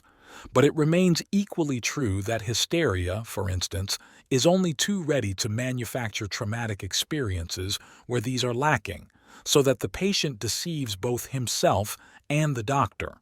Moreover, it still has to be explained why the same experience works traumatically with one child and not with another. Naivete is out of place in psychotherapy. The doctor, like the educator, must always keep his eyes open to the possibility of being consciously or unconsciously deceived, not merely by his patient but above all by himself. The tendency to live in illusion and to believe in a fiction of oneself, in the good sense or in the bad, is almost insuperably great. The neurotic is one who falls victim to his own illusions, but anyone who is deceived himself deceives. Everything can then serve the purposes of concealment and subterfuge. The psychotherapist should realize that so long as he believes in a theory and in a definite method, he is likely to be fooled by certain cases, namely by those clever enough to select a safe hiding place for themselves behind the trappings of the theory, and then to use the method so skillfully as to make the hiding place undiscoverable. Since there is no nag that cannot be ridden to death, all theories of neurosis and methods of treatment are a dubious affair. So I always find it cheering when businesslike physicians and fashionable consultants aver that they treat patients along the lines of Adler or of Kunkel or of Freud or even of Jung. There simply is not and cannot be any such treatment, and even if there could be, one would be on the surest road to failure. When I treat Mr. X, I have of necessity to use method X, just as with Mrs. Z, I have to use method Z. This means that the method of treatment is determined primarily by the nature of the case. All our psychological experiences, all points of view whatsoever, no matter from what theory they derive, may be of use on the right occasion. A doctrinal system like that of Freud or Adler consists on the one hand of technical rules and on the other of the pet emotive ideas of its author. Still under the spell of the old pathology, which unconsciously regarded diseases as distinct entia in the Paracelsian sense, each of them thought it possible to describe a neurosis as if it presented a specific and clearly defined clinical picture. In the same way, doctors still hope to capture the essence of the neurosis with doctrinaire classifications and to express it in simple formulae. Such an endeavor was rewarding up to a point, but it only thrust all the unessential features of the neurosis to the forefront, and thus covered up the one aspect that is essential, namely the fact that this illness is always an intensely individual phenomenon. The real and effective treatment of neurosis is always individual, and for this reason the stubborn application of a particular theory or method must be characterized as basically wrong. If it has become evident anywhere that there are not so much illnesses as ill people, this is manifestly the case in neurosis. Here we meet with the most individual clinical pictures it is possible to imagine, and not only that, but we frequently find in the neuroses contents or components of personality which are far more characteristic of the patient as an individual than the somewhat colorless figure he is all too likely to cut in civilian life. Because the neuroses are so extraordinarily individualistic, their theoretical formulation is an impossibly difficult task, as it can only refer to the collective features, that is, those common to many individuals. But that is precisely the least important thing about the illness, or rather, it is totally irrelevant. Apart from this difficulty, there is something else to be considered, the fact, namely, that nearly every psychological principle, every truth relating to the psyche, must, if it is to be made absolutely true, immediately be reversed. Thus one is neurotic because one has repressions, or because one does not have repressions, because one's head is full of infantile sex fantasies, or because one has no fantasies, because one is childishly unadapted to one's environment, or because one is adapted too exclusively to the environment, because one does or because one does not live by the pleasure principle, because one is too unconscious or because one is too conscious, because one is selfish or because one exists too little as a self, and so on. These antinomies, which can be multiplied at will, show how difficult and thankless is the task of theory building in psychology. I myself have long discarded any uniform theory of neurosis, except for a few quite general points like dissociation, conflict, complex, regression, abasement du niveau mental, which belong as it were to the stock in trade of neurosis. In other words, every neurosis is characterized by dissociation and conflict, contains complexes, and shows traces of regression and abasement. These principles are not, in my experience, reversible. But even in the very common phenomenon of repression, the antinomial principle is already at work, since the chief mechanism of neurosis lies in repression must be reversed, because instead of repression, we often find its exact opposite, the drawing away of a content, its subtraction or abduction, which corresponds to the loss of soul so frequently observed among primitives. Loss of soul is not due to repression but is clearly a species of seizure and is therefore explained as sorcery. These phenomena, originally belonging to the realm of magic, have not by any means died out in so-called civilized people. A general theory of neurosis is therefore a premature undertaking because our grasp of the facts is still far from complete. Comparative research into the unconscious has only begun. Prematurely conceived theories are not without their dangers. Thus, the theory of repression, whose validity in a definite field of pathology is incontestable, up to the point where it has to be reversed, has been extended to creative processes, and the creation of culture relegated to second place as a mere ersatz product.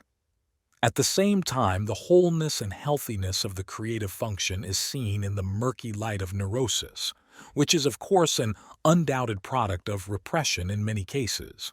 In this way, creativity becomes indistinguishable from morbidity, and the creative individual immediately suspects himself of some kind of illness, while the neurotic has lately begun to believe that his neurosis is an art, or at least a source of art.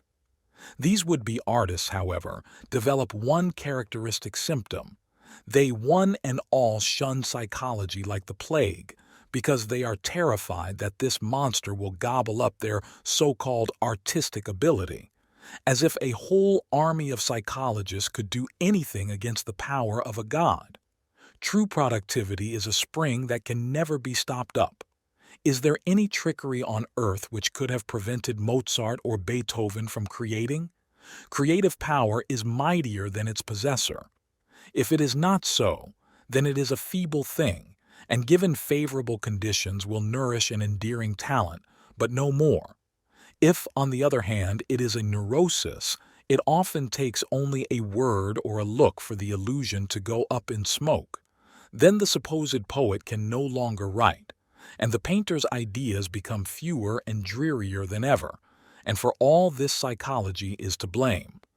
I should be delighted if a knowledge of psychology did have this sanative effect, and if it put an end to the neuroticism which makes contemporary art such an unenjoyable problem. Disease has never yet fostered creative work. On the contrary, it is the most formidable obstacle to creation. No breaking down of repressions can ever destroy true creativeness, just as no analysis can ever exhaust the unconscious. The unconscious is the ever-creative mother of consciousness. Consciousness grows out of the unconscious in childhood, just as it did in primeval times when man became man. I have often been asked how the conscious arose from the unconscious. The only possible way to answer this is to infer, from present experience, certain events which lie hidden in the abyss of the past, beyond the reach of science. I do not know whether such an inference is permissible, but it may be that even in those remote times consciousness arose in much the same way as it arises today. There are two distinct ways in which consciousness arises. The one is a moment of high emotional tension, comparable to the scene in Parsifal, where the hero, at the very moment of greatest temptation, suddenly realizes the meaning of Amfortas's wound. The other way is a state of contemplation, in which ideas pass before the mind like dream images. Suddenly, there is a flash of association between two apparently disconnected and widely separated ideas, and this has the effect of releasing a latent tension. Such a moment often works like a revelation. In every case, it seems to be the discharge of energy tension, whether external or internal, which produces consciousness. Many, though not all, of the earliest memories of infancy still retain traces of these sudden flashes of consciousness. Like the records handed down from the dawn of history, some of them are remnants of real happenings, others are purely mythical. In other words, some were objective in origin and some subjective. The latter are often extremely symbolical and of great importance for the subsequent psychic life of the individual. Most of the earliest impressions in life are soon forgotten and go to form the infantile layer of what I have called the personal unconscious. There are definite reasons for this division of the unconscious into two parts. The personal unconscious contains everything forgotten or repressed or otherwise subliminal that has been acquired by the individual consciously or unconsciously. This material has an unmistakably personal stamp. But you can also find other contents which bear hardly any trace of a personal quality and which appear incredibly strange to the individual. Such contents are frequently found in insanity, where they contribute not a little to the confusion and disorientation of the patient. In the dreams of normal people, too, these strange contents may occasionally appear. When you analyze a neurotic and compare his unconscious material with that of a man suffering from schizophrenia, you are instantly aware of a striking difference. With the neurotic, the material produced is mainly of a personal origin. His thoughts and feelings revolve round his family and his social set, but in a case of insanity, the personal sphere is often completely swamped by collective representations. The madman hears the voice of God speaking to him. In his visions, he sees cosmic revolutions, and it is just as if a veil has been twitched away from a world of ideas and emotions hitherto concealed. He suddenly begins talking of spirits, demons, witchcraft, secret magical persecutions, and so forth. It is not difficult to guess what this world is. It is the world of the primitive, which remains profoundly unconscious so long as everything is going well, but rises to the surface when some fatality befalls the conscious mind. This impersonal layer of the psyche I have termed the collective unconscious. Collective because it is not an individual acquisition, but is rather the functioning of the inherited brain structure, which in its broad outlines is the same in all human beings, and in certain respects the same even in mammals. The inherited brain is the product of our ancestral life. It consists of the structural deposits or equivalents of psychic activities which were repeated innumerable times in the life of our ancestors. Conversely, it is at the same time the ever-existing a priori type and author of the corresponding activity. Far be it from me to decide which came first, the hen or the egg. Our individual consciousness is a superstructure based on the collective unconscious, of whose existence it is normally quite unaware. The collective unconscious influences our dreams only occasionally, and whenever this happens, it produces strange and marvelous dreams remarkable for their beauty, or their demoniacal horror, or for their enigmatic wisdom. Big dreams, as certain primitives call them. People often hide such dreams as though they were precious secrets, and they are quite right to think them so. Dreams of this kind are enormously important for the individual's psychic balance.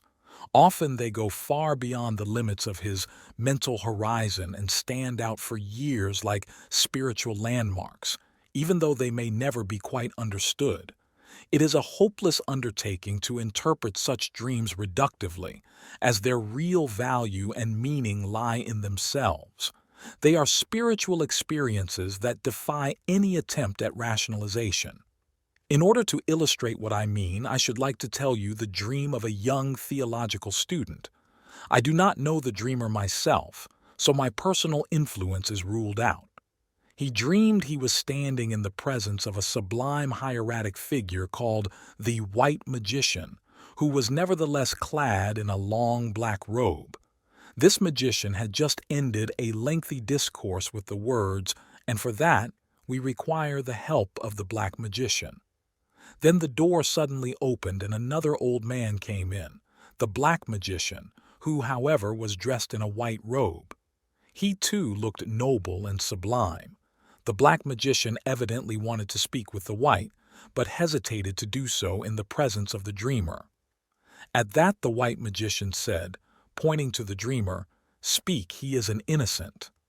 So the black magician began to relate a strange story of how he had found the lost keys of paradise and did not know how to use them.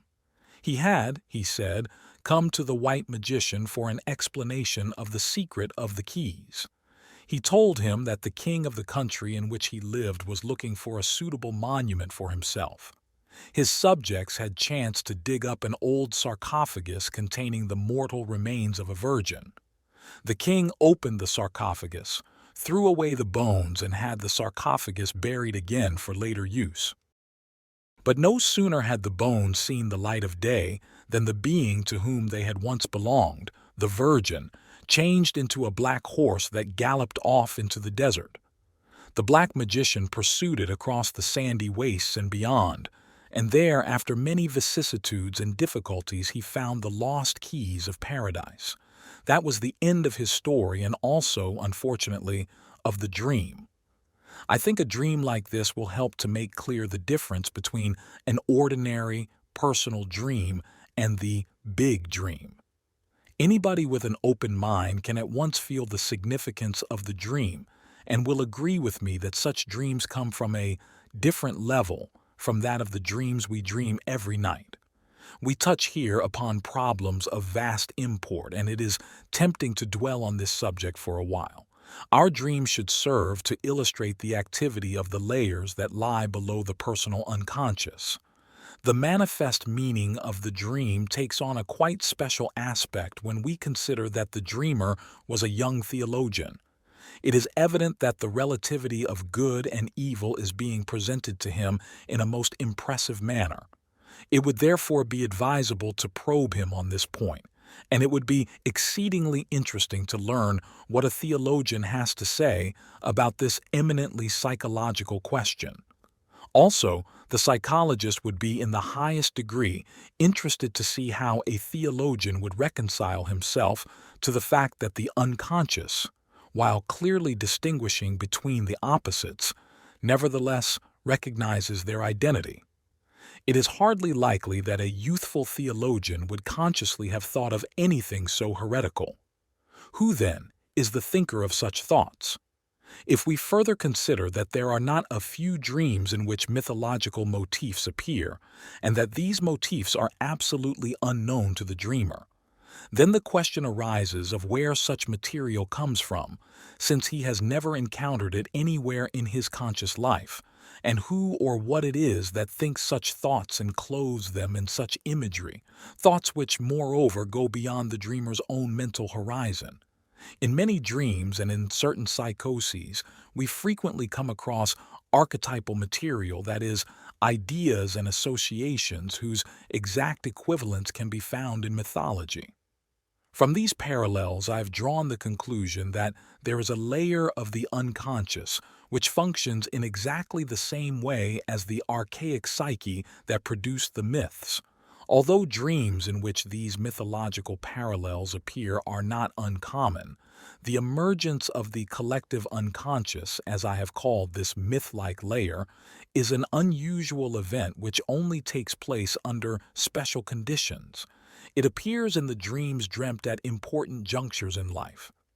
The earliest dreams of childhood, if we can still remember them, often contain the most astonishing mythologisms. We also find the primordial images in poetry and in art generally, while religious experience and dogma are a mine of archetypal lore. The collective unconscious is a problem that seldom enters into practical work with children. Their problem lies mainly in adapting themselves to their surroundings. Indeed, their connection with the primordial unconsciousness must be severed, as its persistence would present a formidable obstacle to the development of consciousness, which is what they need more than anything else. But if I were discussing the psychology of people beyond middle life, I should have a good deal more to say about the significance of the collective unconscious. You should always bear in mind that our psychology varies not only according to the momentary predominance of certain instinctive impulses and certain complexes, but according to the individual's life phase.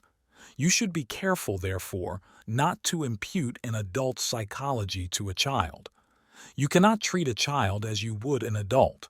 Above all, the work can never be as systematic as with adults. A real systematic dream analysis is hardly possible, because with children the unconscious should not be stressed unnecessarily. One can easily arouse an unwholesome curiosity or induce an abnormal precociousness and self-consciousness by going into psychological details which are of interest only to the adult.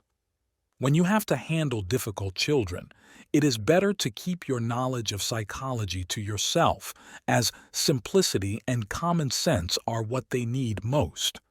Your analytical knowledge should serve your own attitude as an educator first of all, because it is a well-known fact that children have an almost uncanny instinct for the teacher's personal shortcomings.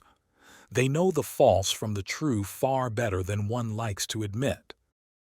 Therefore, the teacher should watch his own psychic condition so that he can spot the source of the trouble when anything goes wrong with the children entrusted to his care. He himself may easily be the unconscious cause of evil. Naturally, we must not be too naive in this matter.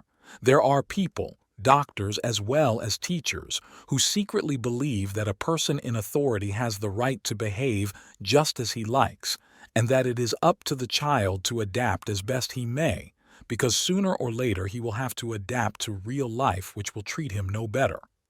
Such people are convinced at heart that the only thing that matters is material success, and that the only real and effective moral restraint is the policeman behind the penal code. Where unconditional adaptation to the powers of this world is accepted as the supreme principle of belief, it would of course be vain to expect psychological insight from a person in authority as a moral obligation.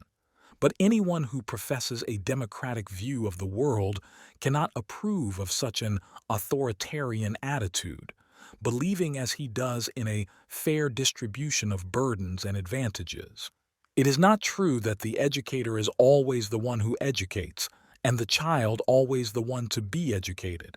The educator, too, is a fallible human being, and the child he educates will reflect his failings. Therefore, it is wise to be as clear-sighted as possible about one's subjective views, and particularly about one's faults. As a man is, so will be his ultimate truth, and so also his strongest effect on others. The psychology of children's neuroses can only be described very inadequately in general systematic terms, for, with few exceptions, the unique or individual features are overwhelmingly preponderant, as is usually also the case with the neuroses of adults. Here, as their diagnoses and classifications have little meaning when weighed against the individual peculiarity of each case. Instead of a general description, I should like to give you some examples from case histories, which I owe to the friendly collaboration of my pupil Francis G. Wicks, formerly consulting psychologist at St. Agatha's School, New York City. The first case is that of a boy 7 years old. He had been diagnosed as mentally defective. The boy showed lack of coordination in walking, squinted in one eye, and had an impediment in his speech. He was given to sudden outbursts of temper and would keep the house in an uproar with his wild rages, throwing things about and threatening to kill the family. He liked to tease and to show off. At school, he bullied the other children. He could not read or take his place in class with children of the same age. After he had been at school for about 6 months, the rages increased until there were several each day. He was a first child, had been happy and friendly enough up to the age of 5.5, but between 3 and 4, he developed night terrors. He was late in learning to talk. The tongue was found to be tied, and an operation was performed. He could still hardly articulate at 5.5, and it was then discovered that the ligaments had not been properly cut. This was remedied. When he was 5, a small brother was born. At first he was delighted, but as the baby grew older he seemed at times to hate him. As soon as his little brother began to walk, which he did unusually early, our patient started his wild tempers. He would show great vindictiveness, alternating with moods of affection and remorse. As these rages seemed to be brought on by almost anything, no matter how trifling, nobody thought of jealousy. As the rages increased, so the night terrors abated. Intelligence tests showed unusual ability in thinking. He was delighted at every success and became friendly when encouraged, but was irritable over failures. The parents were brought to understand that the rages were compensatory power manifestations which he developed on realizing his own impotence. Firstly, when he saw how his little brother was praised and admired for doing with perfect ease the very thing that was impossible for him, and then in having to compete on such unequal terms with the other children at school. While he had remained the only child, whose parents lavished special care on him because of his handicaps, he was happy. But when he tried to hold his own on such unequal terms, he became like a wild animal trying to break the chain. The rages, which the mother said were apt to occur when some little bit of a thing went wrong, were often found to be connected with the times when the little brother was made to show off his tricks before visitors. The boy soon developed very good relations with the psychologist, whom he called his friend. He began to talk to her without falling into his rages. He would not tell his dreams, but would indulge in bombastic fantasies about how he was going to kill everybody and cut off their heads with a great sword. One day he suddenly interrupted himself and said, "That's what I'll do. What do you think of that?" The psychologist laughed and answered, "I think just as you do. It's all bunk." Then she gave him a picture of Santa Claus, which he had admired, saying, "You and Santa Claus and I know it's all bunk." His mother put the picture in the window for him to see, and the next day he caught sight of it in one of his rages. He calmed down at once and remarked, "Santa Claus, that's all bunk," and promptly did what he had been told to do. He then began to see his rages as something he enjoyed and used for a definite purpose.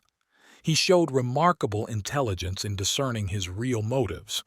His parents and teachers cooperated in praising his efforts and not merely his successes. He was made to feel his place as the eldest son. Special attention was given to speech training. Gradually, he learned to control his rages. For a time, the old night terrors became more frequent as the rages subsided, but then they too diminished. One cannot expect a disorder that began so early on the basis of organ inferiorities to be cured at once. It will take years to reach a complete adaptation. A strong feeling of inferiority is obviously at the bottom of this neurosis. It is a clear case of Adlerian psychology, where the inferiority gives rise to a power complex. The symptomatology shows how the neurosis attempted to compensate the loss of efficiency. The second case concerns a little girl about 9 years old. She had run a subnormal temperature for 3 months and was unable to attend school. Otherwise, she showed no special symptoms except loss of appetite and increasing listlessness. The doctor could find no reason for this condition. The father and mother were both sure they had the child's full confidence and that she was not worried or unhappy in any way. The mother finally admitted to the psychologist that she and her husband did not get on together, but said that they never discussed their difficulties in front of the child, who was completely unconscious of them. The mother wanted a divorce, but could not make up her mind to face the upheaval it would involve. So everything remained in mid-air, and in the meantime the parents made no effort to solve any of the difficulties causing their unhappiness. Both of them had an unduly possessive attachment to the child, who in turn had a terrific father complex. She slept in her father's room in a little bed next to his and got into his bed in the mornings. She gave the following dream. I went with Daddy to see Granny. Granny was in a big boat. She wanted me to kiss her and wanted to put her arms round me, but I was afraid of her. Daddy said, "Well then, I'll kiss Granny." I didn't want him to do it, as I was afraid something might happen to him. Then the boat moved off and I couldn't find anybody, and I felt frightened. Several times she had dreams about Granny. Once Granny was all mouth, wide open. Another time she dreamt of a big snake, which came out from under my bed and played with me. She often spoke of the snake dream, and had one or two others like it. The dream about her Granny she told with reluctance, but then confessed that every time her father went away she was frightened he would never come back. She had sized up her parents' situation and told the psychologist that she knew her mother did not like her father, but she did not want to talk about it because it would make them feel bad. When her father was away on business trips, she was always afraid he would leave them. She had also noticed that her mother was always happier then. The mother realized that she was no help to the child, but on the contrary, only made her ill by leaving the situation unsolved. The parents had either to tackle their difficulties together and try to come to a real understanding, or, if this should prove impossible, decide to separate. Eventually, they chose the latter course and explained the situation to the child. The mother had been convinced that a separation would harm the child, instead of which her health improved as soon as the real situation came out into the open. She was told that she would not be parted from either parent, but would have two homes instead. And although a divided home seems a poor arrangement for any child, her relief at no longer being a prey to vague fears and forebodings was so great that she returned to normal health and to real enjoyment of school and play. A case like this is often a great puzzle to the general practitioner. He looks in vain for an organic cause of the trouble, not knowing that he ought to look elsewhere, for no medical textbook would admit the possibility that psychic difficulties between father and mother could be responsible for the child's subnormal temperature. But to the analyst, such causes are by no means unknown or strange. The child is so much a part of the psychological atmosphere of the parents that secret and unsolved problems between them can influence its health profoundly. The participation mystique, or primitive identity, causes the child to feel the conflicts of the parents and to suffer from them as if they were its own. It is hardly ever the open conflict or the manifest difficulty that has such a poisonous effect, but almost always parental problems that have been kept hidden or allowed to become unconscious. The author of these neurotic disturbances is, without exception, the unconscious. Things that hang in the air and are vaguely felt by the child, the oppressive atmosphere of apprehension and foreboding, these slowly seep into the child's soul like a poisonous vapor. What this child seemed to feel most was the unconscious of her father. If a man has no real relations with his wife, then obviously he seeks another outlet. And if he is not conscious of what he is seeking, or if he represses fantasies of that kind, his interest will regress on the one side to the memory image of his mother, and on the other side it invariably fastens on his daughter, if there is one. This is what might be called unconscious incest. You can hardly hold a man responsible for his unconsciousness, but the fact remains that in this matter nature knows neither patience nor pity, and takes her revenge directly or indirectly through illness and unlucky accidents of all kinds. Unfortunately, it is almost a collective ideal for men and women to be as unconscious as possible in the ticklish affairs of love. But behind the mask of respectability and faithfulness, the full fury of neglected love falls upon the children. You cannot blame the ordinary individual, as you cannot expect people to know the attitude they ought to adopt and how they are to solve their love problems within the framework of present-day ideals and conventions. Mostly they know only the negative measures of negligence, procrastination, suppression, and repression, and to know of anything better is admittedly very difficult. The dream about the grandmother shows how the unconscious psychology of the father is penetrating that of the child. It is he who wishes to kiss his mother, and the child feels forced to kiss her in the dream. The grandmother, who is all mouth, suggests swallowing and devouring. Obviously, the child is in danger of being swallowed by her father's regressive libido. That is why she dreams of the snake. For the snake, since ancient times, has always been the symbol of danger, of being caught in coils or swallowed or poisoned. This case also shows how apt children are to see very much more than their parents suspect. It is of course not possible for parents to have no complexes at all. That would be superhuman, but they should at least come to terms with them consciously. They should make it a duty to work out their inner difficulties for the sake of the children.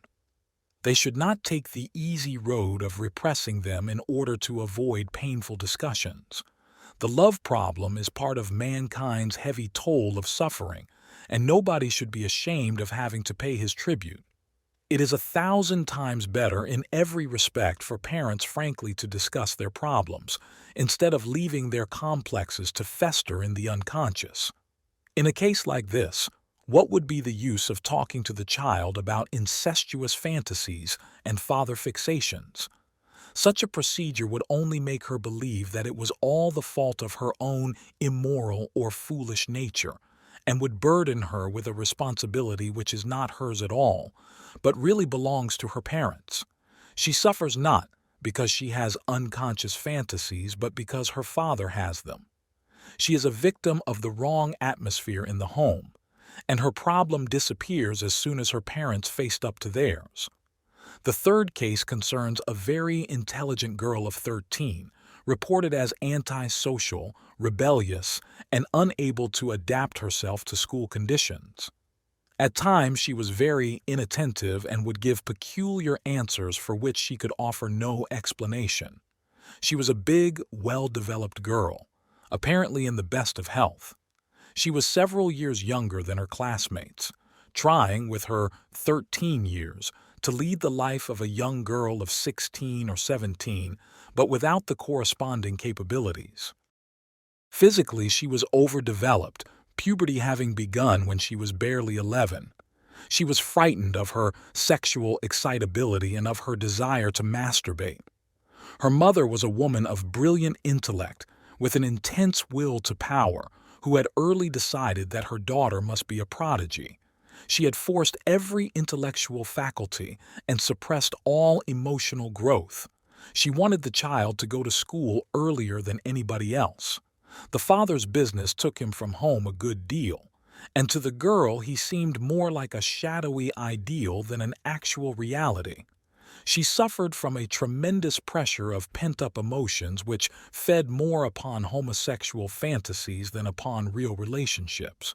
She confessed that she sometimes longed to be caressed by a certain teacher, and then suddenly she would fancy that all her clothes had dropped off, so that she lost track of what was being said to her, hence her absurd answers. This is one of her dreams. I saw my mother slipping down the bath and I knew she was drowning, but I could not move. Then I grew terribly frightened and started to weep because I had let her drown. I woke up crying. This dream helped her to bring to the surface the hidden resistances to the unnatural life she was forced to lead. She acknowledged her desire for normal companionship. Little could be done at home, but a change of surroundings, the understanding of her problem, and the frank discussion brought a considerable improvement. This case is simple, but very typical. The role played by the parents is again most conspicuous. It was one of those typical marriages where the father is completely wrapped up in his business and the mother tries to realize her social ambitions through the child. The child had to be a success in order to satisfy her mother's desires and expectations and to flatter her vanity. A mother like this does not, as a rule, see the real character of her child at all, or her individual ways and needs. She projects herself into the child and rules her with a ruthless will to power. Such a marriage is all too likely to produce just that psychological situation and to intensify it still further. There seems to have been a considerable distance between husband and wife, as so masculine a woman can hardly have had any real understanding of a man's feelings. The only thing she knows how to get out of him is his money. He pays her in order to keep her in a fairly tolerable mood. All her love turns into ambition and will to power, if indeed she has not been doing this since long before her marriage, unconsciously following the example of her own mother. The children of such mothers are practically nothing more than dolls to be dressed up and adorned at pleasure. They are nothing but mute figures on the chessboard of their parents' egoism, and the maddening thing is that all this is done under the cloak of selfless devotion to the dear child, whose happiness is the sole aim of the mother's life. But in actual fact, the child is not given a grain of real love.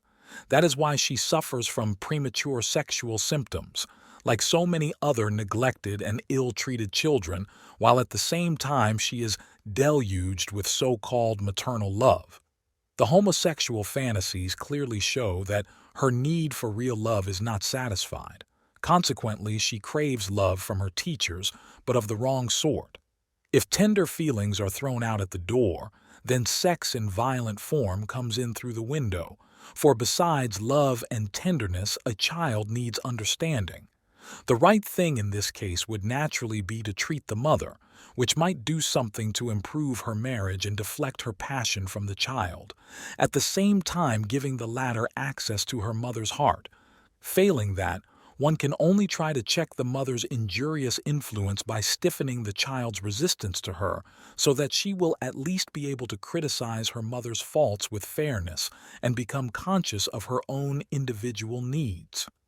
Nothing is more stunting than the efforts of a mother to embody herself in her child, without ever considering that a child is not a mere appendage, but a new and individual creature, often furnished with a character which is not in the least like that of the parents and sometimes seems to be quite frighteningly alien. The reason for this is that children are only nominally descended from their parents, but are actually born from the ancestral stock. Occasionally, you have to go back several hundred years to see the family likeness. The child's dream is quite intelligible. It obviously means the death of the mother. Such is the answer of the child's unconscious to the mother's blind ambition. Had she not tried to kill her daughter's individuality, the unconscious would never have reacted in that way. Certainly, you should never start generalizing from the results of such a dream. Death dreams about the parents are not uncommon, and you might be led to suppose that they are always based on the kind of conditions I've just described. But you should remember that a dream image does not always have the same meaning in all circumstances. You can never be certain of a dream's meaning unless you are sufficiently acquainted with the conscious situation of the dreamer. The last case I shall mention concerns an 8-year-old girl, Margaret, who suffered from a complaint that does not seem to be causally connected with the parents. It is a complicated case which cannot be dealt with fully in a lecture. I have therefore selected only one important phase in its development. The child had been at school for a year without being able to learn anything except a little reading. She moved clumsily, went up and down stairs like a child just beginning to walk, had little control of her limbs, and spoke in a whining voice. In conversation, she would show intense eagerness at first, then suddenly bury her face in her hands and refuse to say any more. As soon as she started to speak, she would burst into a weird gibberish made up of disconnected words. When she tried to write, she drew single letters and then covered the whole paper with scribbles which she called funnies. Intelligence tests could not be given in the normal way, but in several thinking and feeling tests, she got the results of an 11-year-old. In others, barely those of a child of 4. She had never been normal.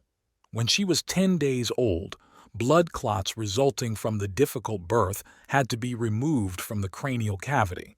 She was watched over day and night and looked after with the greatest care. It soon became apparent that she used her physical disabilities to tyrannize her parents, meanwhile resenting any attempt to help her. The parents tried to compensate her defects by shielding her from reality and by providing her with moral crutches which kept her from struggling to overcome her difficulties and frustrations through an effort of will. The first psychological approach was through the world of imagination. As the child was fairly imaginative, she began to learn to read for the sake of stories, and once started, she progressed with astonishing rapidity. Too much concentration on one thing made her irritable and excited, but nevertheless there was a steady gain. One day Margaret announced, "I have a twin sister. She is called Anna. She is just like me, except that she always wears lovely pink clothes and has glasses." Glasses meant her weak eyes, which kept her from poring over the books she now loved. If Anna were here, I should work better. The psychologist suggested that Anna should be asked to come in. Margaret went out into the hall and came back with Anna. Then she tried to write, so as to show Anna. After that, Anna was always present. First, Margaret would write, then Anna. One day, everything went wrong, and finally she burst out, "I shall never learn to write, and it's all Mother's fault.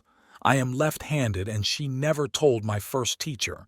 I had to try to write with my right hand, and now I shall grow up and never be able to write because of Mother." The psychologist told her of another child who was also left-handed and whose mother had made the same mistake. Margaret inquired eagerly, "So he can't write at all?" "Oh, no," said the psychologist. "He writes stories and all sorts of things, only it was harder for him, that's all. He generally writes with his left hand now. You can write with your left hand if you want to." "But I like my right hand best." "Oh ho, then it doesn't seem to be all your mother's fault. I wonder whose fault it is." Margaret only said, "I don't know." Thereupon it was suggested that she might ask Anna. So she went out and came back after a while and said, "Anna says it's my fault and I had better do some work."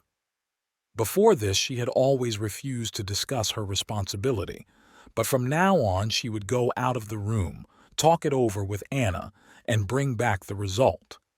Sometimes she would come back with all the signs of rebellion, but she always told the truth.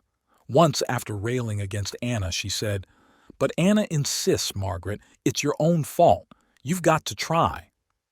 From this she went on to a realization of her own projections. One day she got into a fearful temper with her mother. She burst into the room shouting, "Mother is horrid, horrid, horrid!" "Who is horrid?" she was asked. "Mother," she answered. "You might ask Anna," said the psychologist. There was a long pause, then she said, "Pooh, I guess I know as much as Anna. I'm horrid. I'll go and tell Mother." This she did and then returned quietly to her work. As a result of the serious injury at birth, the child had not been able to develop properly. She naturally deserved and received a good deal of attention from her parents, but it is almost impossible to draw the line and to know exactly how far one should go in considering a child's incapacities. Somewhere certainly the optimum is reached, and if you go beyond that you start spoiling the child. As the first mentioned case shows, children do feel their inferiority in certain ways, and they begin to compensate by assuming a false superiority. This is only another inferiority, but a moral one. No genuine satisfaction results, and so a vicious circle is begun.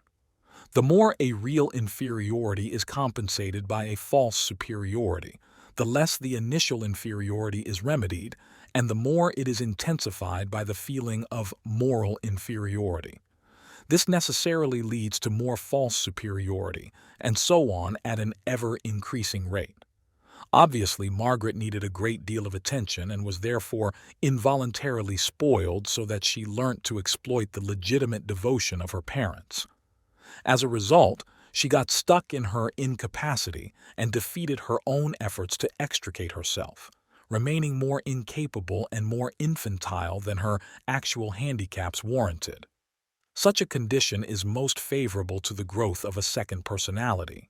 The fact that her conscious mind fails to progress does not mean in the least that her unconscious personality will also remain at a standstill. This part of herself will advance as time goes on, and the more the conscious part hangs back, the greater will be the dissociation of personality. Then one day the more developed personality will appear on the scene and challenge the regressive ego. This was the case with Margaret. She saw herself confronted by Anna, her superior twin sister, who for a while represented her moral reason. Later, the two merged into one, and this signified a tremendous advance. In 1902, I published a study of very much the same psychological structure. It was about a young girl of 16 with a quite extraordinary dissociation of personality. You will find it in my paper on the psychology and pathology of so-called occult phenomena. The educational use which the psychologist made of the second personality brought excellent results and entirely agreed with the teleological significance of the figure of Anna. The psychic double is a commoner phenomenon than one would expect, although it seldom reaches a degree of intensity that would entitle one to speak of a double personality. About education in general and school education in particular, the doctor has little to say from the standpoint of his science, as that is hardly his business. But on the education of difficult or otherwise exceptional children, he has an important word to add. He knows only too well from his practical experience what a vital role parental influences and the effects of schooling play even in the life of the adult. He is therefore inclined, when dealing with children's neuroses, to seek the root cause less in the child itself than in its adult surroundings, and more particularly in the parents. Parents have the strongest effect upon the child, not only through its inherited constitution, but also through the tremendous psychic influence they themselves exert. That being so, the uneducatedness and unconsciousness of the adult works far more powerfully than any amount of good advice, commands, punishments, and good intentions. But when, as is unfortunately all too often the case, parents and teachers expect the child to make a better job of what they themselves do badly, the effect is positively devastating. Again and again we see parents thrusting their unfulfilled illusions and ambitions onto the child, and forcing it into a role for which it is in no circumstances fitted. I remember being consulted about a badly behaved little boy. From the parent's account I learnt that, at the age of 7, he could neither read nor write, that he would not learn any of his lessons properly, resisting with unreasoning defiance every attempt to educate him, and that for 2 years he had been developing rages in which he smashed everything within reach. He was intelligent enough, so the parents thought, but totally lacking in goodwill. Instead of working, he lazed about or played with his decrepit old teddy bear, which for years had been his only toy. He had been given plenty of other toys, but he viciously destroyed them. They had even engaged a good governess for him, but she could do nothing with him either. He was, after a couple of girls, the first and only son, on whom, so it seemed to me, the mother doted especially. As soon as I saw the child, the riddle was solved. The boy was pretty much of an imbecile already, and the mother, who could not endure having a backward son, had so egged on and tormented this essentially harmless and good-natured zany with her ambitions that he went completely berserk out of sheer desperation. When I spoke to the mother after the examination, she was outraged by my diagnosis and insisted that I must have made a mistake. The educator should know above all else that talk and officious discipline lead nowhere, that what counts is example. If he unconsciously permits all kinds of viciousness, lies, and bad manners in himself, these will have an incomparably more powerful effect than the best of intentions, which are so easily come by. The doctor therefore believes that the best way to educate others is for the educator himself to be educated, and that he should first try out on himself the psychological profundities he has learnt from textbooks in order to test their efficacy. So long as these efforts are prosecuted with a certain amount of intelligence and patience, he will probably not make such a bad teacher. The gifted child. When I visited the United States for the first time, I was much astonished to see that there were no barriers at the railway crossings and no protective hedges alongside the railway track. In the remoter districts, the line was actually used as a footpath. When I voiced my astonishment about this, I was informed. Only an idiot could fail to see that trains pass along the line at 40 to 100 miles an hour. Another thing that struck me was that nothing is verboten. Instead, one is merely not allowed to do something, or one is politely requested, "Please don't." These impressions, and others like them, reduce themselves to the discovery that in America civic life appeals to the intelligence and expects an intelligent response, whereas in Europe it plans for stupidity. America fosters and looks forward to intelligence. Europe looks back to see whether the dumb ones are also coming along. What is worse, Europe takes evil intentions for granted and is forever crying that bossy and officious verboten into our ears, whereas America addresses herself to people's common sense and goodwill. Involuntarily, I found my thoughts drifting back to my school days, and there I saw the European prejudice embodied in certain of my teachers. I was not, as a 12-year-old schoolboy, by any means drowsy or stupid, but often I felt uncommonly bored when the teacher had to busy himself with the slow coaches. I had the good fortune to possess a genial Latin master who, during the exercises, used to send me to fetch books from the university library, and in these I browsed with delight as I dawdled back by the longest possible route. Boredom, however, was by no means the worst of my experiences. Once, among the numerous and not exactly stimulating themes for an essay, we were given something really interesting. I set to work very seriously and polished my sentences with the greatest care. In happy anticipation of having written the best, or at least one of the better essays, I handed mine in to the teacher. When giving them back, he always used to discuss the best essay first and then the others in order of merit.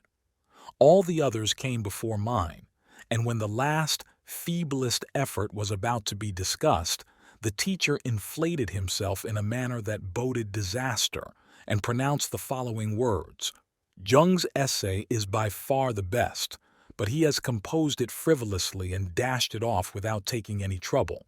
Therefore, it merits no attention whatever." "That is not true," I cried. "I've never put so much work into any essay as I did into this." "That's a lie," he shouted. "Look at Smith Minor, the boy who had produced the worst essay. He took trouble over his. He will get on in life, but you won't, no, not you, for in life you can't get away with cleverness and humbug." I was silent. From that moment I never did a stroke of work during German lessons. This mishap lies more than half a century behind me, and I have no doubt that there have been many changes and improvements in the school since then. But, at the time, it obsessed my thoughts and left me with a feeling of bitterness, though this naturally gave place to better understanding as my experience of life increased. I came to realize that my teacher's attitude was after all based on the noble precept of helping the weak and eradicating the bad. But as so often happens with such precepts, they are apt to be elevated to soulless principles which do not bear thinking about further, so that a lamentable caricature of goodness results. One helps the weak and fights against the bad, but at the same time one runs the risk of putting the gifted child in a back place, as though being ahead of one's fellows were something scandalous and improper. The average person distrusts and readily suspects anything that his intelligence cannot grasp. Il est trop intelligent, reason enough for the blackest suspicion. In one of his novels, Paul Bourget describes an exquisite scene in the antechamber of some minister, which serves as the perfect paradigm.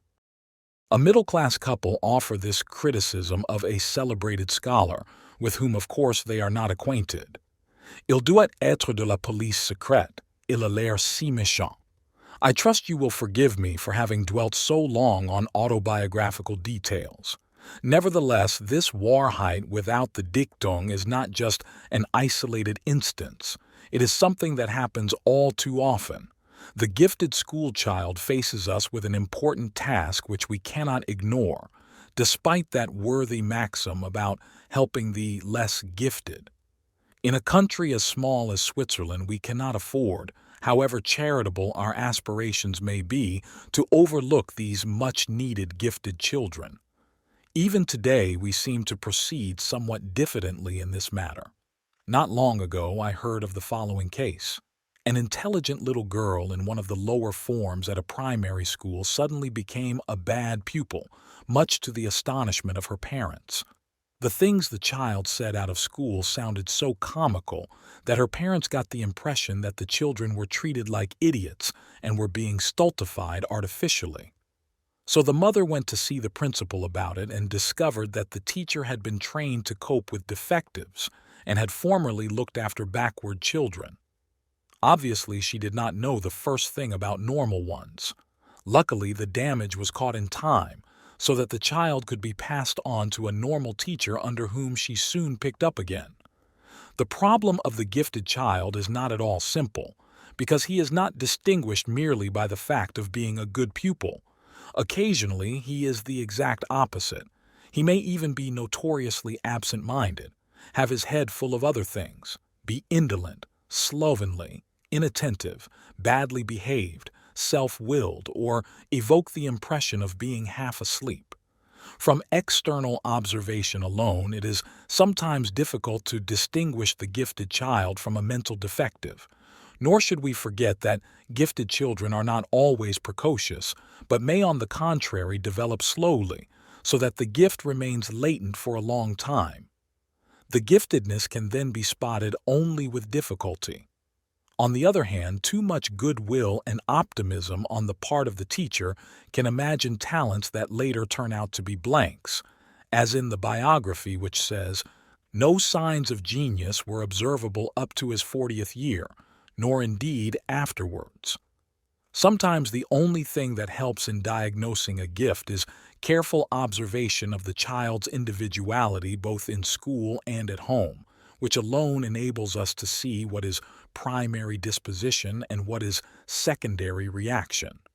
In the gifted child, inattentiveness, absent-mindedness, and daydreaming may prove to be a secondary defense against outside influences, in order that the interior fantasy processes may be pursued undisturbed. Admittedly, the mere existence of lively fantasies or peculiar interests is no proof of special gifts, as the same predominance of aimless fantasies and abnormal interests may also be found in the previous history of neurotics and psychotics. What does reveal the gift, however, is the nature of these fantasies. For this one must be able to distinguish an intelligent fantasy from a stupid one.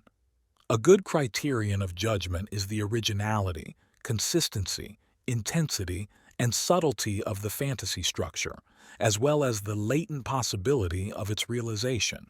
One must also consider how far the fantasy extends into the child's actual life, for instance, in the form of hobbies systematically pursued and other interests. Another important indication is the degree and quality of his interest in general. One sometimes makes surprising discoveries where problem children are concerned, such as a voracious and apparently indiscriminate reading of books, done mostly in the forbidden hours after bedtime, or else some unusual practical accomplishment. All these signs can only be understood by one who takes the trouble to inquire into the reasons for the child's problems, and who is not content merely to pick on the bad qualities. A certain knowledge of psychology, by which I mean common sense and experience, is therefore a desirable requisite in a teacher. The psychic disposition of the gifted child always moves in violent contrasts. That is to say, it is extremely rare for the gift to affect all regions of the psyche uniformly. The general rule is that one or the other region will be so little developed as to entitle us to speak of a defect. Above all, the degree of maturity differs enormously. In the region of the gift, abnormal precocity may prevail, while outside that region, the mental attainment may be below normal for a child of that age. Occasionally, this gives rise to a misleading picture. One thinks one is dealing with a rather undeveloped and mentally backward child and, in consequence, fails to credit him with any ability above the normal. Or it may be that a precocious intellect is not accompanied by a corresponding development of verbal facility, so that the child is driven to express himself in a seemingly confused or unintelligible way. In such cases, only a careful inquiry into the why and wherefore, and a conscientious deliberation of the answers, can save the teacher from false judgments. But there are also cases where the gift applies to some aptitude not affected by schoolwork at all. This is particularly true of certain practical accomplishments. I myself remember boys who distinguished themselves at school by their remarkable stupidity, but who were highly efficient at the peasant trades of their parents. While I am on this subject, I must not omit to point out that very erroneous views used to be held at one time concerning the gift for mathematics. It was believed that the capacity for logical and abstract thought was, so to speak, incarnate in mathematics, and that this was therefore the best discipline if one wanted to think logically. But the mathematical gift, like the musical gift to which it is biologically related, is identical neither with logic nor with intellect, although it makes use of them just as all philosophy and science do. One can be musical without possessing a scrap of intellect, and in the same way astounding feats of calculation can be performed by imbeciles. Mathematical sense can be inculcated as little as can musical sense, for it is a specific gift.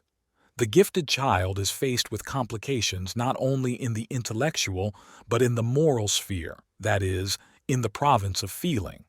The prevarication, lying, and other moral laxities so common in grown-ups can easily become a distressing problem for the morally gifted child.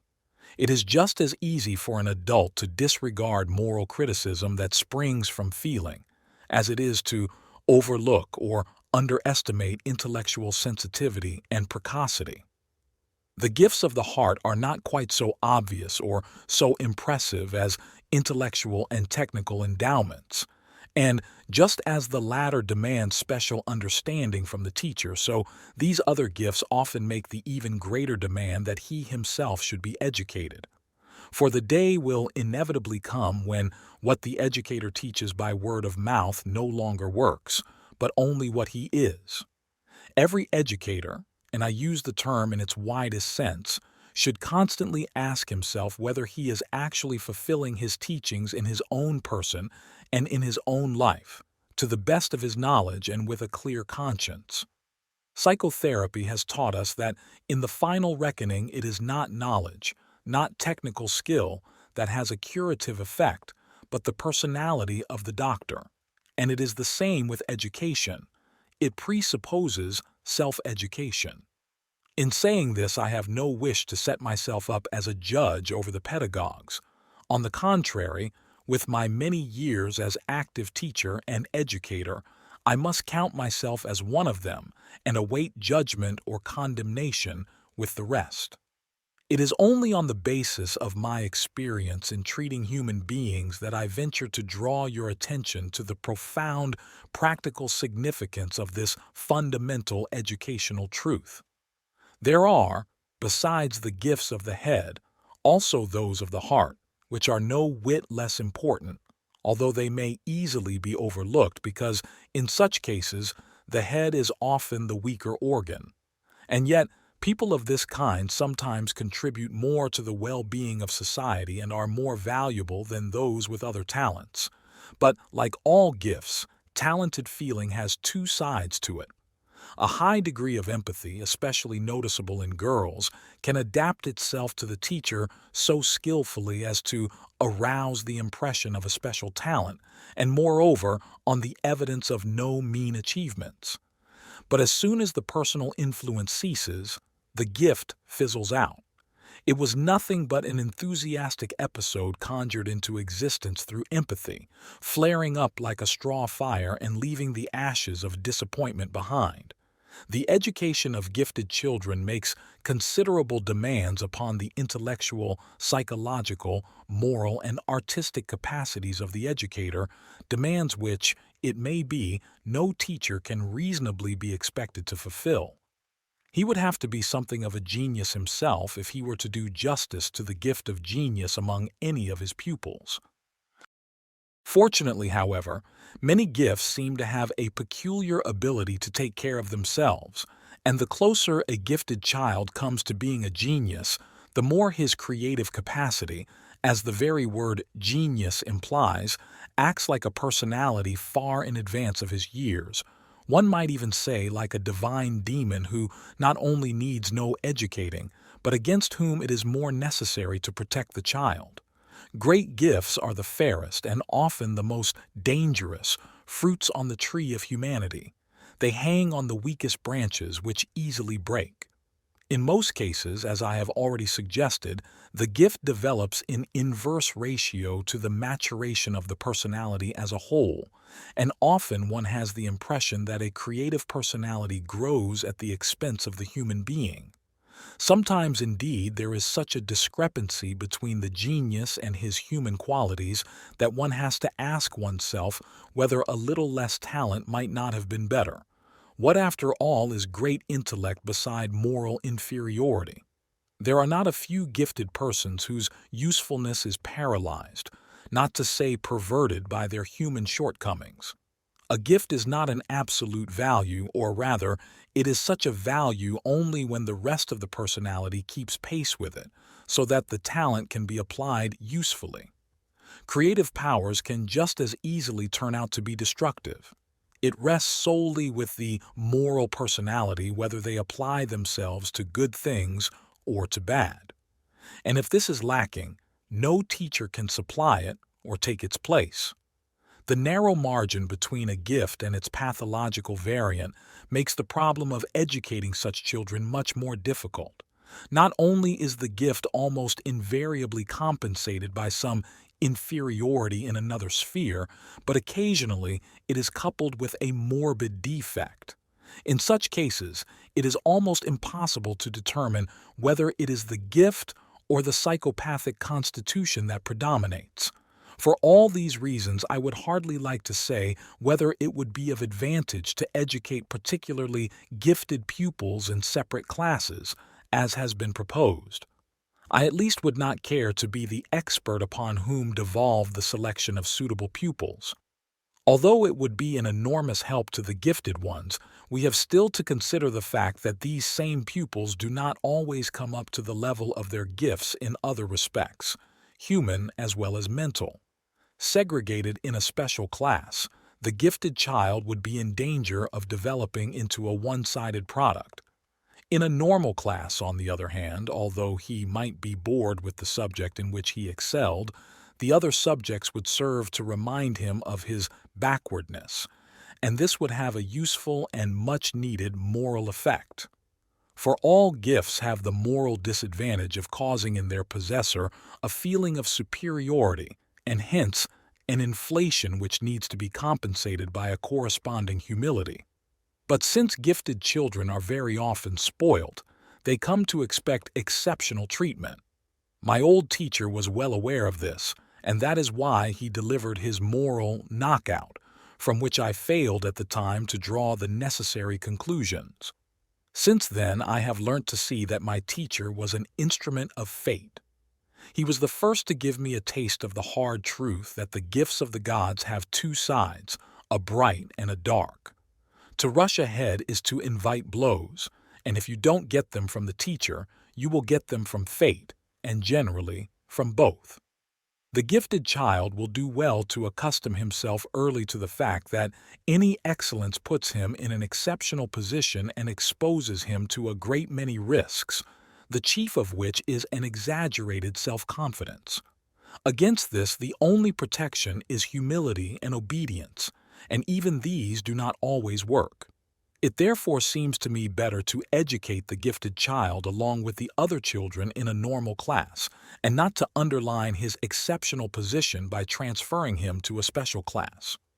When all is said and done, school is a part of the great world and contains in miniature all those factors which the child will encounter in later life and with which he will have to come to terms. Some at least of this necessary adaptation can and should be learnt at school. Occasional clashes are not a catastrophe. Misunderstanding is fatal only when chronic, or when the child's sensitivity is unusually acute and there is no possibility of finding another teacher. That often brings favorable results, but only when the cause of the trouble really does lie with the teacher. This is by no means the rule, for in many cases the teacher has to suffer for the ruin wrought by the child's upbringing at home.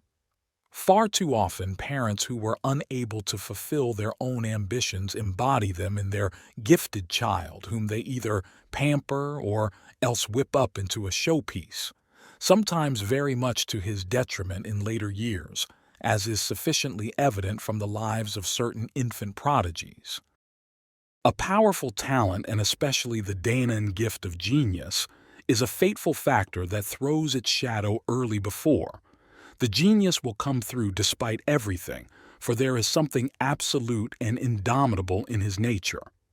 The so-called misunderstood genius is rather a doubtful phenomenon. Generally, he turns out to be a good-for-nothing who is forever seeking a soothing explanation of himself. Once, in my professional capacity, I was forced to confront a genius of this type with the alternative. Or perhaps, you are nothing but a lazy hound. It was not long before we found ourselves in wholehearted agreement on this point. Talent, on the other hand, can either be hampered, crippled, and perverted, or fostered, developed, and improved. The genius is as rare a bird as the phoenix, an apparition not to be counted upon. Consciously or unconsciously, genius is something that by God's grace is there from the start, in full strength. But talent is a statistical regularity and does not always have a dynamism to match.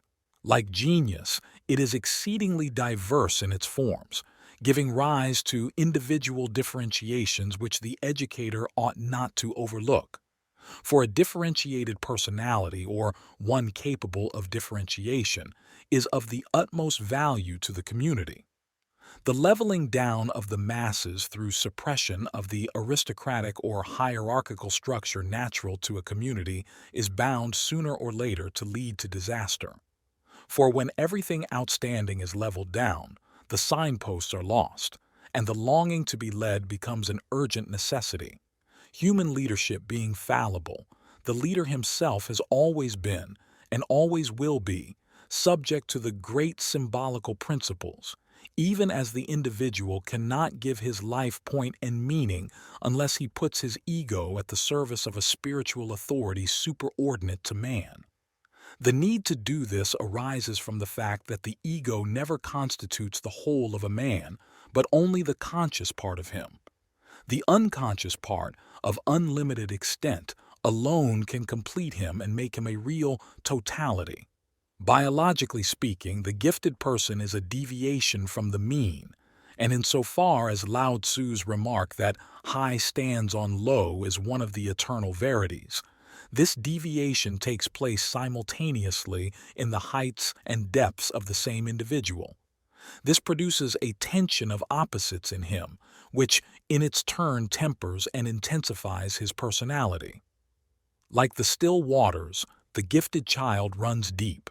His danger lies not only in deviating from the norm, however favorable this may appear to be, but even more in that inner polarity which predisposes to conflict. Therefore, instead of segregation in special classes, the personal interest and attention of the teacher are likely to be more beneficial. Although the institution of a trained school psychiatrist is thoroughly to be recommended and need not be a mere concession to the craze for what is technically right, I would say, in the light of my own experience, that an understanding heart is everything in a teacher and cannot be esteemed highly enough. One looks back with appreciation to the brilliant teachers, but with gratitude to those who touched our human feelings. The curriculum is so much necessary raw material, but warmth is the vital element for the growing plant and for the soul of the child, because there are, among the other pupils, gifted and highly strung natures which ought not to be hemmed in and stifled. The school curriculum should for that very reason never wander too far from the humanities into over-specialized fields. The coming generation should at least be shown the doors that lead to the many different departments of life and the mind. And it seems to me especially important for any broad-based culture to have a regard for history in the widest sense of the word. Important as it is to pay attention to what is practical and useful, and to consider the future, that backward glance at the past is just as important. Culture means continuity, not a tearing up of roots through progress. For the gifted child in particular, a balanced education is essential as a measure of psychic hygiene. As I have said, his gift is one-sided and is almost always offset by some childish immaturity in other regions of the psyche. Childhood, however, is a state of the past.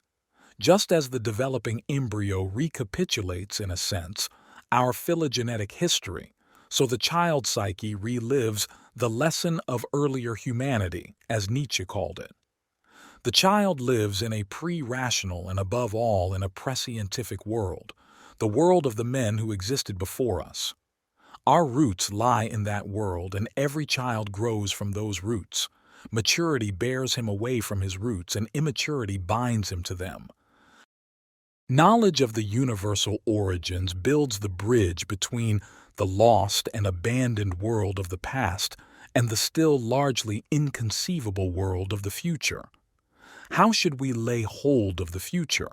How should we assimilate it, unless we are in possession of the human experience which the past has bequeathed to us? Dispossessed of this, we are without root and without perspective, defenseless dupes of whatever novelties the future may bring. A purely technical and practical education is no safeguard against delusion and has nothing to oppose to the counterfeit. It lacks the culture whose innermost law is the continuity of history, the long procession of man's more than individual consciousness. This continuity which reconciles all opposites also heals the conflicts that threaten the gifted child. Anything new should always be questioned and tested with caution, for it may very easily turn out to be only a new disease. That is why true progress is impossible without mature judgment. But a well-balanced judgment requires a firm standpoint, and this in turn can only rest on a sound knowledge of what has been. The man who is unconscious of the historical context and lets slip his link with the past is in constant danger of succumbing to the crazes and delusions engendered by all novelties. It is the tragedy of all innovators that they empty out the baby with the bathwater. Though the mania for novelty is not, thank heavens, the national vice of the Swiss, we live nevertheless in a wider world that is being shaken by strange fevers of renewal. In face of this frightening and grandiose spectacle, steadiness is demanded of our young men as never before, firstly for the stability of our country, and secondly for the sake of European civilization, which has nothing to gain if the achievements of the Christian past are wiped out. The gifted ones, however, are the torchbearers, chosen for that high office by nature herself. The significance of the unconscious in individual education. In general, one can distinguish three kinds of education. 1. Education through example. This kind of education can proceed wholly unconsciously and is therefore the oldest and perhaps the most effective form of all. It is aided by the fact that the child is psychologically more or less identical with its environment and especially with its parents. This peculiarity is one of the most conspicuous features of the primitive psyche, for which the French anthropologist Lévi-Breuil coined the term participation mystique. Because unconscious education through example rests on one of the oldest psychic characteristics, it is effective where all other direct methods fail, as for instance in insanity. Many insane patients have to be made to work in order to keep them from degenerating.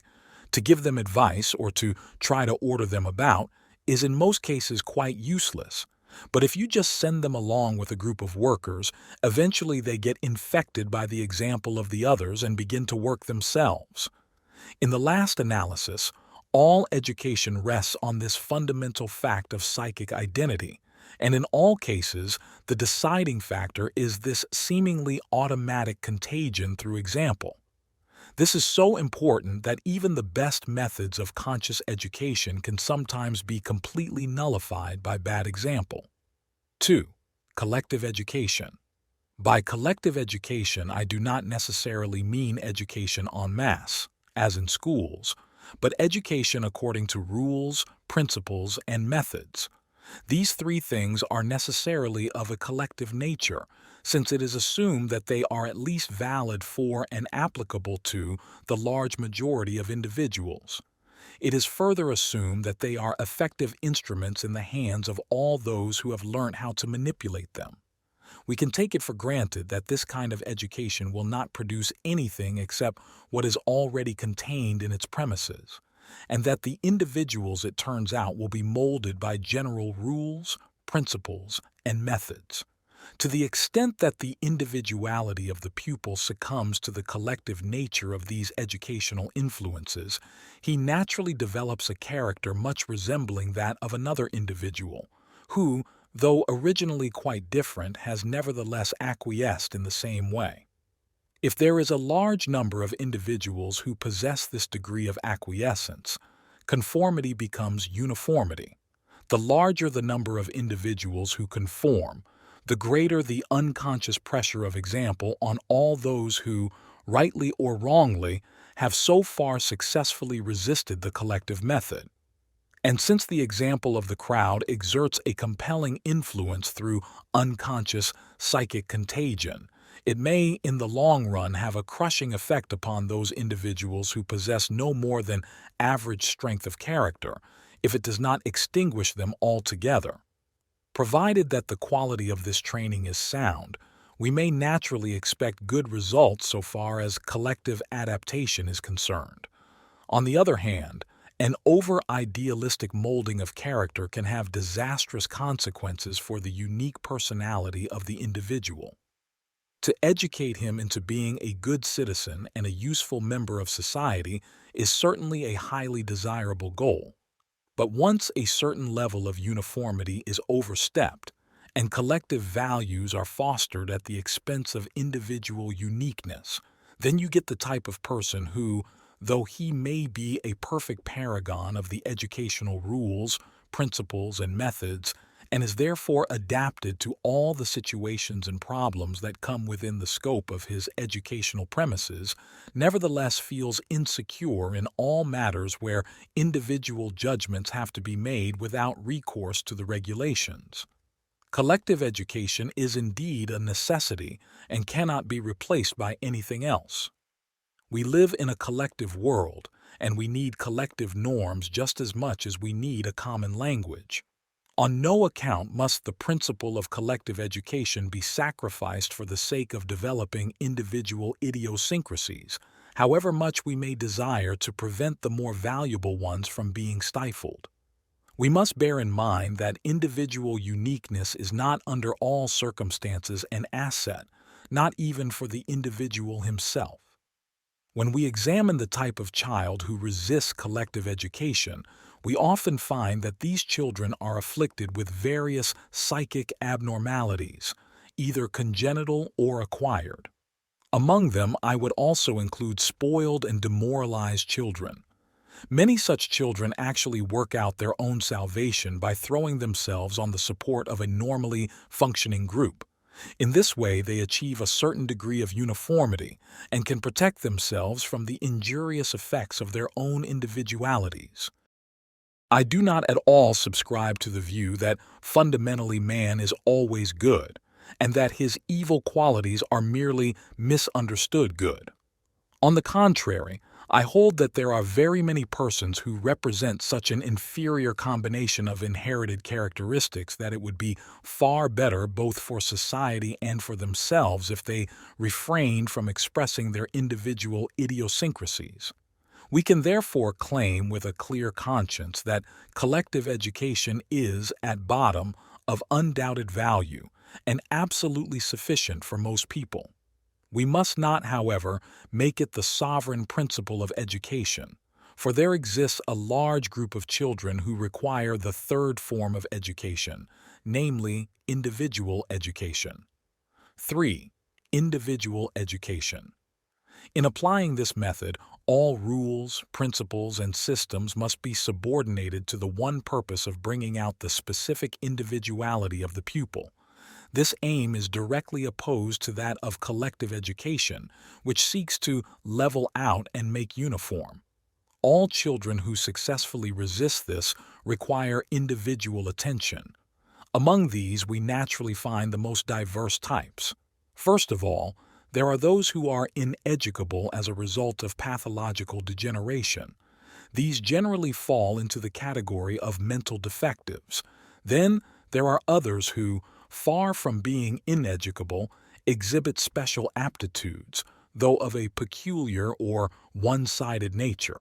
The most frequent of such peculiarities is the incapacity to understand any form of mathematics not expressed in concrete numbers. For this reason, higher mathematics ought always to be optional in schools, since it is in no way connected with the development of logical thinking. For these pupils, mathematics is quite meaningless and a source of needless torment. The truth is that mathematics presupposes a definite mental aptitude which by no means everybody possesses and which cannot be acquired. For those who do not possess it, mathematics can only be learnt by rote, like a jumble of meaningless words. Such persons may be highly gifted in every other way and may possess the capacity for logical thinking already, or can acquire it more easily through direct instruction in logic. Strictly speaking, of course, a deficiency in mathematical ability cannot be regarded as an individual peculiarity, but it does clearly show how a school curriculum may sin against the psychological peculiarity of a pupil. In the same way, certain widely accepted pedagogic principles may prove to be utterly useless, indeed positively harmful in all cases where the psychological peculiarity of the pupil calls for an exclusively individual influence. Fairly frequently, we find that not only specific rules, but the whole apparatus of educational influence is met by an insurmountable antagonism. In such cases, we usually have to do with so-called neurotic children. The teacher is at first inclined to ascribe the difficulties to the morbid disposition of the child, but more careful inquiry will often show that the child comes from a peculiar domestic milieu, which is quite sufficient to explain his maladjustment. The child has acquired an attitude at home that unfits him for collective life. It is, of course, quite outside the teacher's province to change the home atmosphere, although a little good advice can often work wonders even with parents. As a rule, however, the trouble has to be cured in the child himself, and this means finding the right approach to his peculiar psychology so as to render it amenable to influence. As we have already said, the first requisite is thorough knowledge of his home life. We know a great deal when we have found out the causes of a symptom, but still more is needed. The next thing we need to know is what sort of effects the external causes have produced in the child's psyche. This knowledge we obtain from a thorough investigation of his psychological life history on the basis of his own and his parents' statements. Under certain conditions, a good deal can be accomplished with just this information. Skillful teachers have applied this method all along, so there is no need for me to dwell on it here. If we realize that the child gradually develops out of the unconscious state into a conscious one, we can understand why practically all environmental influences, or at any rate the most elementary and most lasting of them, are unconscious. The first impressions of life are the strongest and most profound, even though they are unconscious, perhaps indeed for that very reason. For so long as they are unconscious, they are not subject to change. We can only correct what is in our consciousness. What is unconscious remains unchanged. Consequently, if we wish to produce a change, we must first raise these unconscious contents to consciousness, so as to submit them to correction. This operation is not necessary in cases where a careful investigation of the family environment and of the psychological life history of the individual has furnished us with the means of influencing him effectively. But in cases where this does not suffice, the investigation must go deeper. It is a species of surgical intervention which can have dire results if performed without adequate technical equipment.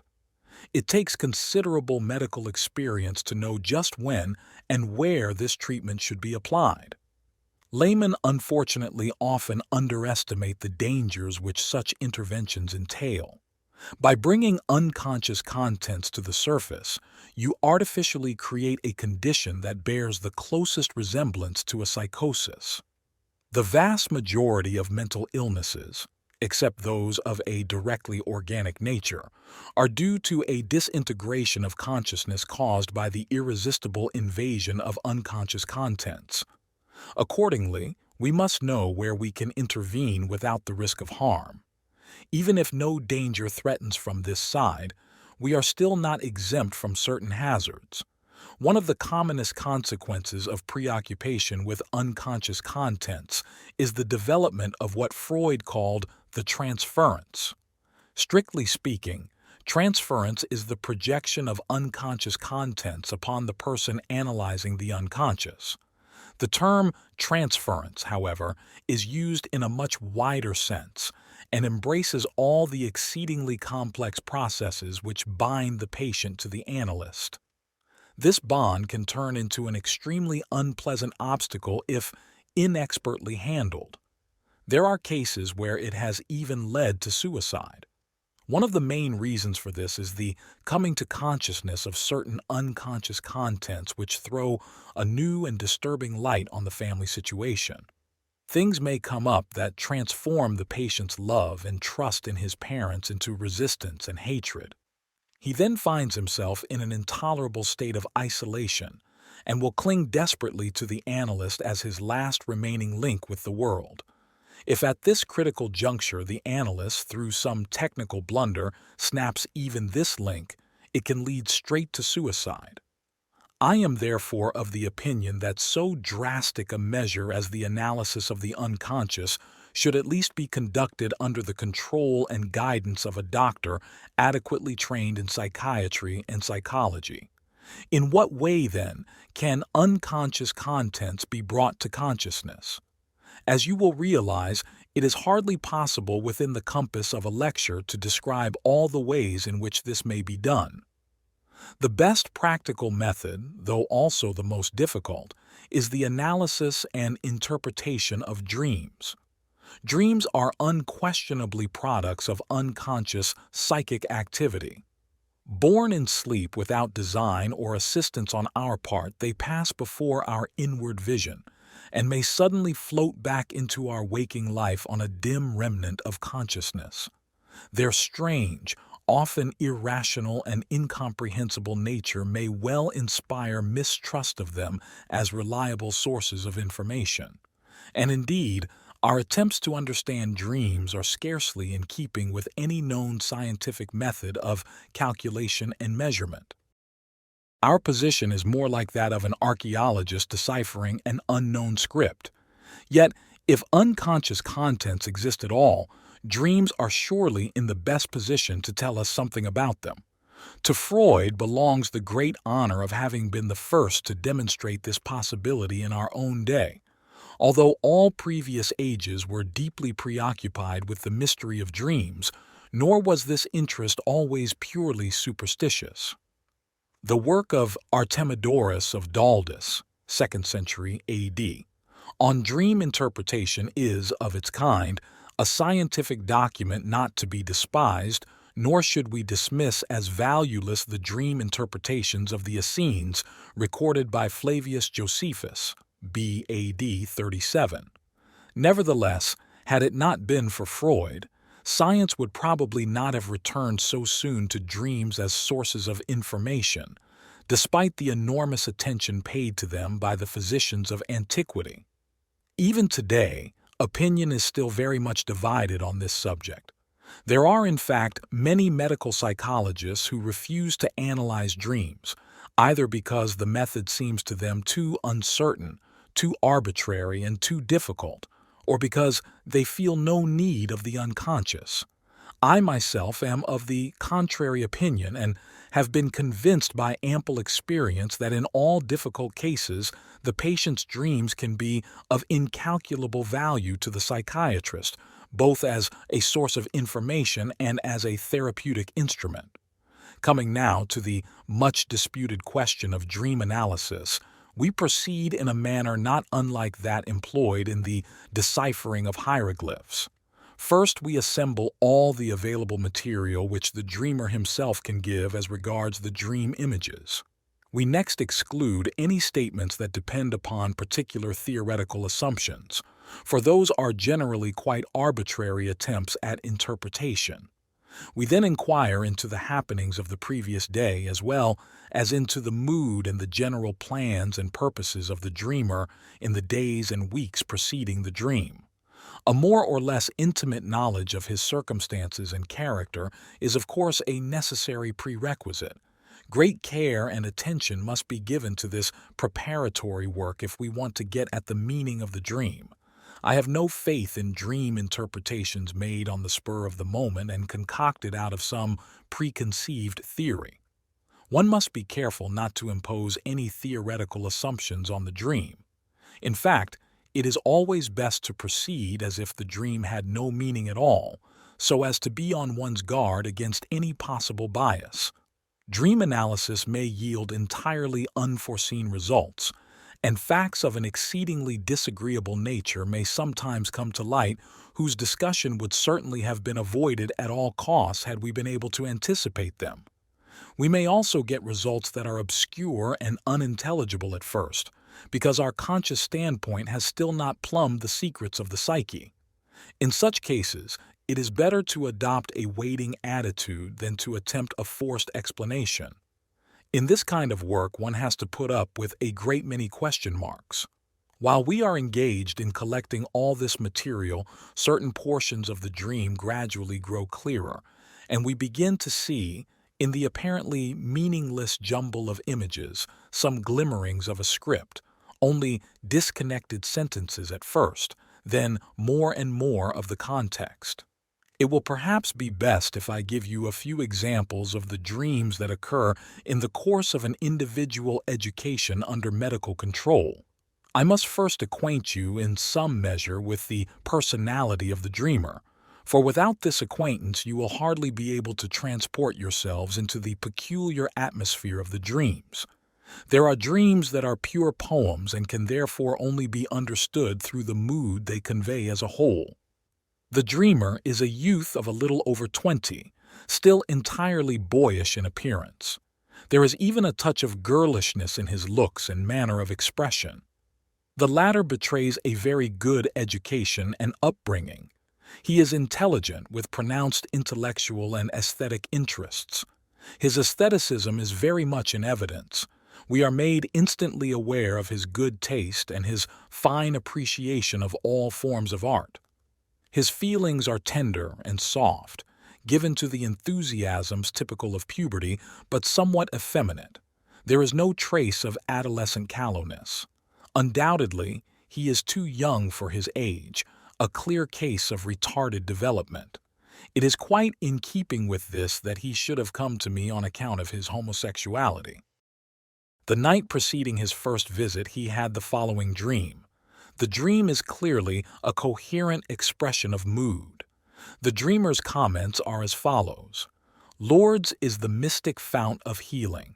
Naturally, I remembered yesterday that I was going to you for treatment and was in search of a cure. There is said to be a well like this at Lourdes. It would be rather unpleasant to go down into the water. The well was ever so deep. I am in a lofty cathedral filled with mysterious twilight. They tell me that it is the cathedral at Lourdes. In the center, there is a deep, dark well into which I have to descend. Now, what does this dream tell us? On the surface, it seems clear enough, and we might be content to take it as a kind of poetic formulation of the mood of the day before. But we should never stop there, for experience shows that dreams are much deeper and more significant. One might almost suppose that the dreamer came to the doctor in a highly poetic mood and was entering upon the treatment as though it were a sacred religious act to be performed in the mystical half-light of some awe-inspiring sanctuary. But this does not fit the facts at all. The patient merely came to the doctor to be treated for that unpleasant matter, his homosexuality, which is anything but poetic. At any rate, we cannot see from the mood of the preceding day why he should dream so poetically, if we were to accept so direct a causation for the origin of the dream. But we might conjecture, perhaps, that the dream was stimulated precisely by the dreamer's impressions of that highly unpoetical affair which impelled him to come to me for treatment. We might even suppose that he dreamed in such an intensely poetical manner just because of the unpoeticalness of his mood on the day before, much as a man who has fasted by day dreams of delicious meals at night. It cannot be denied that the thought of treatment, of the cure and its unpleasant procedure, recurs in the dream, but poetically transfigured, and in a guise which meets most effectively the lively aesthetic and emotional needs of the dreamer. He will be drawn on irresistibly by this inviting picture, despite the fact that the well is dark, deep, and cold. Something of the dream mood will persist after sleep, and will even linger on into the morning of the day on which he has to submit to the unpleasant and unpoetical duty of visiting me. Perhaps the drab reality will be touched by the bright, golden afterglow of the dream feeling. Is this, perhaps, the purpose of the dream? That would not be impossible, for, in my experience, the vast majority of dreams are compensatory. They always stress the other side in order to maintain the psychic equilibrium. But the compensation of mood is not the only purpose of the dream picture. The dream also provides a mental corrective.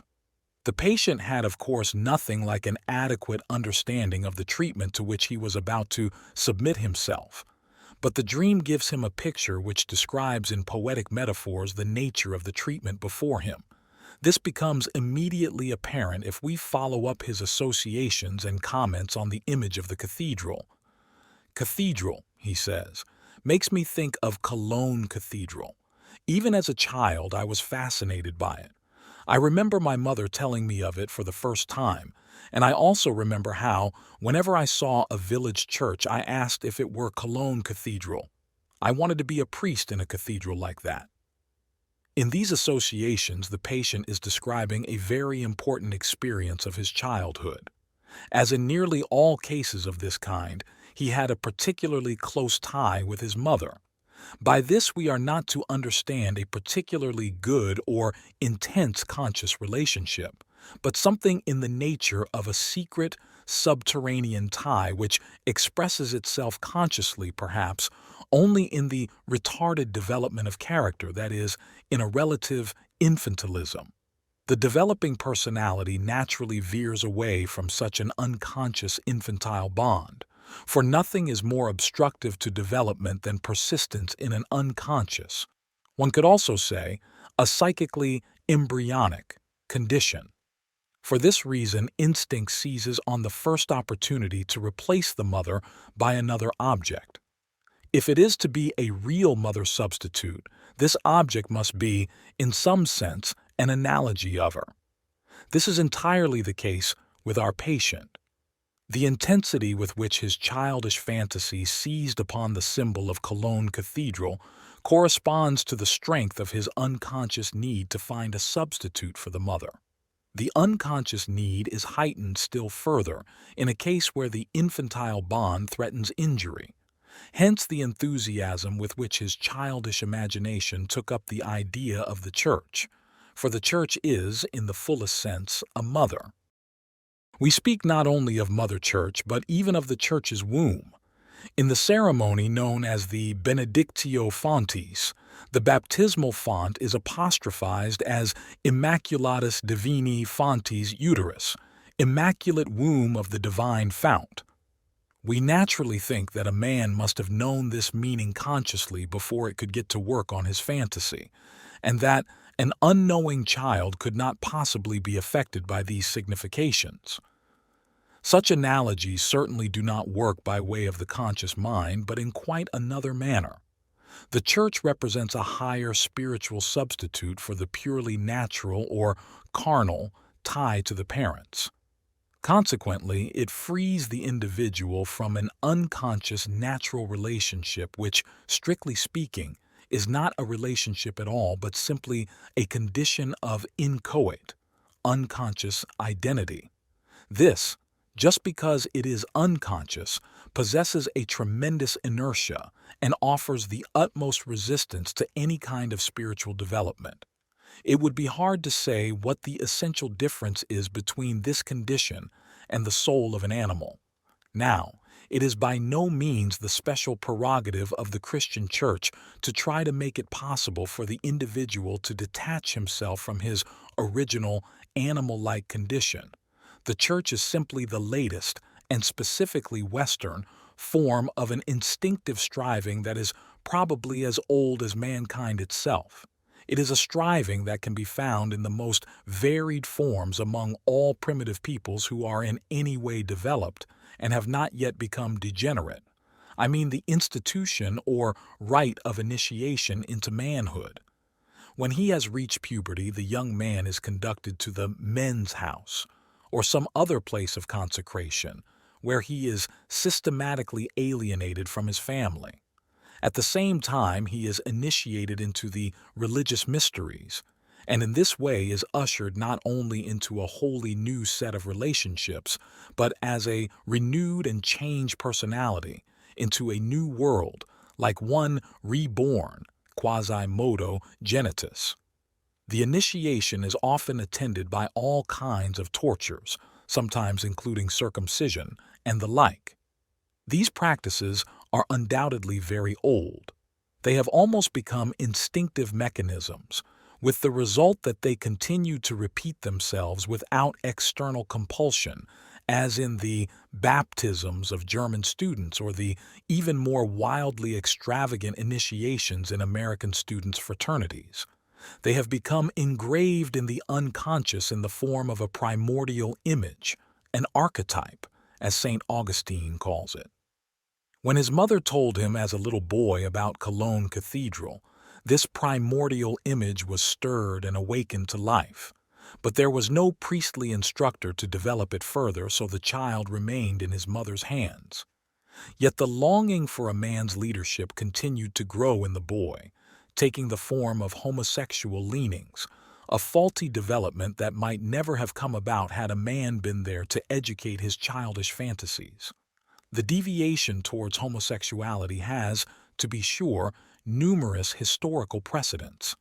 In ancient Greece, as also in certain primitive communities, homosexuality and education were practically synonymous. Viewed in this light, the homosexuality of adolescence is only a profound misunderstanding of the otherwise very appropriate need for masculine guidance. According to the dream, then, what the initiation of the treatment signifies for the patient is the fulfillment of the true meaning of his homosexuality, that is, his entry into the world of adult men. all that we have been forced to discuss here in such tedious and long-winded detail in order to understand it properly. The dream has condensed into a few vivid metaphors, thus creating a picture which works far more effectively on the imagination, feeling, and understanding of the dreamer than any learned discourse. Consequently, the patient was better and more intelligently prepared for the treatment than if he had been overwhelmed with medical and pedagogical maxims. For this reason, I regard dreams not only as a valuable source of information, but as an extraordinarily effective instrument of education and therapy. I shall now give you the second dream, which the patient dreamt on the night following his first visit to me. It makes certain welcome additions to the previous one.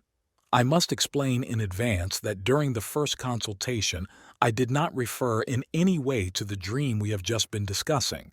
It was not even mentioned, nor was there a word said that was even remotely connected with the foregoing.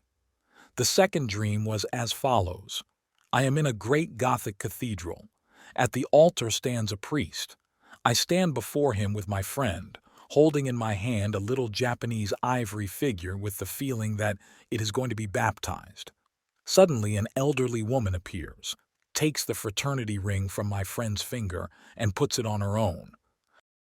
My friend is afraid that this may bind him in some way, but at the same time there is a sound of wonderful organ music. Unfortunately, I cannot, within the short space of a lecture, enter into all the details of this exceedingly ingenious dream. Here, I will only bring out briefly those points which continue and supplement the dream of the preceding day. The second dream is unmistakably connected with the first. Once more, the dreamer is in church, that is, in the state of initiation into manhood. But a new figure has been added, the priest, whose absence in the previous situation we have already noted. The dream therefore confirms that the unconscious meaning of his homosexuality has been fulfilled, and that a new development can be started. The actual initiation ceremony, that is, the baptism, may now begin. The dream symbolism corroborates what I said before, namely that it is not the prerogative of the Christian Church to bring about such transitions and psychic transformations, but that behind the Church there is a living primordial image which in certain conditions is capable of enforcing them. What, according to the dream, is to be baptized is a little Japanese ivory figure. The patient says of this, "It was a tiny, grotesque little mannequin that reminded me of the male organ. It was certainly odd that this member was to be baptized. But after all, with the Jews, circumcision is a sort of baptism. That must be a reference to my homosexuality, because the friend standing with me before the altar is the one with whom I have sexual relations. We belong to the same fraternity. The fraternity ring obviously stands for our relationship. We know that in common usage the ring is the token of a bond or relationship, as for example, the wedding ring. We can therefore safely take the fraternity ring in this case as symbolizing the homosexual relationship, and the fact that the dreamer appears together with his friend points in the same direction. The complaint to be remedied is homosexuality. The dreamer is to be led out of this relatively childish condition and initiated into the adult state by means of a kind of circumcision ceremony under the supervision of a priest. These ideas correspond exactly to my analysis of the previous dream. Thus far, the development has proceeded logically and consistently with the aid of archetypal images. But now a disturbing factor appears to enter. An elderly woman suddenly takes possession of the fraternity ring. In other words, she draws to herself what has hitherto been a homosexual relationship, thus causing the dreamer to fear that he is getting involved in a new relationship with obligations of its own. Since the ring is now on the hand of a woman, a marriage of sorts has been contracted, that is, the homosexual relationship seems to have passed over into a heterosexual one, but a heterosexual relationship of a peculiar kind, as it concerns an elderly woman. "She is a friend of my mother's," says the patient. I am very fond of her. In fact, she is like a mother to me. From this remark, we can see what has happened in the dream. As a result of the initiation, the homosexual tie has been cut, and a heterosexual relationship substituted for it, a platonic friendship with a woman resembling his mother. In spite of her resemblance to his mother, this woman is not his mother any longer, so the relationship with her signifies a step beyond the mother towards masculinity, and hence a partial conquest of his adolescent homosexuality. The fear of the new tie can easily be understood, firstly, as the fear which the woman's resemblance to his mother might naturally arouse. It could be argued that the dissolution of the homosexual tie has led to a complete regression to the mother, and secondly, as the fear of the new and unknown factors in the adult heterosexual state with its possible obligations such as marriage and so on. That we are in fact concerned here not with a regression but with an advance seems to be confirmed by the music that now peals forth. The patient is musical and especially susceptible to solemn organ music. Therefore, music signifies for him a very positive feeling. So in this case, it forms an harmonious conclusion to the dream, which in turn is well qualified to leave behind a beautiful, holy feeling for the following morning. If you consider the fact that up to now the patient had seen me for only one consultation, in which little more was discussed than a general anamnesis, you will doubtless agree with me when I say that both dreams make astonishing anticipations. They show the patient's situation in a highly remarkable light, and one that is very strange to the conscious mind, while at the same time they lend to the banal medical situation an aspect that is uniquely attuned to the psychic peculiarities of the dreamer, and thus capable of stringing his aesthetic, intellectual, and religious interests to concert pitch. No better conditions for treatment could possibly be imagined. One is almost persuaded from the meaning of these dreams that the patient entered upon the treatment with the utmost readiness and hopefulness, quite prepared to cast aside his boyishness and become a man. In reality, however, this was not the case at all. Consciously, he was full of hesitation and resistance. Moreover, as the treatment progressed, he constantly showed himself antagonistic and difficult, ever ready to slip back into his previous infantilism.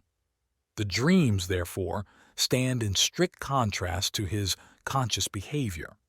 They move along a progressive line and are on the side of the educator. In my opinion, they give us a clear view of the specific function of dreams. This function I have called compensation. The unconscious progressiveness and the conscious regressiveness together form a pair of opposites which, as it were, keeps the scales balanced.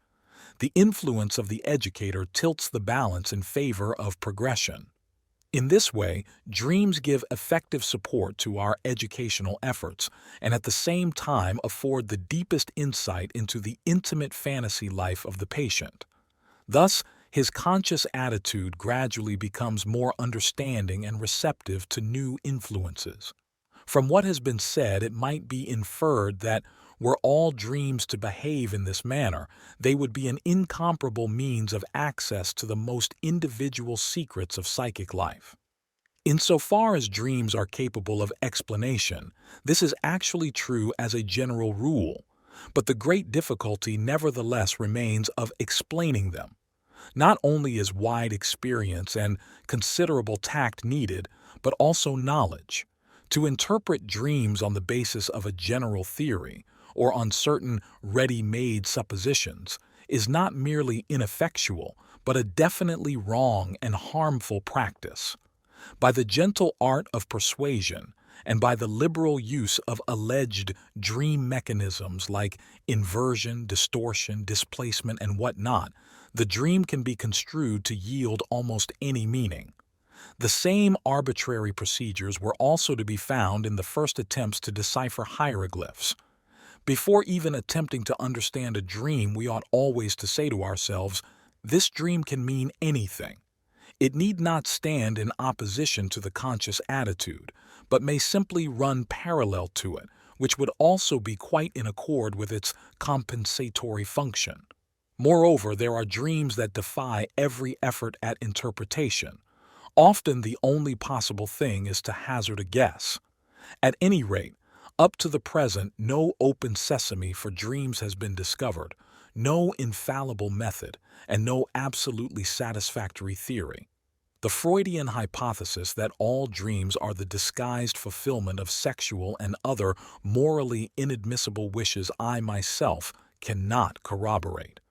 I must therefore regard the use of this hypothesis and the tactics based upon it as a subjective bias. Indeed, I am persuaded that, in view of the tremendous irrationality and individuality of dreams, it may be altogether outside the bounds of possibility to construct a popular theory. Why should we believe that everything without exception is a fit subject for science? Scientific thinking is only one of the mental faculties at our disposal for understanding the world. It might be better to look upon dreams as being more in the nature of works of art instead of mere observational data for the scientist. The first view seems to me to yield better results because it is nearer to the essential nature of dreams, and this, after all, is the main point, that we should make ourselves aware of our unconscious compensation and thus overcome the one-sidedness and inadequacy of the conscious attitude. So long as other methods of education are efficacious and useful, we do not need the assistance of the unconscious. Indeed, it would be a most reprehensible blunder if we tried to substitute analysis of the unconscious for well-tried conscious methods. The analytical method should be strictly reserved for those cases where other methods have failed, and should then be practiced only by specialists or by laymen under specialist control and guidance. The general results of such psychiatric studies and methods are not of mere academic interest to the educator. They may also be of very real help, since in certain cases they furnish him with an insight unattainable without such knowledge. The development of personality. In somewhat free-handed fashion, the last two lines of Goethe's stanza are often quoted. The highest bliss on earth shall be the joys of personality. This gives expression to the view that the ultimate aim and strongest desire of all mankind is to develop that fullness of life which is called personality. Nowadays, personality training has become an educational ideal that turns its back upon the standardized, mass-produced, normal human being demanded by the machine age. It thus pays tribute to the historical fact that the great liberating deeds of world history have sprung from leading personalities and never from the inert mass, which is at all times secondary and can only be prodded into activity by the demagogue. The huzzas of the Italian nation go forth to the personality of the Duce, and the dirges of other nations lament the absence of strong leaders.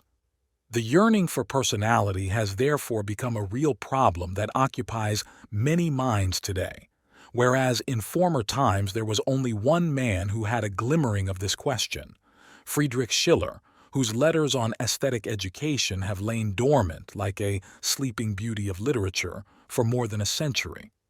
We may confidently assert that the Holy Roman Empire of the German nation has not taken much notice of Schiller as an educator.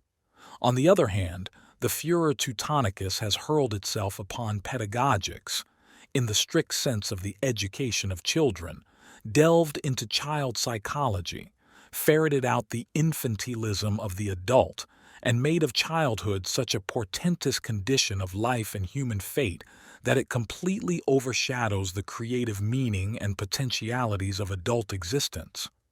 Our age has been extravagantly praised as the century of the child. This boundless expansion of the kindergarten amounts to complete forgetfulness of the problems of adult education divined by the genius of Schiller. Nobody will deny or underestimate the importance of childhood.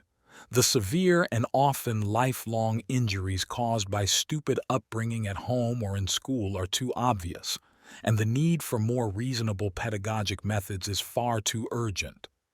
But if this evil is to be attacked at the root, one must in all seriousness face the question of how such idiotic and bigoted methods of education ever came to be employed and still are employed.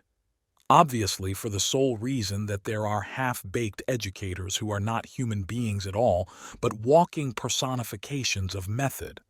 Anyone who wants to educate must himself be educated, but the parrot-like book learning and mechanical use of methods that is still practiced today is no education either for the child or for educator. People are everlastingly saying that the child's personality must be trained. While I admire this lofty ideal, I can't help asking who it is that trains the personality.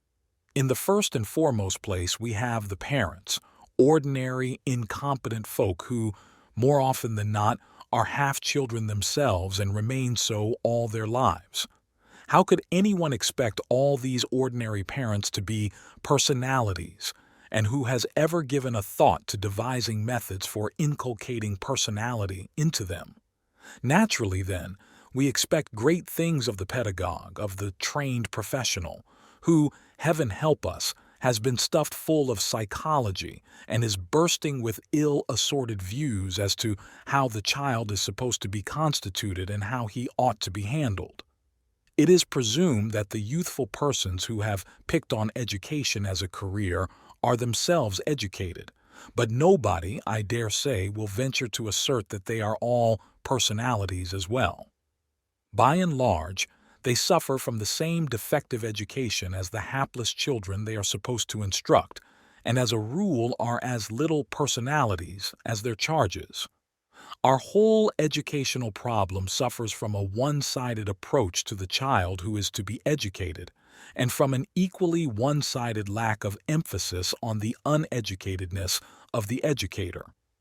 Everyone who has finished his course of studies feels himself to be fully educated. In a word, he feels grown up. He must feel this. He must have this solid conviction of his own competence in order to survive the struggle for existence. Any doubt or feeling of uncertainty would hinder and cripple him, undermining the necessary faith in his own authority and unfitting him for a professional career. People expect him to be efficient and good at his job and not to have doubts about himself and his capabilities. The professional man is irretrievably condemned to be competent. Everyone knows that these conditions are not ideal, but with reservations, we can say that they are the best possible under the circumstances. We cannot imagine how they could be different. We cannot expect more from the average educator than from the average parent. If he is good at his job, we have to be content with that, just as we have to be content with parents bringing up their children as best they can. The fact is that the high ideal of educating the personality is not for children, for what is usually meant by personality, a well-rounded psychic whole that is capable of resistance and abounding in energy, is an adult ideal. It is only in an age like ours, when the individual is unconscious of the problems of adult life, or, what is worse, when he consciously shirks them, that people could wish to foist this ideal onto childhood. I suspect our contemporary pedagogical and psychological enthusiasm for the child of dishonorable intentions. We talk about the child, but we should mean the child in the adult, for in every adult there lurks a child, an eternal child, something that is always becoming, is never completed, and calls for unceasing care, attention, and education. That is the part of the human personality which wants to develop and become whole. But the man of today is far indeed from this wholeness. Dimly suspecting his own deficiencies, he seizes upon child education and fervently devotes himself to child psychology, fondly supposing that something must have gone wrong in his own upbringing and childhood development that can be weeded out in the next generation. This intention is highly commendable, but comes to grief on the psychological fact that we cannot correct in a child a fault that we ourselves still commit. Children are not half as stupid as we imagine. They notice only too well what is genuine and what is not. Hans Andersen's story of the Emperor's Clothes contains a perennial truth. How many parents have come to me with the laudable intention of sparing their children the unhappy experiences they had to go through in their own childhood? And when I ask, "Are you quite sure you have overcome these mistakes yourself?" they are firmly convinced that the damage has long since been repaired. In actual fact, it has not. If as children they were brought up too strictly, then they spoil their own children with a tolerance bordering on bad taste. If certain matters were painfully concealed from them in childhood, these are revealed with a lack of reticence that is just as painful.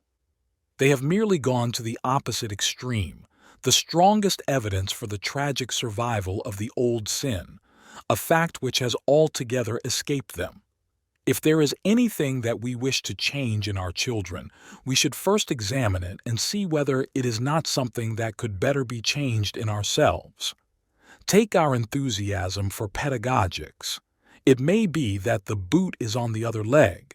It may be that we misplace the pedagogical need because it would be an uncomfortable reminder that we ourselves are still children in many respects and still need a vast amount of educating.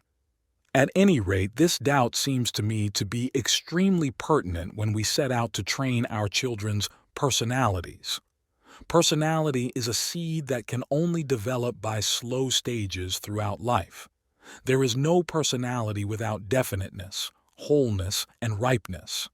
These three qualities cannot and should not be expected of the child, as they would rob it of childhood. It would be nothing but an abortion, a premature pseudo-adult. Yet our modern education has already given birth to such monsters, particularly in those cases where parents set themselves the fanatical task of always doing their best for the children and living only for them. This clamant ideal effectively prevents the parents from doing anything about their own development and allows them to thrust their best down their children's throats. This so-called best turns out to be the very things the parents have most badly neglected in themselves. In this way, the children are goaded on to achieve their parents' most dismal failures and are loaded with ambitions that are never fulfilled. Such methods and ideals only engender educational monstrosities. No one can train the personality unless he has it himself, and it is not the child, but only the adult who can achieve personality as the fruit of a full life directed to this end. The achievement of personality means nothing less than the optimum development of the whole individual human being. It is impossible to foresee the endless variety of conditions that have to be fulfilled. A whole lifetime, in all its biological, social, and spiritual aspects, is needed. Personality is the supreme realization of the innate idiosyncrasy of a living being. It is an act of high courage flung in the face of life, the absolute affirmation of all that constitutes the individual, the most successful adaptation to the universal conditions of existence, coupled with the greatest possible freedom for self-determination. To educate a man to this seems to me no light matter. It is surely the hardest task the modern mind has set itself. And it is dangerous too, dangerous to a degree that Schiller never imagined, though his prophetic insight made him the first to venture upon these problems. It is as dangerous as the bold and hazardous undertaking of nature to let women bear children. Would it not be sacrilege, a Promethean or even Luciferian act of presumption, if a Superman ventured to grow an homunculus in a bottle and then found it sprouting into a golem? And yet he would not be doing anything that nature does not do every day. There is no human horror or fairground freak that has not lain in the womb of a loving mother. As the sun shines upon the just and the unjust, and as women who bear and give suck tend God's children and the devil's brood with equal compassion, unconcerned about the possible consequences, so we also are part and parcel of this amazing nature and, like it, carry within us the seeds of the unpredictable. Our personality develops in the course of our life from germs that are hard or impossible to discern, and it is only our deeds that reveal who we are. We are like the sun, which nourishes the life of the earth and brings forth every kind of strange, wonderful, and evil thing. We are like the mothers who bear in their wombs untold happiness and suffering. At first we do not know what deeds or misdeeds, what destiny, what good and evil we have in us, and only the autumn can show what the spring has engendered. Only in the evening will it be seen what the morning began. Personality, as the complete realization of our whole being, is an unattainable ideal. But unattainability is no argument against the ideal, for ideals are only signposts, never the goal.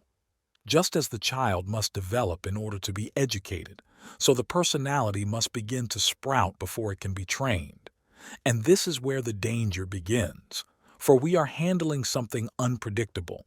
We do not know how and in what direction the budding personality will develop, and we have learned enough of nature and the world to be somewhat chary of both. On top of that, we were brought up in the Christian belief that human nature is intrinsically evil. But even those who no longer adhere to the Christian teaching are by nature mistrustful and not a little frightened of the possibilities lurking in the subterranean chambers of their being. Even enlightened psychologists like Freud give us an extremely unpleasant picture of what lies slumbering in the depths of the human psyche. So it is rather a bold venture to put in a good word for the development of personality. Human nature, however, is full of the strangest contradictions. We praise the sanctity of motherhood, yet would never dream of holding it responsible for all the human monsters, the homicidal maniacs, dangerous lunatics, epileptics, idiots and cripples of every description who are born every day. At the same time, we are tortured with doubts when it comes to allowing the free development of personality. Anything might happen then, people say, or they dish up the old, feeble-minded objection to individualism. But individualism is not and never has been a natural development. It is nothing but an unnatural usurpation, a freakish, impertinent pose that proves its hollowness by crumpling up before the least obstacle. What we have in mind is something very different. Clearly, no one develops his personality because somebody tells him that it would be useful or advisable to do so. Nature has never yet been taken in by well-meaning advice. The only thing that moves nature is causal necessity, and that goes for human nature too. Without necessity, nothing budges, the human personality least of all. It is tremendously conservative, not to say torpid. Only acute necessity is able to rouse it. The developing personality obeys no caprice, no command, no insight, only brute necessity. It needs the motivating force of inner or outer fatalities. Any other development would be no better than individualism. That is why the cry of individualism is a cheap insult when flung at the natural development of personality. The words, "many are called, but few are chosen," are singularly appropriate here, for the development of personality from the germ state to full consciousness is at once a charisma and a curse, because its first fruit is the conscious and unavoidable segregation of the single individual from the undifferentiated and unconscious herd. This means isolation, and there is no more comforting word for it. Neither family nor society nor position can save him from this fate, nor yet the most successful adaptation to his environment, however smoothly he fits in. The development of personality is a favor that must be paid for dearly, but the people who talk most loudly about developing their personalities are the very ones who are least mindful of the results, which are such as to frighten away all weaker spirits. Yet the development of personality means more than just the fear of hatching forth monsters or of isolation. It also means fidelity to the law of one's own being. For the word fidelity, I should prefer, In this context, the Greek word used in the New Testament, which is erroneously translated faith, it really means trust, trustful loyalty. Fidelity to the law of one's own being is a trust in this law, a loyal perseverance and confident hope. In short, an attitude such as a religious man should have towards God. It can now be seen how portentous is the dilemma that emerges from behind our problem. Personality can never develop unless the individual chooses his own way, consciously and with moral deliberation. Not only the causal motive, necessity, but conscious moral decision must lend its strength to the process of building the personality. If the first is lacking, then the alleged development is a mere acrobatics of the will. If the second, it will get stuck in unconscious automatism. But a man can make a moral decision to go his own way only if he holds that way to be the best.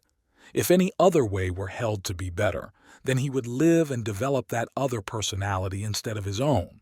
The other ways are conventionalities of a moral, social, political, philosophical, or religious nature. The fact that the conventions always flourish in one form or another only proves that the vast majority of mankind do not choose their own way, but convention, and consequently develop not themselves but a method and a collective mode of life at the cost of their own wholeness. Just as the psychic and social life of mankind at the primitive level is exclusively a group life with a high degree of unconsciousness among the individuals composing it, so the historical process of development that comes afterwards is in the main collective and will doubtless remain so. That is why I believe convention to be a collective necessity. It is a stopgap and not an ideal, either in the moral or in the religious sense. For submission to it always means renouncing one's wholeness and running away from the final consequences of one's own being. To develop one's own personality is indeed an unpopular undertaking, a deviation that is highly uncongenial to the herd, an eccentricity smelling of the Cenobite as it seems to the outsider. Small wonder, then, that from earliest times only the chosen few have embarked upon this strange adventure. Had they all been fools, we could safely dismiss them as mentally private persons who have no claim on our interest. But unfortunately, these personalities are as a rule the legendary heroes of mankind, the very ones who are looked up to, loved, and worshipped, the true sons of God whose names perish not. They are the flower and the fruit, the ever-fertile seeds of the tree of humanity. This allusion to historical personalities makes it abundantly clear why the development of personality is an ideal, and why the cry of individualism is an insult. Their greatness has never lain in their abject submission to convention, but, on the contrary, in their deliverance from convention. They towered up like mountain peaks above the mass that still clung to its collective fears, its beliefs, laws, and systems, and boldly chose their own way. To the man in the street, it has always seemed miraculous that anyone should turn aside from the beaten track with its known destinations and strike out on the steep and narrow path leading into the unknown. Hence, it was always believed that such a man, if not actually crazy, was possessed by a demon or a god. For the miracle of a man being able to act otherwise than as humanity has always acted could only be explained by the gift of demonic power or divine spirit. How could anyone but a god counterbalance the dead weight of humanity in the mass with its everlasting convention and habit? From the beginning, therefore, the heroes were endowed with godlike attributes. According to the Nordic view, they had snake's eyes, and there was something peculiar about their birth or descent. Certain heroes of ancient Greece were snake-souled, others had a personal demon, were magicians or the elect of God. All these attributes, which could be multiplied at will, show that for the ordinary man the outstanding personality is something supernatural, a phenomenon that can only be explained by the intervention of some demonic factor. What is it, in the end, that induces a man to go his own way and to rise out of unconscious identity with the mass as out of a swathing mist. Not necessity, for necessity comes to many, and they all take refuge in convention. Not moral decision, for 9 times out of 10 we decide for convention likewise. What is it, then, that inexorably tips the scales in favor of the extraordinary? It is what is commonly called vocation, an irrational factor that destines a man to emancipate himself from the herd and from its well-worn paths. True personality is always a vocation and puts its trust in it as in God, despite its being, as the ordinary man would say, only a personal feeling. But vocation acts like a law of God from which there is no escape. The fact that many a man who goes his own way ends in ruin means nothing to one who has a vocation. He must obey his own law, as if it were a demon whispering to him of new and wonderful paths. Anyone with a vocation hears the voice of the inner man. He is called. That is why the legends say that he possesses a private demon who counsels him and whose mandates he must obey. The best-known example of this is Faust, and an historical instance is provided by the demon of Socrates.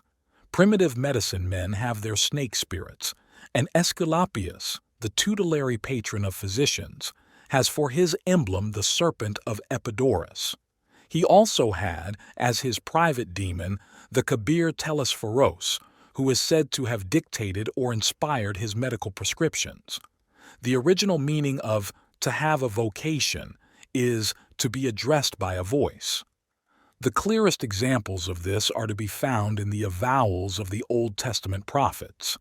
That it is not just a quaint, old-fashioned way of speaking is proved by the confessions of historical personalities such as Goethe and Napoleon, to mention only 2 familiar examples, who made no secret of their feeling of vocation. Vocation, or the feeling of it, is not, however, the prerogative of great personalities. It is also appropriate to the small ones all the way down to the midget personalities. But as the size decreases, the voice becomes more and more muffled and unconscious. It is as if the voice of the demon within were moving further and further off, and spoke more rarely and more indistinctly. The smaller the personality, the dimmer and more unconscious it becomes, until finally it merges indistinguishably with the surrounding society, thus surrendering its own wholeness and dissolving into the wholeness of the group. In the place of the inner voice, there is the voice of the group with its conventions, and vocation is replaced by collective necessities. But even in this unconscious social condition, there are not a few who are called awake by the summons of the voice, whereupon they are at once set apart from the others, feeling themselves confronted with a problem about which the others know nothing. In most cases, it is impossible to explain to the others what has happened, for any understanding is walled off by impenetrable prejudices. "You are no different from anybody else," they will chorus, or "there's no such thing." And even if there is such a thing, it is immediately branded as morbid and most unseemly, for it is a monstrous presumption to suppose anything of that sort could be of the slightest significance. It is purely psychological. This last objection is extremely popular nowadays. It stems from a curious underestimation of anything psychic, which people apparently regard as personal, arbitrary, and therefore completely futile. And this, paradoxically enough, despite their enthusiasm for psychology. The unconscious, after all, is nothing but fantasy. We merely imagined so-and-so, etc. People think themselves magicians who can conjure the psyche hither and thither and fashion it to suit their moods.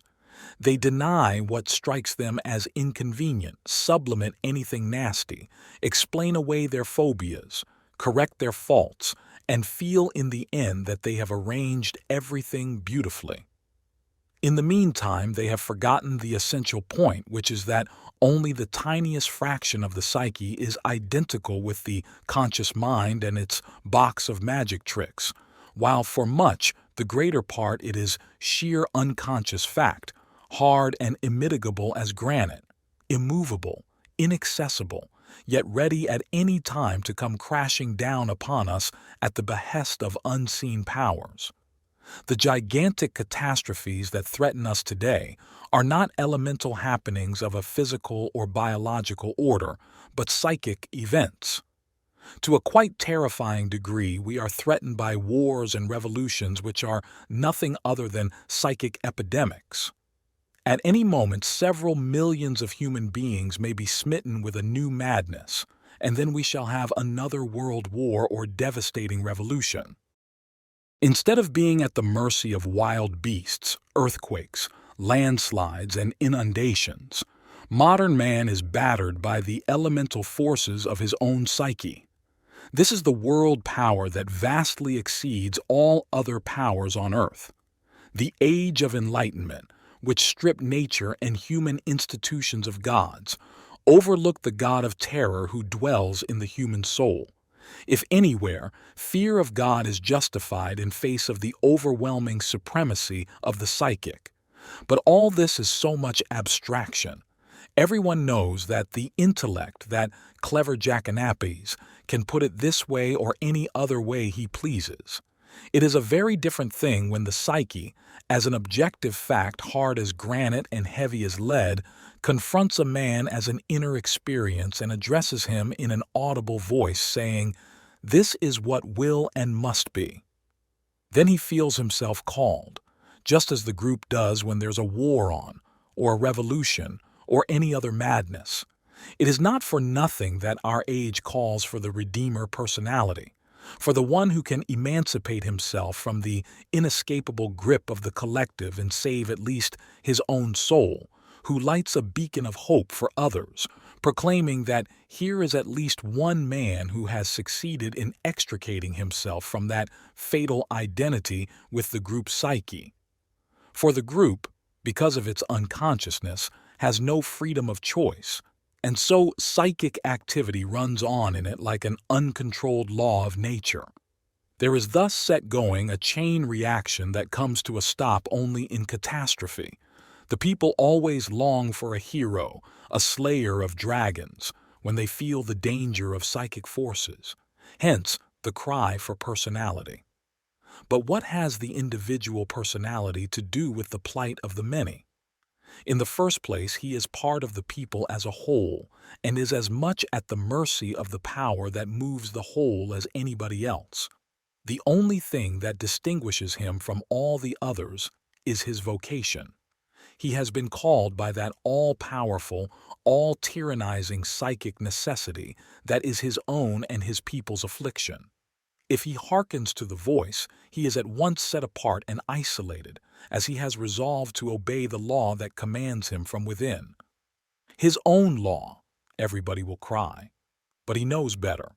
It is the law, the vocation for which he is destined, no more his own than the lion that fells him, although it is undoubtedly this particular lion that kills him and not any other lion.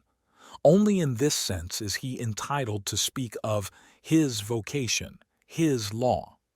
With the decision to put his way above all other possible ways, he has already fulfilled the greater part of his vocation as a redeemer. He has invalidated all other ways for himself, exalting his law above convention, and thus making a clean sweep of all those things that not only failed to prevent the great danger, but actually accelerated it.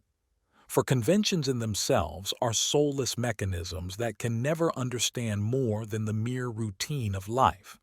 Creative life always stands outside convention.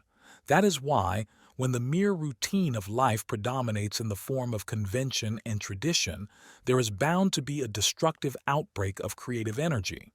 This outbreak is a catastrophe only when it is a mass phenomenon, but never in the individual who consciously submits to these higher powers and serves them with all his strength. The mechanism of convention keeps people unconscious, for in that state they can follow their accustomed tracks like blind brutes, without the need for conscious decision. This unintended result of even the best conventions is unavoidable, but is no less a terrible danger for that. For when new conditions arise that are not provided for under the old conventions, then, just as with animals, panic is liable to break out among human beings kept unconscious by routine, and with equally unpredictable results. Personality, however, does not allow itself to be seized by the panic terror of those who are just waking to consciousness, for it has put all its terrors behind it. It is able to cope with the changing times, and has unknowingly and involuntarily become a leader. All human beings are much alike, otherwise they could not succumb to the same delusion, and the psychic substratum upon which the individual consciousness is based is universally the same, otherwise people could never reach a common understanding. So, in this sense, personality and its peculiar psychic makeup are not something absolutely unique. The uniqueness holds only for the individual nature of the personality, as it does for each and every individual. To become a personality is not the absolute prerogative of the genius, for a man may be a genius without being a personality. Insofar as every individual has the law of his life inborn in him, it is theoretically possible for any man to follow this law and so become a personality, that is, to achieve wholeness. But since life only exists in the form of living units, that is, individuals, the law of life always tends towards a life individually lived. So, although the objective psyche can only be conceived as a universal and uniform datum, which means that all men share the same primary psychic condition, this objective psyche must nevertheless individuate itself if it is to become actualized, for there is no other way in which it could express itself except through the individual human being.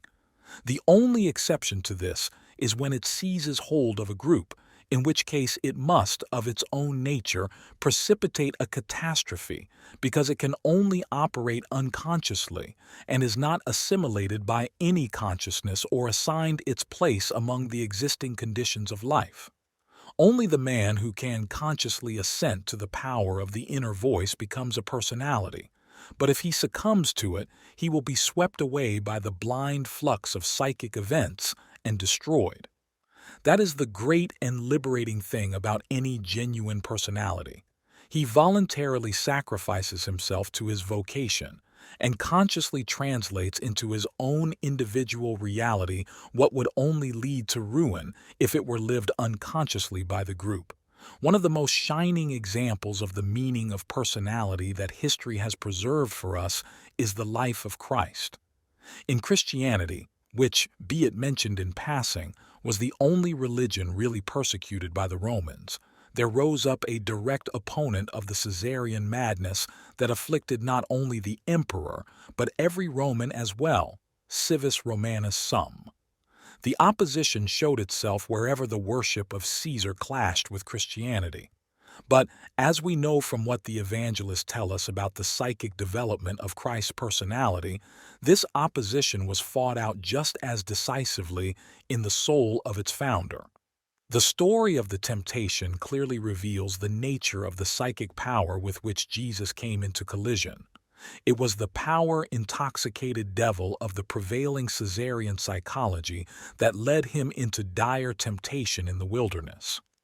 This devil was the objective psyche that held all the peoples of the Roman Empire under its sway, and that is why it promised Jesus all the kingdoms of the earth, as if it were trying to make a Caesar of him.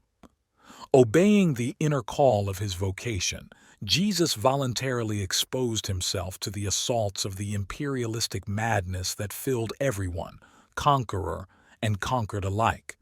In this way, he recognized the nature of the objective psyche, which had plunged the whole world into misery and had begotten a yearning for salvation that found expression even in the pagan poets.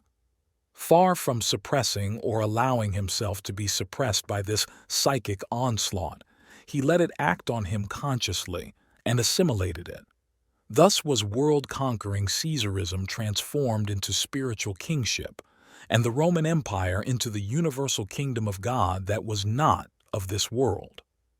While the whole Jewish nation was expecting an imperialistically minded and politically active hero as a Messiah, Jesus fulfilled the messianic mission not so much for his own nation as for the whole Roman world, and pointed out to humanity the old truth that where force rules there is no love, and where love reigns force does not count. The religion of love was the exact psychological counterpart to the Roman devil worship of power. The example of Christianity is perhaps the best illustration of my previous abstract argument. This apparently unique life became a sacred symbol because it is the psychological prototype of the only meaningful life, that is, of a life that strives for the individual realization, absolute and unconditional, of its own particular law. Well may we exclaim with Tertullian, anima naturaliter Christiana. The deification of Jesus, as also of the Buddha, is not surprising, for it affords a striking example of the enormous valuation that humanity places upon these hero figures and hence upon the ideal of personality. Though it seems at present as if the blind and destructive dominance of meaningless collective forces would thrust the ideal of personality into the background, yet this is only a passing revolt against the dead weight of history. Once the revolutionary, unhistorical, and therefore uneducated inclinations of the rising generation have had their fill of tearing down tradition, new heroes will be sought and found. Even the Bolsheviks, whose radicalism leaves nothing to be desired, have embalmed Lenin and made a savior of Karl Marx. The ideal of personality is one of the ineradicable needs of the human soul, and the more unsuitable it is, the more fanatically it is defended. Indeed, the worship of Caesar was itself a misconceived cult of personality, and modern Protestantism, whose critical theology has reduced the divinity of Christ to vanishing point, has found its last refuge in the personality of Jesus. Yes, this thing we call personality is a great and mysterious problem. Everything that can be said about it is curiously unsatisfactory and inadequate, and there is always a danger of the discussion losing itself in pomposity and empty chatter. The very idea of personality is, in common usage, so vague and ill-defined that one hardly ever finds two people who take the word in the same sense. If I put forward a more definite conception of it, I do not imagine that I have uttered the last word. I should like to regard all I say here only as a tentative attempt to approach the problem of personality without making any claim to solve it. Or rather, I should like my attempt to be regarded as a description of the psychological problems raised by personality. All the usual explanations and nostrums of psychology are apt to fall short here, just as they do with the man of genius or the creative artist. Inferences from heredity or from environment do not quite come off. Inventing fictions about childhood, so popular today, ends, to put it mildly, in unreality. Explanations from necessity, he had no money, he was a sick man, etc., remain caught in externals. There is always something irrational to be added, something that simply cannot be explained, a deus ex machina or an asylum ignorantiae, that well-known sobriquet for God. The problem thus seems to border on the extra-human realm, which has always been known by a divine name. As you can see, I too have had to refer to the inner voice, the vocation, and define it as a powerful, objective psychic factor in order to characterize the way in which it functions in the developing personality and how it appears subjectively. Mephistopheles, in Faust, is not personified merely because this creates a better dramatic or theatrical effect, as though Faust were his own moralist and painted his private devil on the wall. The opening words of the dedication, "Once more you hover near me, forms and faces," are more than just an aesthetic flourish. Like the concretism of the devil, They are an admission of the objectivity of psychic experience, a whispered avowal that this was what actually happened, not because of subjective wishes or fears or personal opinions, but somehow quite of itself. Naturally, only a numbskull thinks of ghosts, but something like a primitive numbskull seems to lurk beneath the surface of our reasonable daytime consciousness. Hence the eternal doubt whether what appears to be the objective psyche is really objective, or whether it might not be imagination after all. But then the question at once arises: have I imagined such and such a thing on purpose, or has it been imagined by something in me? It is a similar problem to that of the neurotic who suffers from an imaginary carcinoma. He knows, and has been told 100 times before, that it is all imagination, and yet he asks me brokenly, "But why do I imagine such a thing? I don't want to do it."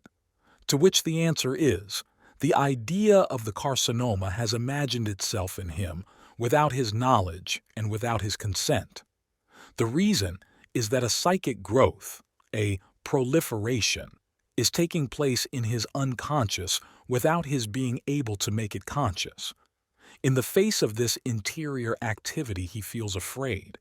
But since he is entirely persuaded that there can be nothing in his own soul that he does not know about, he must relate his fear to a physical carcinoma which he knows does not exist.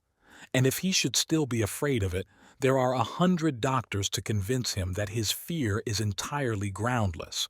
The neurosis is thus a defense against the objective, inner activity of the psyche, or an attempt, somewhat dearly paid for, to escape from the inner voice and hence from the vocation. For this growth is the objective activity of the psyche, which, independently of conscious volition, is trying to speak to the conscious mind through the inner voice and lead him towards wholeness. Behind the neurotic perversion is concealed his vocation, his destiny, the growth of personality, the full realization of the life will that is born with the individual. It is the man without amor fati who is the neurotic. He truly has missed his vocation, and never will he be able to say with Cromwell, "None climbeth so high as he who knoweth not whither his destiny leadeth him." To the extent that a man is untrue to the law of his being and does not rise to personality, he has failed to realize his life's meaning. Fortunately, in her kindness and patience, nature never puts the fatal question as to the meaning of their lives into the mouths of most people, and where no one asks, no one need answer. The neurotic's fear of carcinoma is therefore justified. It is not imagination, but the consistent expression of a psychic fact that exists in a sphere outside consciousness, beyond the reach of his will and understanding. If he withdrew into the wilderness and listened to his inner life in solitude, he might perhaps hear what the voice has to say. But as a rule, the miseducated civilized human being is quite incapable of perceiving the voice, which is something not guaranteed by the current shibboleths. Primitive people have a far greater capacity in this respect. At least the medicine men are able, as part of their professional equipment, to talk with spirits, trees, and animals, these being the forms in which they encounter the objective psyche or psychic non-ego. Because neurosis is a developmental disturbance of the personality, we physicians of the soul are compelled by professional necessity to concern ourselves with the problem of personality and the inner voice, however remote it may seem to be. In practical psychotherapy, these psychic facts, which are usually so vague and have so often degenerated into empty phrases, emerge from obscurity and take visible shape. Nevertheless, it is extremely rare for this to happen spontaneously as it did with the Old Testament prophets. Generally, the psychic conditions that have caused the disturbance have to be made conscious with considerable effort. But the contents that then come to light are wholly in accord with the inner voice and point to a predestined vocation, which, if accepted and assimilated by the conscious mind, conduces to the development of personality. Just as the great personality acts upon society to liberate, to redeem, to transform, and to heal, so the birth of personality in oneself has a therapeutic effect. It is as if a river that had run to waste in sluggish side streams and marshes suddenly found its way back to its proper bed, or as if a stone lying on a germinating seed were lifted away so that the shoot could begin its natural growth. The inner voice is the voice of a fuller life, of a wider, more comprehensive consciousness. That is why, in mythology, the birth of the hero or the symbolic rebirth coincides with sunrise, for the growth of personality is synonymous with an increase of self-consciousness. For the same reason, most heroes are characterized by solar attributes, and the moment of birth of their greater personality is known as illumination. The fear that most people naturally have of the inner voice is not so childish as might be supposed. The contents that rise up and confront a limited consciousness are far from harmless, as is shown by the classic example of the temptation of Christ, or the equally significant Mara episode in the Buddha legend. As a rule, they signify the specific danger to which the person concerned is liable to succumb. What the inner voice whispers to us is generally something negative, if not actually evil. This must be so, first of all, because we are usually not as unconscious of our virtues as of our vices, and then because we suffer less from the good than from the bad in us. The inner voice, as I have explained above, makes us conscious of the evil from which the whole community is suffering, whether it be the nation or the whole human race. But it presents this evil in an individual form, so that one might at first suppose it to be only an individual characteristic. The inner voice brings the evil before us in a very tempting and convincing way in order to make us succumb. If we do not partially succumb, nothing of this apparent evil enters into us, and no regeneration or healing can take place. I say apparent, though this may sound too optimistic. If we succumb completely, then the contents expressed by the inner voice act as so many devils, and a catastrophe ensues. But if we can succumb only in part, and if by self-assertion the ego can save itself from being completely swallowed, then it can assimilate the voice, and we realize that the evil was, after all, only a semblance of evil, but in reality, a bringer of healing and illumination. In fact, the inner voice is a Lucifer, in the strictest and most unequivocal sense of the word, and it faces people with ultimate moral decisions without which they can never achieve full consciousness and become personalities. The highest and the lowest, the best and the vilest, the truest and the most deceptive things are often blended together in the inner voice in the most baffling way, thus opening up in us an abyss of confusion, falsehood, and despair. It is naturally absurd for people to accuse the voice of nature, the all-sustainer and all-destroyer, of evil. If she appears inveterately evil to us, this is mainly due to the old truth that the good is always the enemy of the better. We would be foolish indeed if we did not cling to the traditional good for as long as possible.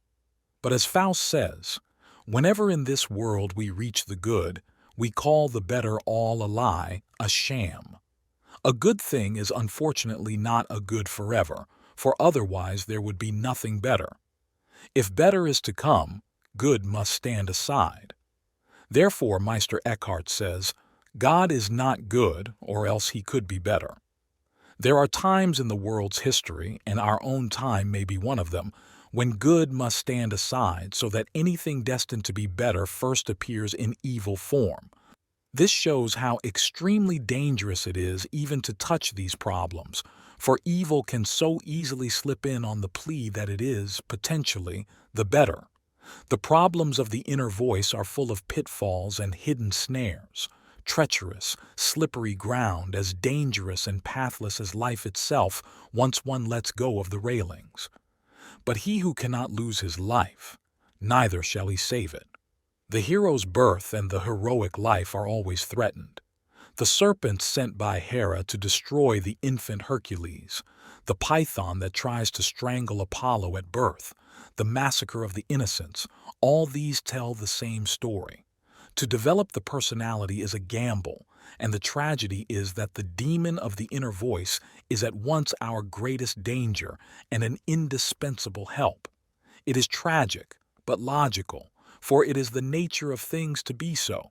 Can we therefore blame humanity and all the well-meaning shepherds of the flock and worried fathers of families if they erect protective barriers, hold up wonder-working images, and point out the roads that win safely past the abyss? But in the end, the hero, the leader, the savior, is one who discovers a new way to greater certainty.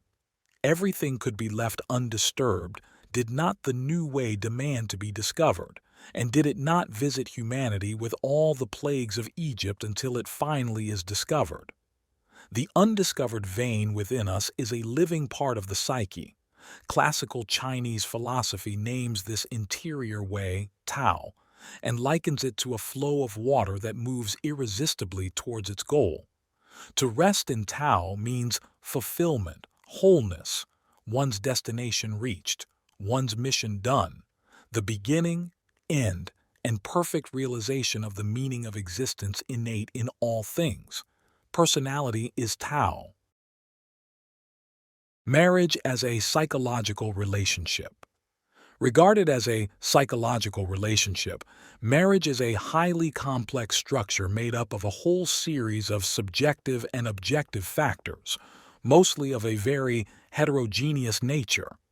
As I wish to confine myself here to the purely psychological problems of marriage, I must disregard in the main the objective factors of a legal and social nature, although these cannot fail to have a pronounced influence on the psychological relationship between the marriage partners.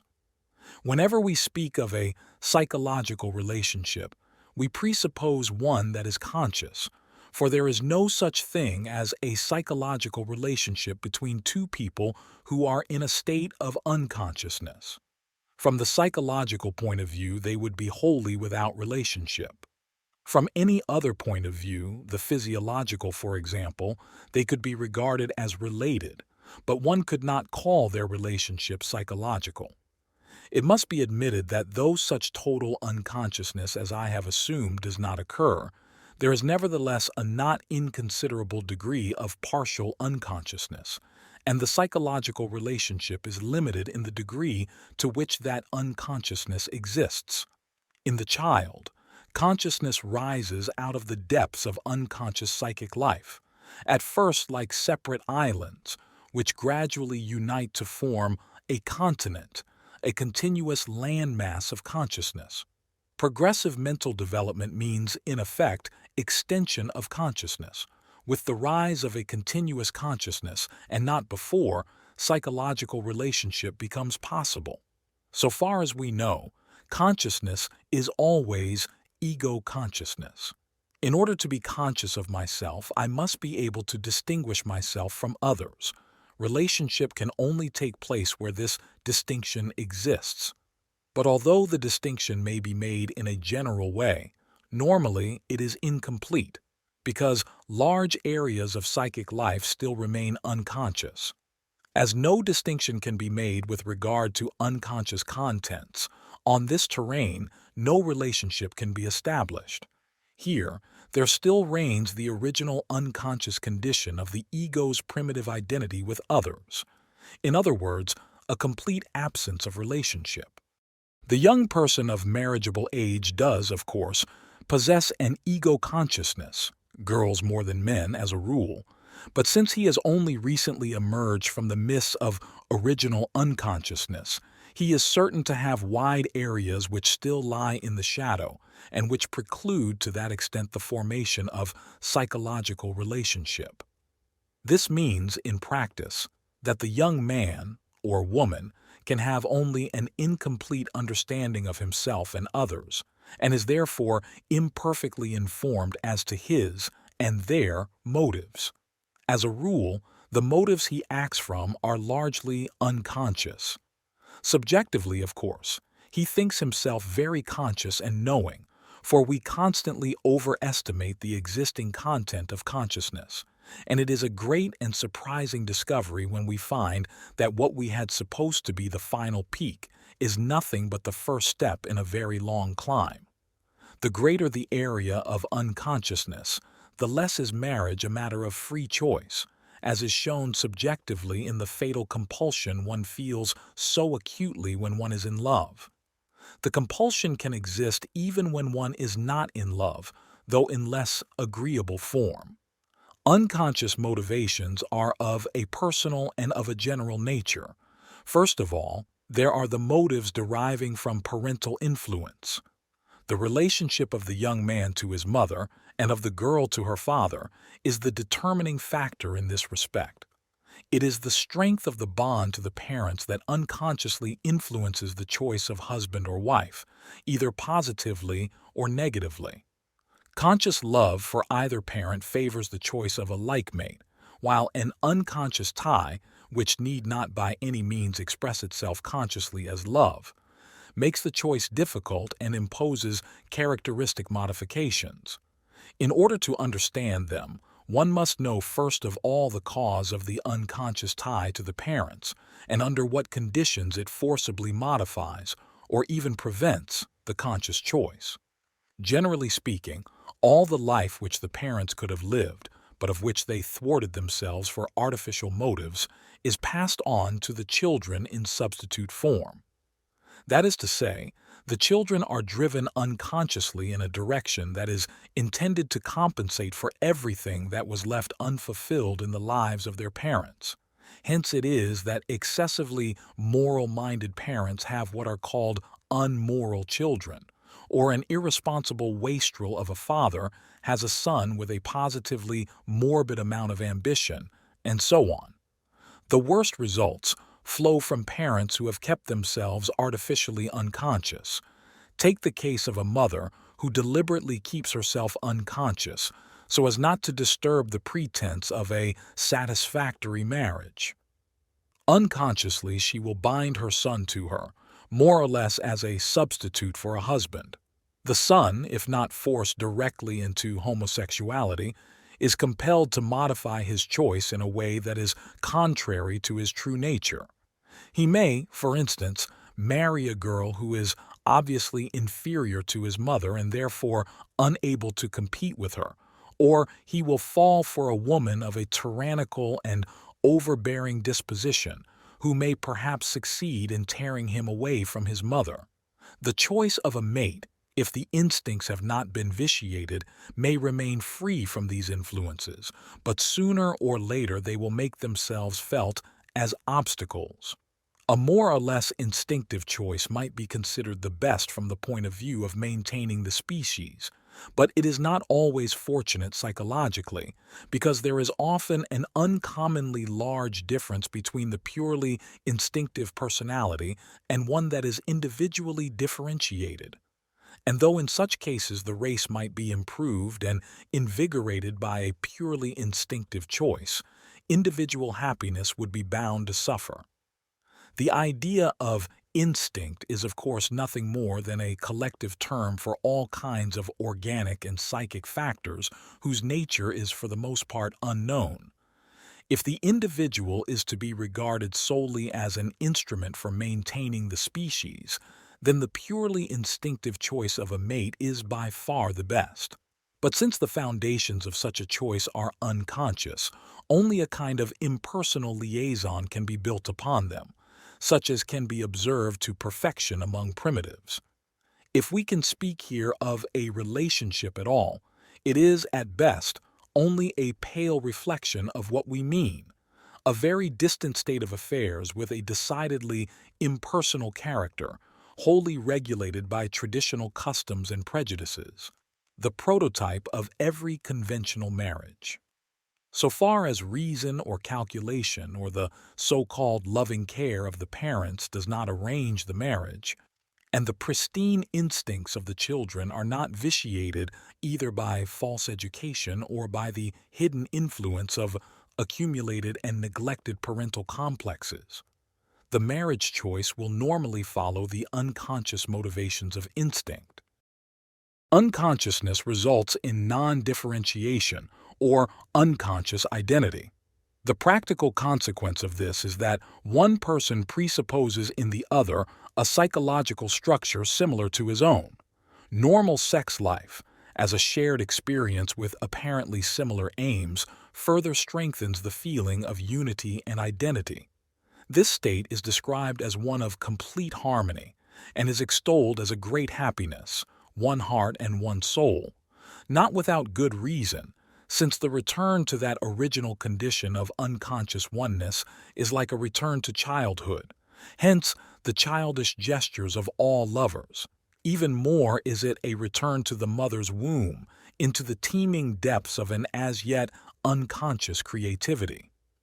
It is, in truth, a genuine and incontestable experience of the divine, whose transcendent force obliterates and consumes everything individual, a real communion with life and the impersonal power of fate. The individual will for self-possession is broken. The woman becomes the mother, the man the father, and thus both are robbed of their freedom and made instruments of the life urge. Here, the relationship remains within the bounds of the biological, instinctive goal, the preservation of the species. Since this goal is of a collective nature, the psychological link between husband and wife will also be essentially collective and cannot be regarded as an individual relationship in the psychological sense. We can only speak of this when the nature of the unconscious motivations has been recognized and the original identity broken down. Seldom or never does a marriage develop into an individual relationship smoothly and without crises. There is no birth of consciousness without pain. The ways that lead to conscious realization are many, but they follow definite laws. In general, the change begins with the onset of the second half of life.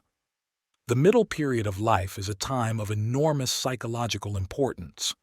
The child begins its psychological life within very narrow limits, inside the magic circle of the mother and the family.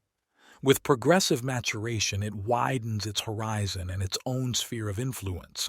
Its hopes and intentions are directed to extending the scope of personal power and possessions. Desire reaches out to the world in ever-widening range. The will of the individual becomes more and more identical with the natural goals pursued by unconscious motivations. Thus, man breathes his own life into things, until finally they begin to live of themselves and to multiply, and imperceptibly he is overgrown by them. Mothers are overtaken by their children, men by their own creations, and what was originally brought into being only with labor and the greatest effort can no longer be held in check.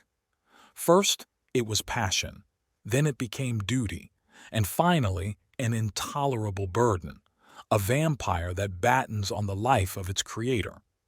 Middle life is the moment of greatest unfolding, when a man still gives himself to his work with his whole strength and his whole will. But in this very moment, evening is born, and the second half of life begins. Passion now changes her face and is called duty.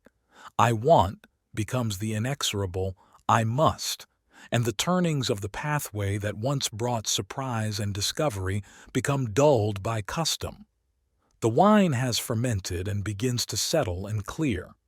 Conservative tendencies develop if all goes well. Instead of looking forward, one looks backward, most of the time involuntarily, and one begins to take stock, to see how one's life has developed up to this point. The real motivations are sought and real discoveries are made. The critical survey of himself and his fate enables a man to recognize his peculiarities. But these insights do not come to him easily. They are gained only through the severest shocks. Since the aims of the second half of life are different from those of the first, to linger too long in the youthful attitude produces a division of the will.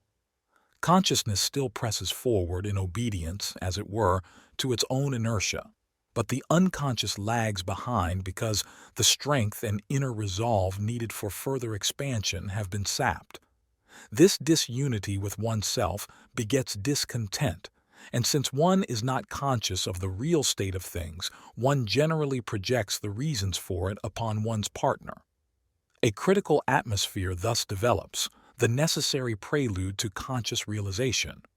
Usually this state does not begin simultaneously for both partners. Even the best of marriages cannot expunge individual differences so completely that the state of mind of the partners is absolutely identical. In most cases, one of them will adapt to marriage more quickly than the other. The one who is grounded on a positive relationship to the parents will find little or no difficulty in adjusting to his or her partner, while the other may be hindered by a deep-seated unconscious tie to the parents. He will therefore achieve complete adaptation only later, and, because it is one with greater difficulty, it may even prove the more durable. These differences in tempo and in the degree of spiritual development are the chief causes of a typical difficulty which makes its appearance at critical moments. In speaking of the degree of spiritual development of a personality, I do not wish to imply an especially rich or magnanimous nature. Such is not the case at all. I mean, rather, a certain complexity of mind or nature, comparable to a gem with many facets as opposed to the simple cube. There are many-sided and rather problematical natures burdened with hereditary traits that are sometimes very difficult to reconcile. Adaptation to such natures or their adaptation to simpler personalities is always a problem.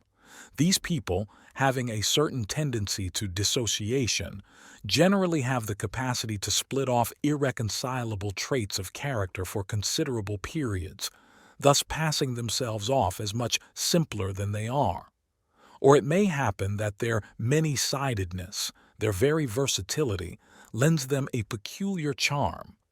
Their partners can easily lose themselves in such a labyrinthine nature, finding in it such an abundance of possible experiences that their personal interests are completely absorbed, sometimes in a not very agreeable way, since their sole occupation then consists in tracking the other through all the twists and turns of his character. There is always so much experience available that the simpler personality is surrounded, if not actually swamped, by it. He is swallowed up in his more complex partner and cannot see his way out. It is an almost regular occurrence for a woman to be wholly contained, spiritually, in her husband, and for a husband to be wholly contained, emotionally, in his wife. One could describe this as the problem of the contained and the container. The one who is contained feels himself to be living entirely within the confines of his marriage. His attitude to the marriage partner is undivided. Outside the marriage, there exist no essential obligations and no binding interests. The unpleasant side of this otherwise ideal partnership is the disquieting dependence upon a personality that can never be seen in its entirety, and is therefore not altogether credible or dependable. The great advantage lies in his own undividedness, and this is a factor not to be underrated in the psychic economy. The container, on the other hand, who in accordance with his tendency to dissociation has an especial need to unify himself in undivided love for another, will be left far behind in this effort, which is naturally very difficult for him, by the simpler personality. While he is seeking in the latter all the subtleties and complexities that would complement and correspond to his own facets, he is disturbing the other's simplicity. Since in normal circumstances simplicity always has the advantage over complexity, he will very soon be obliged to abandon his efforts to arouse subtle and intricate reactions in a simpler nature. And soon enough his partner, who in accordance with her too simpler nature expects simple answers from him, will give him plenty to do by constellating his complexities with her everlasting insistence on simple answers. Willy-nilly, he must withdraw into himself before the suasions of simplicity. Any mental effort, like the conscious process itself, is so much of a strain for the ordinary man that he invariably prefers the simple, even when it does not happen to be the truth. And when it represents at least a half-truth, then it is all up with him. The simpler nature works on the more complicated, like a room that is too small, that does not allow him enough space. The complicated nature, on the other hand, gives the simpler one too many rooms with too much space, so that she never knows where she really belongs. So it comes about quite naturally that the more complicated contains the simpler. The former cannot be absorbed in the latter, but encompasses it without being itself contained. Yet, since the more complicated has perhaps a greater need of being contained than the other, he feels himself outside the marriage and accordingly always plays the problematical role. The more the contained clings, the more the container feels shut out of the relationship. The contained pushes into it by her clinging, and the more she pushes, the less the container is able to respond. He therefore tends to spy out of the window, no doubt unconsciously at first. But with the onset of middle age there awakens in him a more insistent longing for that unity and undividedness which is especially necessary to him on account of his dissociated nature.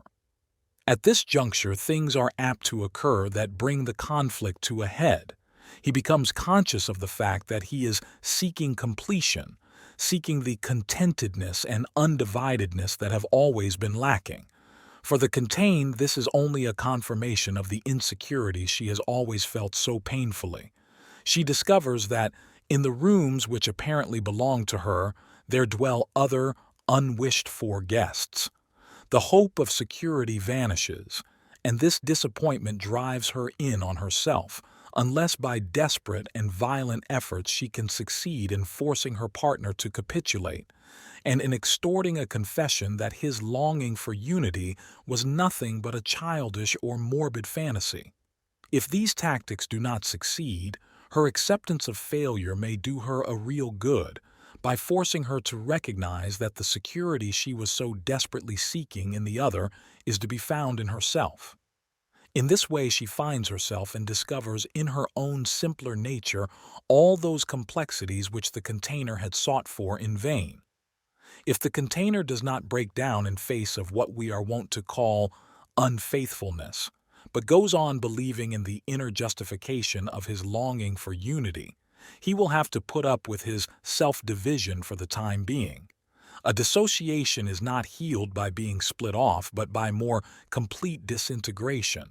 All the powers that strive for unity, all healthy desire for selfhood, will resist the disintegration, and in this way he will become conscious of the possibility of an inner integration, which before he had always sought outside himself.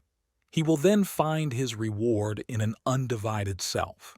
This is what happens very frequently about the midday of life, and in this wise our miraculous human nature enforces the transition that leads from the first half of life to the second. It is a metamorphosis from a state in which man is only a tool of instinctive nature to another in which he is no longer a tool, but himself, a transformation of nature into culture, of instinct into spirit. One should take great care not to interrupt this necessary development by acts of moral violence, for any attempt to create a spiritual attitude by splitting off and suppressing the instincts is a falsification. Nothing is more repulsive than a furtively prurient spirituality. It is just as unsavory as gross sensuality. But the transition takes a long time, and the great majority of people get stuck in the first stages. If only we could, like the primitives, leave the unconscious to look after this whole psychological development which marriage entails, these transformations could be worked out more completely and without too much friction. So often, among so-called primitives, one comes across spiritual personalities who immediately inspire respect, as though they were the fully matured products of an undisturbed fate. I speak here from personal experience. But where among present-day Europeans can one find people not deformed by acts of moral violence? We are still barbarous enough to believe both in asceticism and its opposite. But the wheel of history cannot be put back.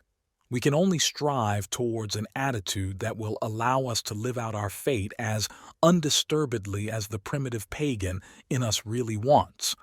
Only on this condition can we be sure of not perverting spirituality into sensuality and vice versa, for both must live, each drawing life from the other.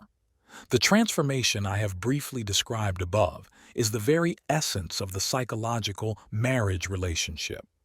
Much could be said about the illusions that serve the ends of nature and bring about the transformations that are characteristic of middle life. The peculiar harmony that characterizes marriage during the first half of life, provided the adjustment is successful, is largely based on the projection of certain archetypal images, as the critical phase makes clear. Every man carries within him the eternal image of woman, not the image of this or that particular woman, but a definite feminine image.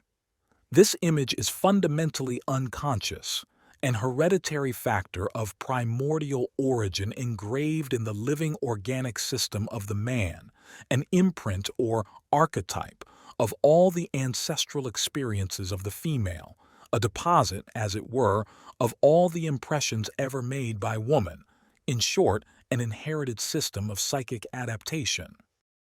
Even if no women existed, it would still be possible, at any given time, to deduce from this unconscious image exactly how a woman would have to be constituted psychically. The same is true of the woman. She too has her inborn image of man.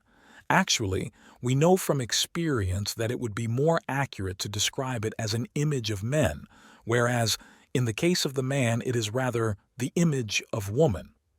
Since this image is unconscious, it is always unconsciously projected upon the person of the beloved, and is one of the chief reasons for passionate attraction or aversion.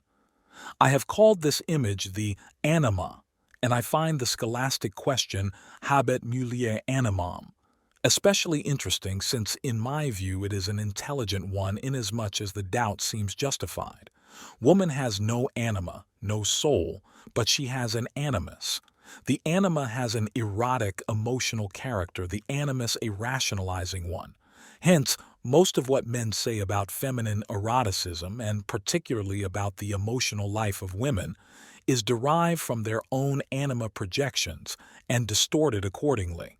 On the other hand, the astonishing assumptions and fantasies that women make about men come from the activity of the animus, who produces an inexhaustible supply of illogical arguments and false explanations.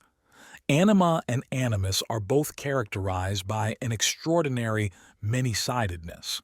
In a marriage, it is always the contained who projects this image upon the container, while the latter is only partially able to project his unconscious image upon his partner. The more unified and simple this partner is, the less complete the projection. In which case, this highly fascinating image hangs as it were in mid-air, as though waiting to be filled out by a living person. There are certain types of women who seem to be made by nature to attract anima projections. Indeed, one could almost speak of a definite anima type. The so-called sphinx-like character is an indispensable part of their equipment, also an equivocalness, an intriguing elusiveness, not an indefinite blur that offers nothing, but an indefiniteness that seems full of promises, like the speaking silence of a Mona Lisa. A woman of this kind is both old and young, mother and daughter, of more than doubtful chastity, childlike and yet endowed with a naive cunning that is extremely disarming to men. Not every man of real intellectual power can be an animus, for the animus must be a master not so much of fine ideas as of fine words, words seemingly full of meaning which purport to leave a great deal unsaid. He must also belong to the misunderstood class, or be in some way at odds with his environment, so that the idea of self-sacrifice can insinuate itself. He must be a rather questionable hero, a man with possibilities, which is not to say that an animus projection may not discover a real hero long before he has become perceptible to the sluggish wits of the man of average intelligence. For man as well as for woman, insofar as they are containers, the filling out of this image is an experience fraught with consequences, for it holds the possibility of finding one's own complexities answered by a corresponding diversity. Wide vistas seem to open up in which one feels oneself embraced and contained. I say seem advisedly, because the experience may be two-faced. Just as the animus projection of a woman can often pick on a man of real significance who is not recognized by the mass and can actually help him to achieve his true destiny with her moral support, so a man can create for himself a femme inspiratrice by his anime projection. But more often it turns out to be an illusion with destructive consequences, a failure because his faith was not sufficiently strong. To the pessimists, I would say that these primordial psychic images have an extraordinarily positive value, but I must warn the optimists against blinding fantasies and the likelihood of the most absurd aberrations. One should on no account take this projection for an individual and conscious relationship. In its first stages, it is far from that, for it creates a compulsive dependence based on unconscious motives other than the biological ones. Rider Haggard's She gives some indication of the curious world of ideas that underlies the anima projection. They are in essence spiritual contents, often in erotic disguise, obvious fragments of a primitive mythological mentality that consists of archetypes and whose totality constitutes the collective unconscious. Accordingly, such a relationship is at bottom collective and not individual. Benoit, who created in L'Atlantide a fantasy figure similar, even in details, to She, denies having plagiarized Rider Haggard. If such a projection fastens on to one of the marriage partners, a collective spiritual relationship conflicts with the collective biological one and produces in the container the division or disintegration I have described above. If he is able to hold his head above water, he will find himself through this very conflict. In that case, the projection, though dangerous in itself, will have helped him to pass from a collective to an individual relationship. This amounts to full conscious realization of the relationship that marriage brings. Since the aim of this paper is a discussion of the psychology of marriage, the psychology of projection cannot concern us here. It is sufficient to mention it as a fact. One can hardly deal with the psychological marriage relationship without mentioning, even at the risk of misunderstanding, the nature of its critical transitions. As is well known, one understands nothing psychological unless one has experienced it oneself. Not that this ever prevents anyone from feeling convinced that his own judgment is the only true and competent one. This disconcerting fact comes from the necessary overvaluation of the momentary content of consciousness, for without this concentration of attention, one could not be conscious at all. Thus it is that every period of life has its own psychological truth, and the same applies to every stage of psychological development. There are even stages which only the few can reach, it being a question of race, family, education, talent, and passion. Nature is aristocratic. The normal man is a fiction, although certain generally valid laws do exist. Psychic life is a development that can easily be arrested on the lowest levels. It is as though every individual had a specific gravity, in accordance with which he either rises or sinks down to the level where he reaches his limit. His views and convictions will be determined accordingly. No wonder, then, that by far the greater number of marriages reach their upper psychological limit in fulfillment of the biological aim, without injury to spiritual or moral health. Relatively few people fall into deeper disharmony with themselves. Where there is a great deal of pressure from outside, the conflict is unable to develop much dramatic tension for sheer lack of energy.